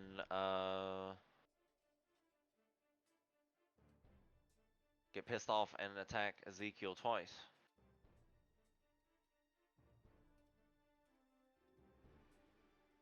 With his great axe. He has disadvantage since he's not attacking me. That's right. I'm the Roar of Defiance. And he gets a 12 and a 12. So both miss. This bandit's turn. So this bandit will attack the knight, and he also is under. I think he's under that same effect, right? Because it was just the AOE sort of thing. So if he attacks that knight, he also gets disadvantage. Is that how that works? I mean, it's set creature of my choice, and I chose only the Ward Chief. But since I'm still slightly squished, I don't want too many. So I didn't choose the bandit. I just chose the Ward Chief. Okay. I think is how it works. I can post it again to see, but I think it's creature of my choice. And yeah, I Okay. only chose Ward Chief. So yeah, the Okay. bandit's normal. Very well. The bandit misses the knight. Tiana, your turn. So I can also actually move my square up to 10 feet. So I'm going to move it to cover the war chief as well. Ugh, if I could just measure like a normal human. Okay, whatever. So you're trying to center it on the war It's chief? smaller. No, I was just I can move it 10 feet, so it should still. Oh no, why is it doing it on diagonal? I need to go across. Ugh. Okay, I'll just try to recenter it. Oh, initiative disappeared. There it is. It's back. There, it should be like that or something. But it should now hit the war chief as well. Right, you just want to And move it to the where other- the corner of it's hitting him? Yeah. Alright, so since it appears in those. his space on your turn, you have to roll the effect now for everything in that space. So this so this orc here is going to be affected as well as this one. Yeah. And chief. Okay, so roll a d4 for And I the guess the other orc that was somewhere over here, his effect I think should be over. Yeah, he gets a slight back since you since that's now over. Okay, one does. I can repost it so that way. Yeah, just let us know. Mm. Alright, the smell of apple pie. Yes. Charmed. Okay, so these creatures aren't spirits, so they can't be resistant to your charm, which is good. Alright, so we'll start with the orc over there to the farthest right of the square. Natural 20. The one over here to the left, where the broken wheel is. 19. You guys really are resistant to the smell of apple pie. Yeah. Or Chief got a 13. Ah, I think that fails. he likes pie. Good for him. Alright, so the war chief falls under your spell and is charmed by you.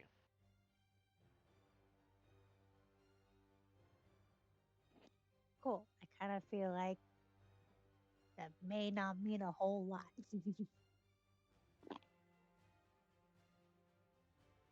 Well, I mean he didn't resist it, so the spell worked. Anything else?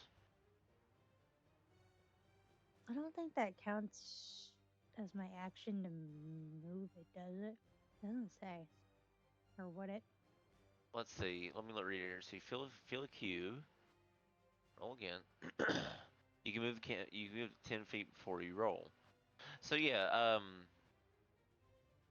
I would say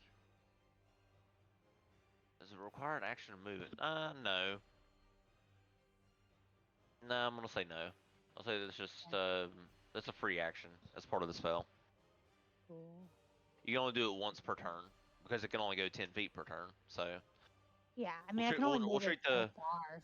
we'll treat the cube as a creature until you drop concentration. That way it's easier to sort of refer to. It can move 10 feet on your turn. We'll just treat it like that.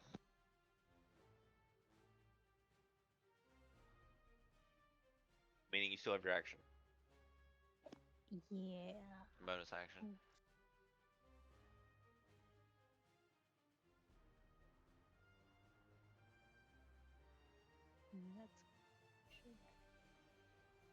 don't think I have that spell anymore.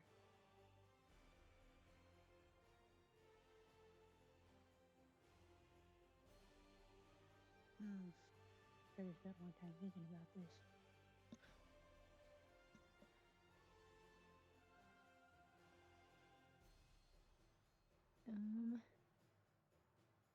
I guess I could do this to somebody. Oh, come on. Press it. It's not working. Unless it is working and I'm pressing the same button 5 times over. That worked, okay, but it didn't cast it or whatever. Okay, Dissonant Whispers. On who?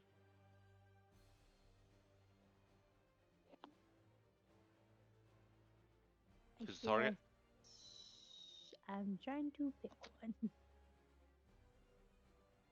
Oh, I see what I did. It was asking me to tell me what level I want to cast Level. it at. Yeah. Of course, it'll give you the option Open all like the way up. 20 times over. Yeah. Okay. We will do, I guess, this guy who's just right here. Okay. The one So right south of the war chief. Okay, so he has to make a wisdom save. And he fails. So he's going to take 3d6 psychic damage. Which kills him. Alright, so the spell is so crushing on his psychic, on his small brain, right? He just shouts in pain and falls to the ground, clutching his head, and just dies.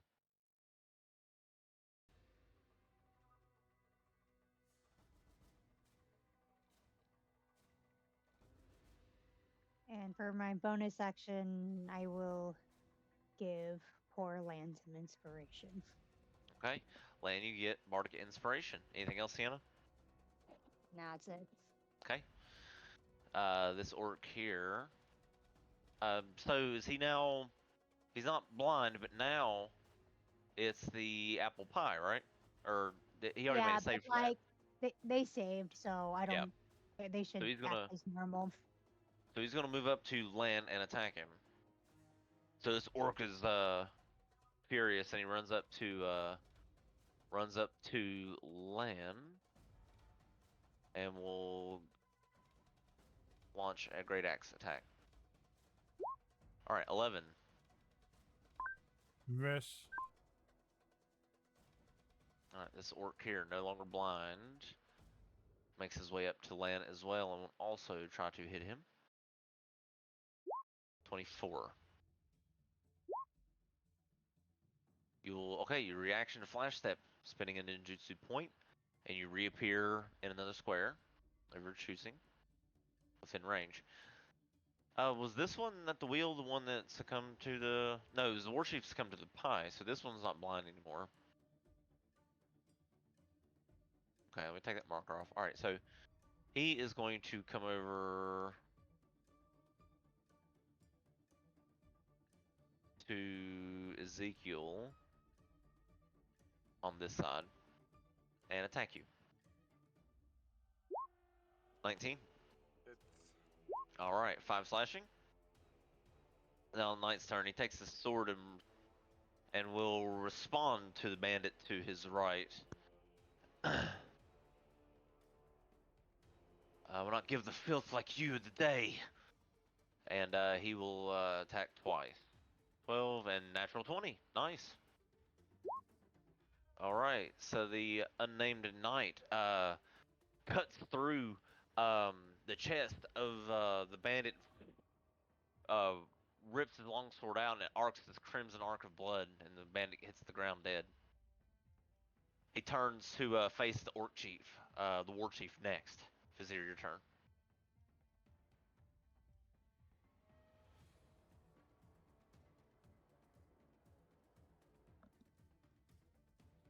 If it's not broke, another shocking volley.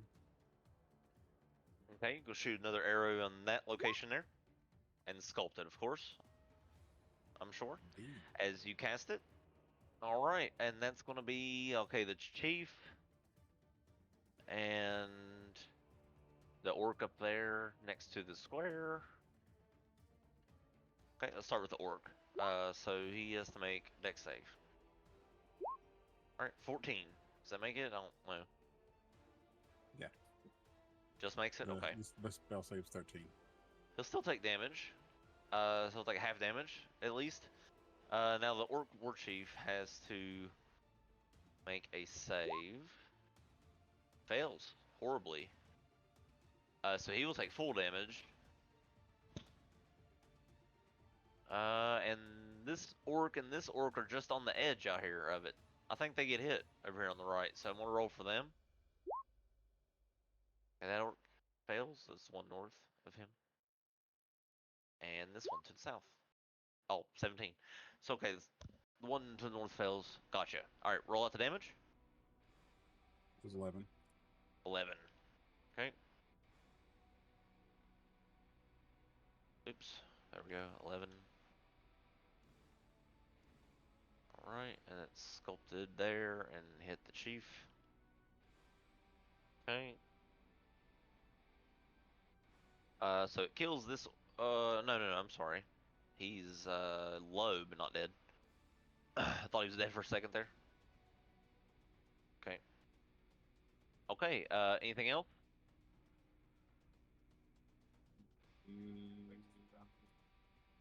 All right. I'm going to move here, and that'll be my turn.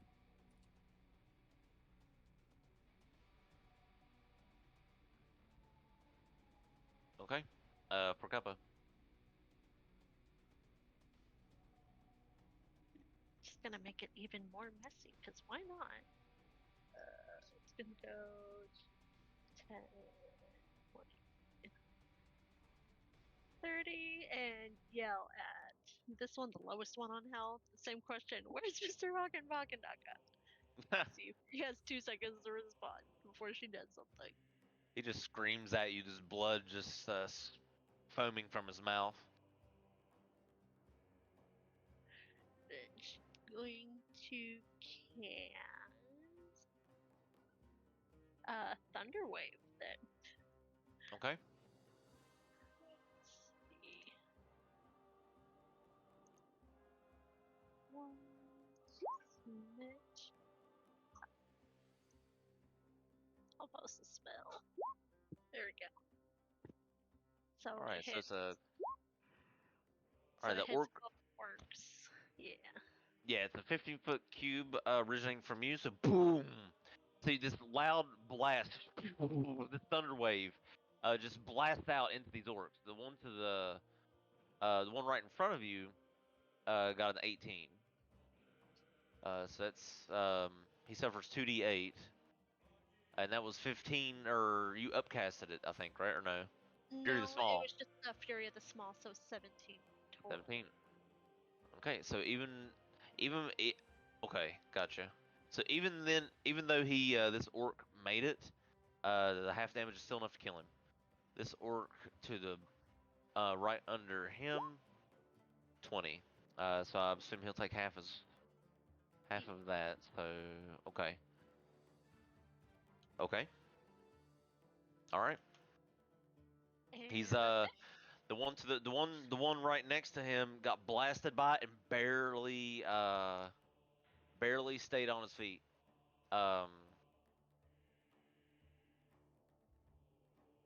yep, that's my turn. Okay. Aspen.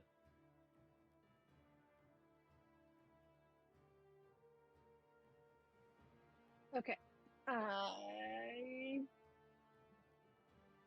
Since everyone's surrounding him, I am gonna go here. Which if I'm gonna go 10, 15. Gonna go right there. And take a swing recklessly at this thing. At that orc.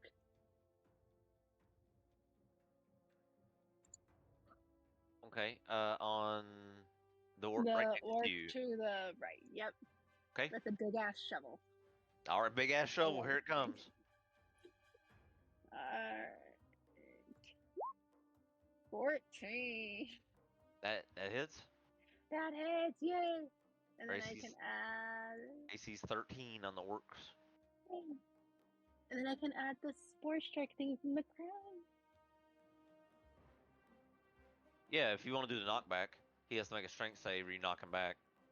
Yeah, why not? If it just is a thing. 11. So let's see. Oh shit, well it ain't gonna matter, he's dead. He's at 2 HP. So doing, you knock his head clear off, and it goes spiraling about 10 feet to the north. Thud, thud, thud, thud, and eventually comes to a stop. Gross. And then I'm going to slowly turn towards the one to the side and be like, "You're next." He is absolutely terrified of this mushroom folk that's smaller than him, just decapitated orc right in front of him. Anything else? No, that's it. All right, he's quite terrified of you. You reckless attack, right? He's gonna try to hit you. So you'll pull out a scimitar and fail with a 6. Okay. This bandit is dead. Taven, your turn. Oh, good. I'm going to try to pick that boulder up, and hopefully it's 10 pounds because I am going to launch it again. Well, this big one's much. This large one's much heavier than 10 pounds, but this one, it's closer. Yeah. That's fine. I will take that one then, because I'm going Alright. to cast it at level 2, which grants me a 10-pound. That's right, because of the upcast. Yep. So, a bigger boulder this time. Goes peeling through the air, and he has to make a dex save. All right, let's see what happens here. 10. He That fails. fails. All right, so he is. You see a hole get blown through his stomach from the boulder, Braveheart style, and he just falls over dead.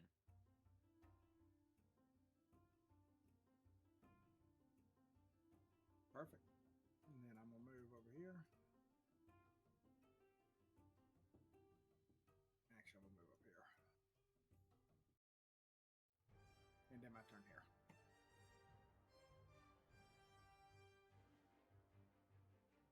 All right, Ezekiel. Okay, he's gonna swing again at the orc war chief. Okay. And he's going to use another one of his abilities on this attack. Never mind, that's a 13. All right, you miss. So anything else? You said it's a bonus action to try and kick people, correct? Yeah. I would like to do that. Okay. Or attempt to. All right, the war chief gets a 9. Athletics. All right, you kick him.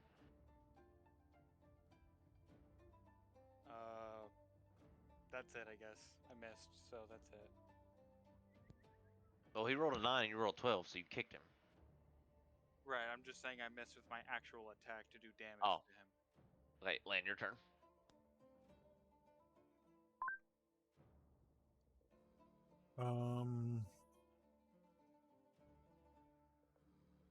Land's gonna move up to this orc and attack him.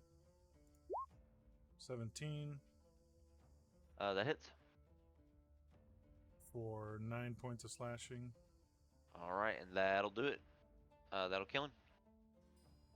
You cut through and sort of, he just falls over limp on the ground. Lana's gonna move to right here and point a sword to the war chief and say, "Keep him alive," and that'll be his turn. The war chief is going to scream and turn and attack the knight here.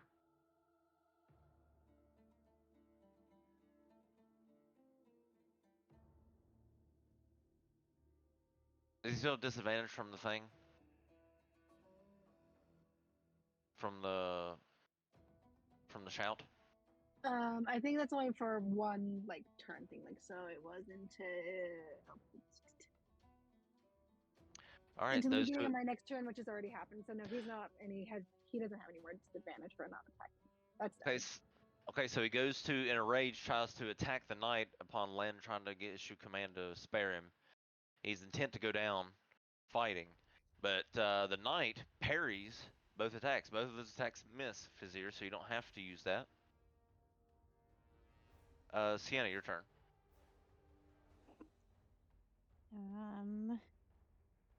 Or I guess we can, since he's in the square still, we can see if something happens with that first. Oh, I guess Land's also in it. He voluntarily moved inside it, so I guess this technically affects him too, whatever it is. Yep. Can't sculpt it from a bard. Nope. Alright, what's the third effect? Let me pull it up. Is that again. a pile of horse shit? No. No, I don't think any of them are that bad. Alright, 3 is each creature in a Oh, there we cube. They begin giggling. go. Sucks to suck. Okay, wisdom save. So you move the cube 10 feet south to hit the chief and. No, And I Land? didn't need to move it. They were already. Oh, Land in it. moved into it. Yeah, he moved into it. Yeah. All right. Like a All right. dummy. All right. Well, wisdom save. Land and the war chief. War chief fails and begins to laugh hysterically, and it's the worst sounding laugh you've ever heard, like an orc laugh that I can't even imitate.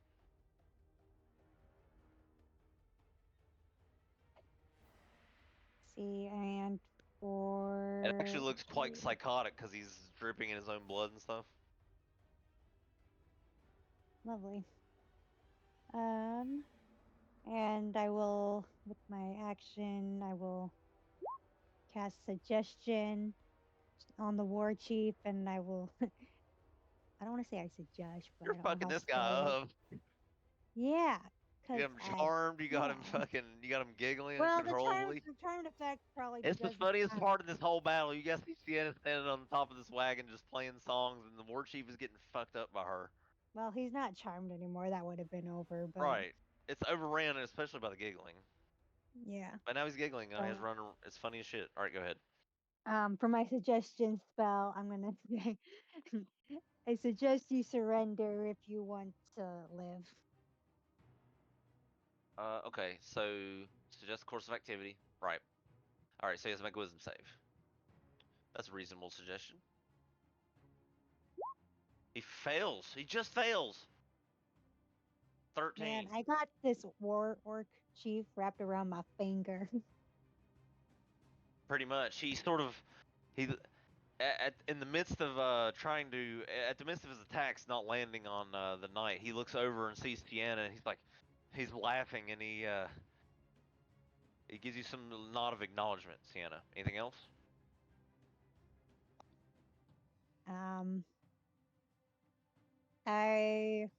I guess inform the rest of the party clearly, saying he has submitted to my will to surrender, so there's no need to attack him at this time. I don't know what plan went with him, but yeah, that's basically it. Well, on the knight's turn, he takes his sword and says, "That's all fine and good, but he killed the rest of the men and took the princess. Or at least someone did. I very much would like to run my sword through your throat, but we're needed for questioning." He sheaths the sword. There, your turn.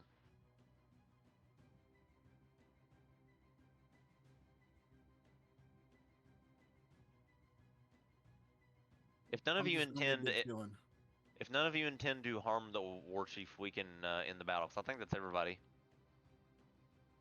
Yeah. So we can end combat if none of you intend to fight him. Because now he has to. Not fight, but attempt to kind of grapple. Just in case some stuff wears off and he gets angry. I was going to attempt to grapple. So not harm, but.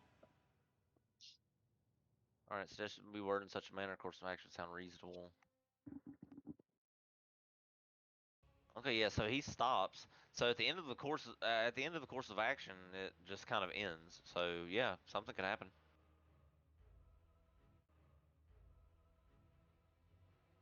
So what are you gonna do? Are you gonna restrain him or something, or? Yeah, I was gonna go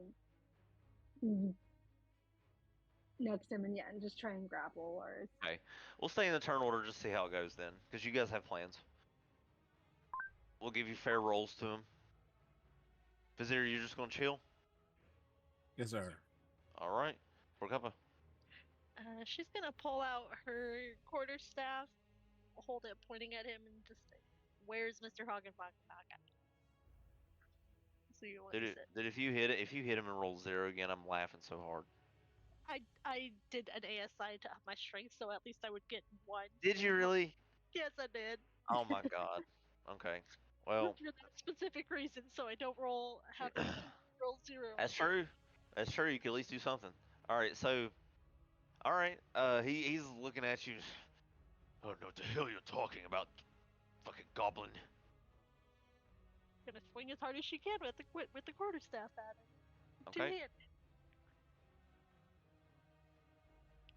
Oh no, that sucks. He laughs as he sort of parries it with his knee. Pathetic. Just gonna look up at him and glare at him, and I'll be done. Aspen. Yeah, I was gonna go. Let's see, can I get there? I think I can get there. 10, 25. Oh yeah, I can get there and attempt to grapple him.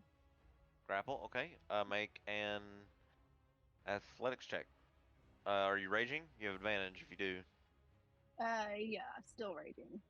All right. He gets a 5. So. 18. All right. So you got him grappled. You somehow this small creature somehow grapples him, but you got him. You learn when you're little. You learn how to use their weight against them and learn how to fight bigger things than you. But yep, that's the end of my turn. All right, Taven.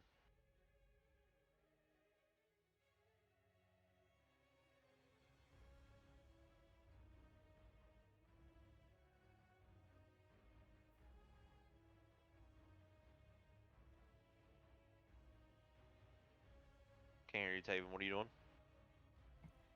I'm gonna hold my action, and I am going to, if he gets ungrappled, then I'm gonna use my hand of stone and knock him out. Gotcha. Ezekiel. I'm going to stand here and also ready my action, in case he becomes ungrappled or starts running or anything. He's gonna basically take a swing at his legs. Okay, Lan.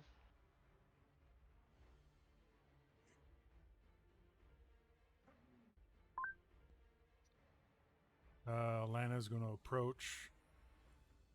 He's going to take Shadowfang and kind of lay it on the flat of the blade, and he's going to kind of press it right up against the war chief's face and just say, "Where's the princess?"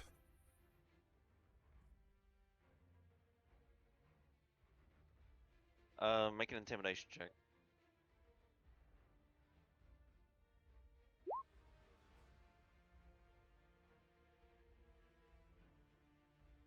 Oh, you mean the slender bitch with the auburn hair? They took her. Took her away before we could have a little fun before we turned her over. War Chief sort of laughs. Can I ask another question, or is that the kind of the extent of my turn? I'll allow you to ask another. Okay. Sure. And where did they take her?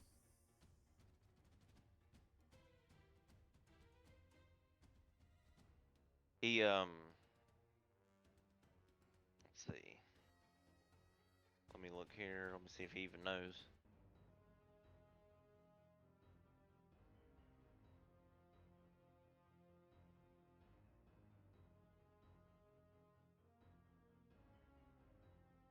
He sort of points over off the side of the road, towards the it's like a passage up past the road. He's like, there's a let me see, what is it? What's up here? Let me check again.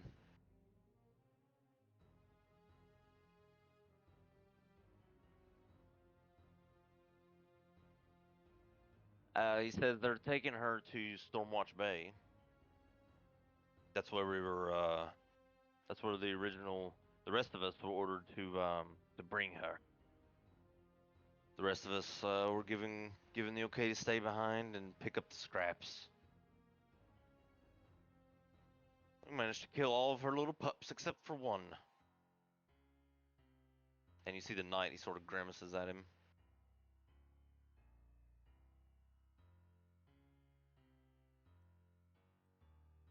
Um,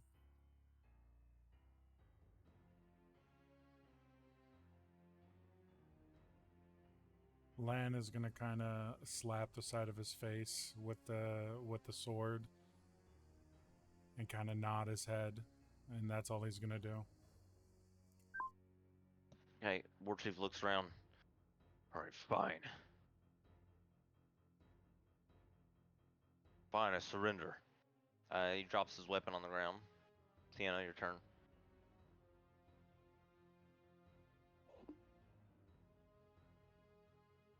I guess I will get off of the wagon. Oh, no, I don't want that anymore. I want killer moves. Oh. There we go. Oh, what? I guess I'll come up to Fort Kappa and be like, he says he killed everyone except the knight. Do any of these people look like Mr. Hage Baga Shaga? Make a perception check as you look among the corpses.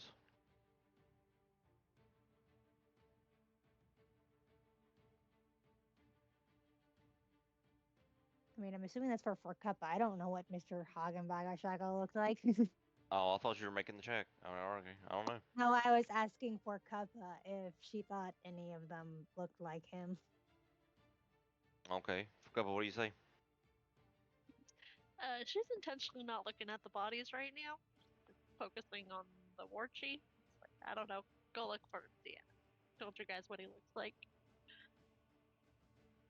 Okay, based off the description I maybe have heard from Fort Kappa, do any of these dead people look like Mr. Hagen Baga Shaga? All right, perception check as you look around.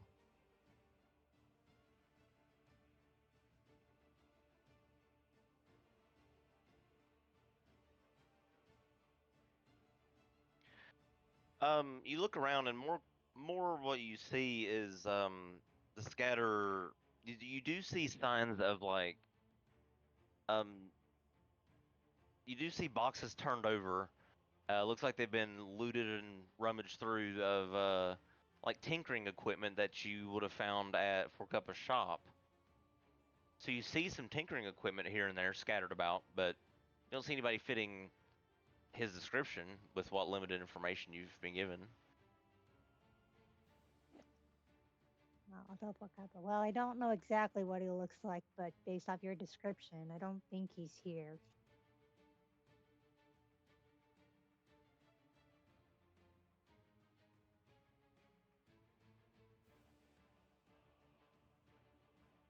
Stormwatch Bay, yep. Okay, the orcs surrendered, so we can probably exit initiative. Yeah, let's do that. Since we're in overtime, and I think we should wrap it up. Yeah, so wrap it up here. You manage to capture the orc. And this knight fellow, is sort of wincing in pain a little bit and leans up against the cart here and passes out.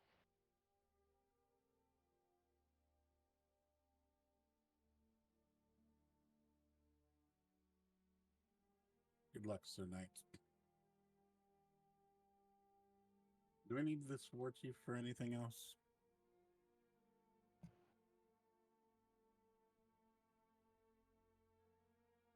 Anything at all? Are you thinking what I'm thinking? Yeah. All right, tag team, let's do it. Now I'm going to do my hold action, and I'm gonna knock him out, and then Lang can do whatever.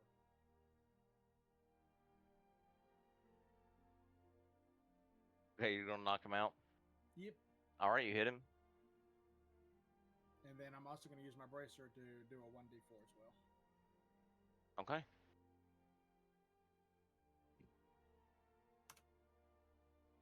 Of earth damage. So whack. Managed to hit him with our hand of stone. He sort of grimaces in pain. Is that all you got? Oh, now I'm pissed. Okay. Now I'm going to start wailing on him. Sculpted, of course. All right. That hand will hit, of course, because you have advantage. You're just beating up a restrained person. I am just beyond mad at this point. Let's see. Magnify gravity. Okay. Let's see. Con save for him.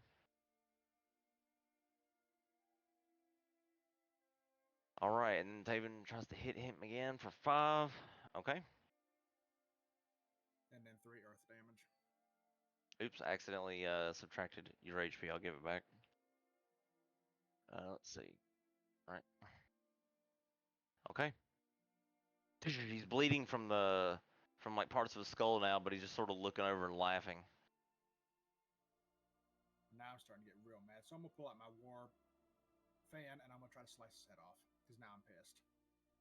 All right, tries to break out of the grapple with a 14 and fails. Gets hit by a war fan. Go ahead and roll damage. 4 slashing doesn't quite do it. He's going to apparently get hit by magnified gravity again for 7 force damage. If he fails this save. Okay. I'm going to put my war fan up, pull my size out, and try to stab him in the eyeballs. Okay. Like I've had it. Y'all are crazy. That misses. Then I'm going to throw my size at him. Okay. Die now. That they hit. In the Told eyeballs. that wisdom save. Hang on. You guys are just fucking up this orc. It's so funny. Natural 1. That's even funnier. All right. So he gets hit by everything. 1d12. All right. Yeah. I think the size actually got him too. So he's dead. So the size through the eyeball and the total dead rings. And eventually the orc just kind of dies in Aspen's grasp and just lumps over on the floor. I'm going to retrieve my size with his eyeballs on him. All right, Mortal Kombat style. Absolutely. Fatality.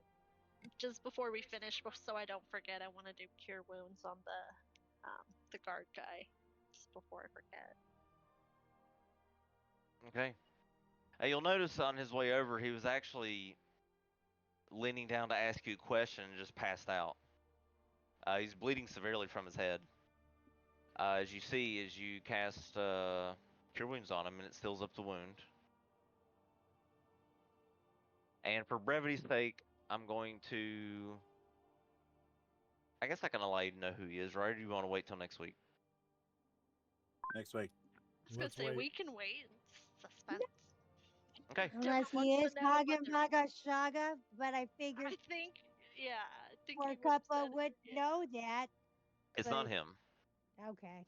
It's clearly. Maybe It's hiding in the clearly. bushes or something. He's wearing plate armor of the Royal Guard for Leora, so he's definitely not him. But yeah, he's in one of these chests. yeah, that's a good point. He could fit. I think he's pretty. I think he's small enough to fit in one of the boxes if he were to try. I mean, my next plan was to just like yell into the ether, like, "Where are you, Mr. Hagen Vaga Shaga?" Yeah, because you guys weren't too far behind all of this when you caught up. So it'll be interesting to find out if he ran off or something. I don't know. We'll see. You have to talk to that knight that managed to survive the attack and is now healed up and He's stable. He's not conscious, but he's stable. He's not bleeding anymore. And we'll get to it next week. Awesome. Thank you, sir. Yeah. Great session. Hell yeah, we'll get to it and see what happens. Can't wait. All Look right. forward to next week, sir. Bye, everybody. Ciao, ciao. Well, I don't know what I'm saying ciao, ciao.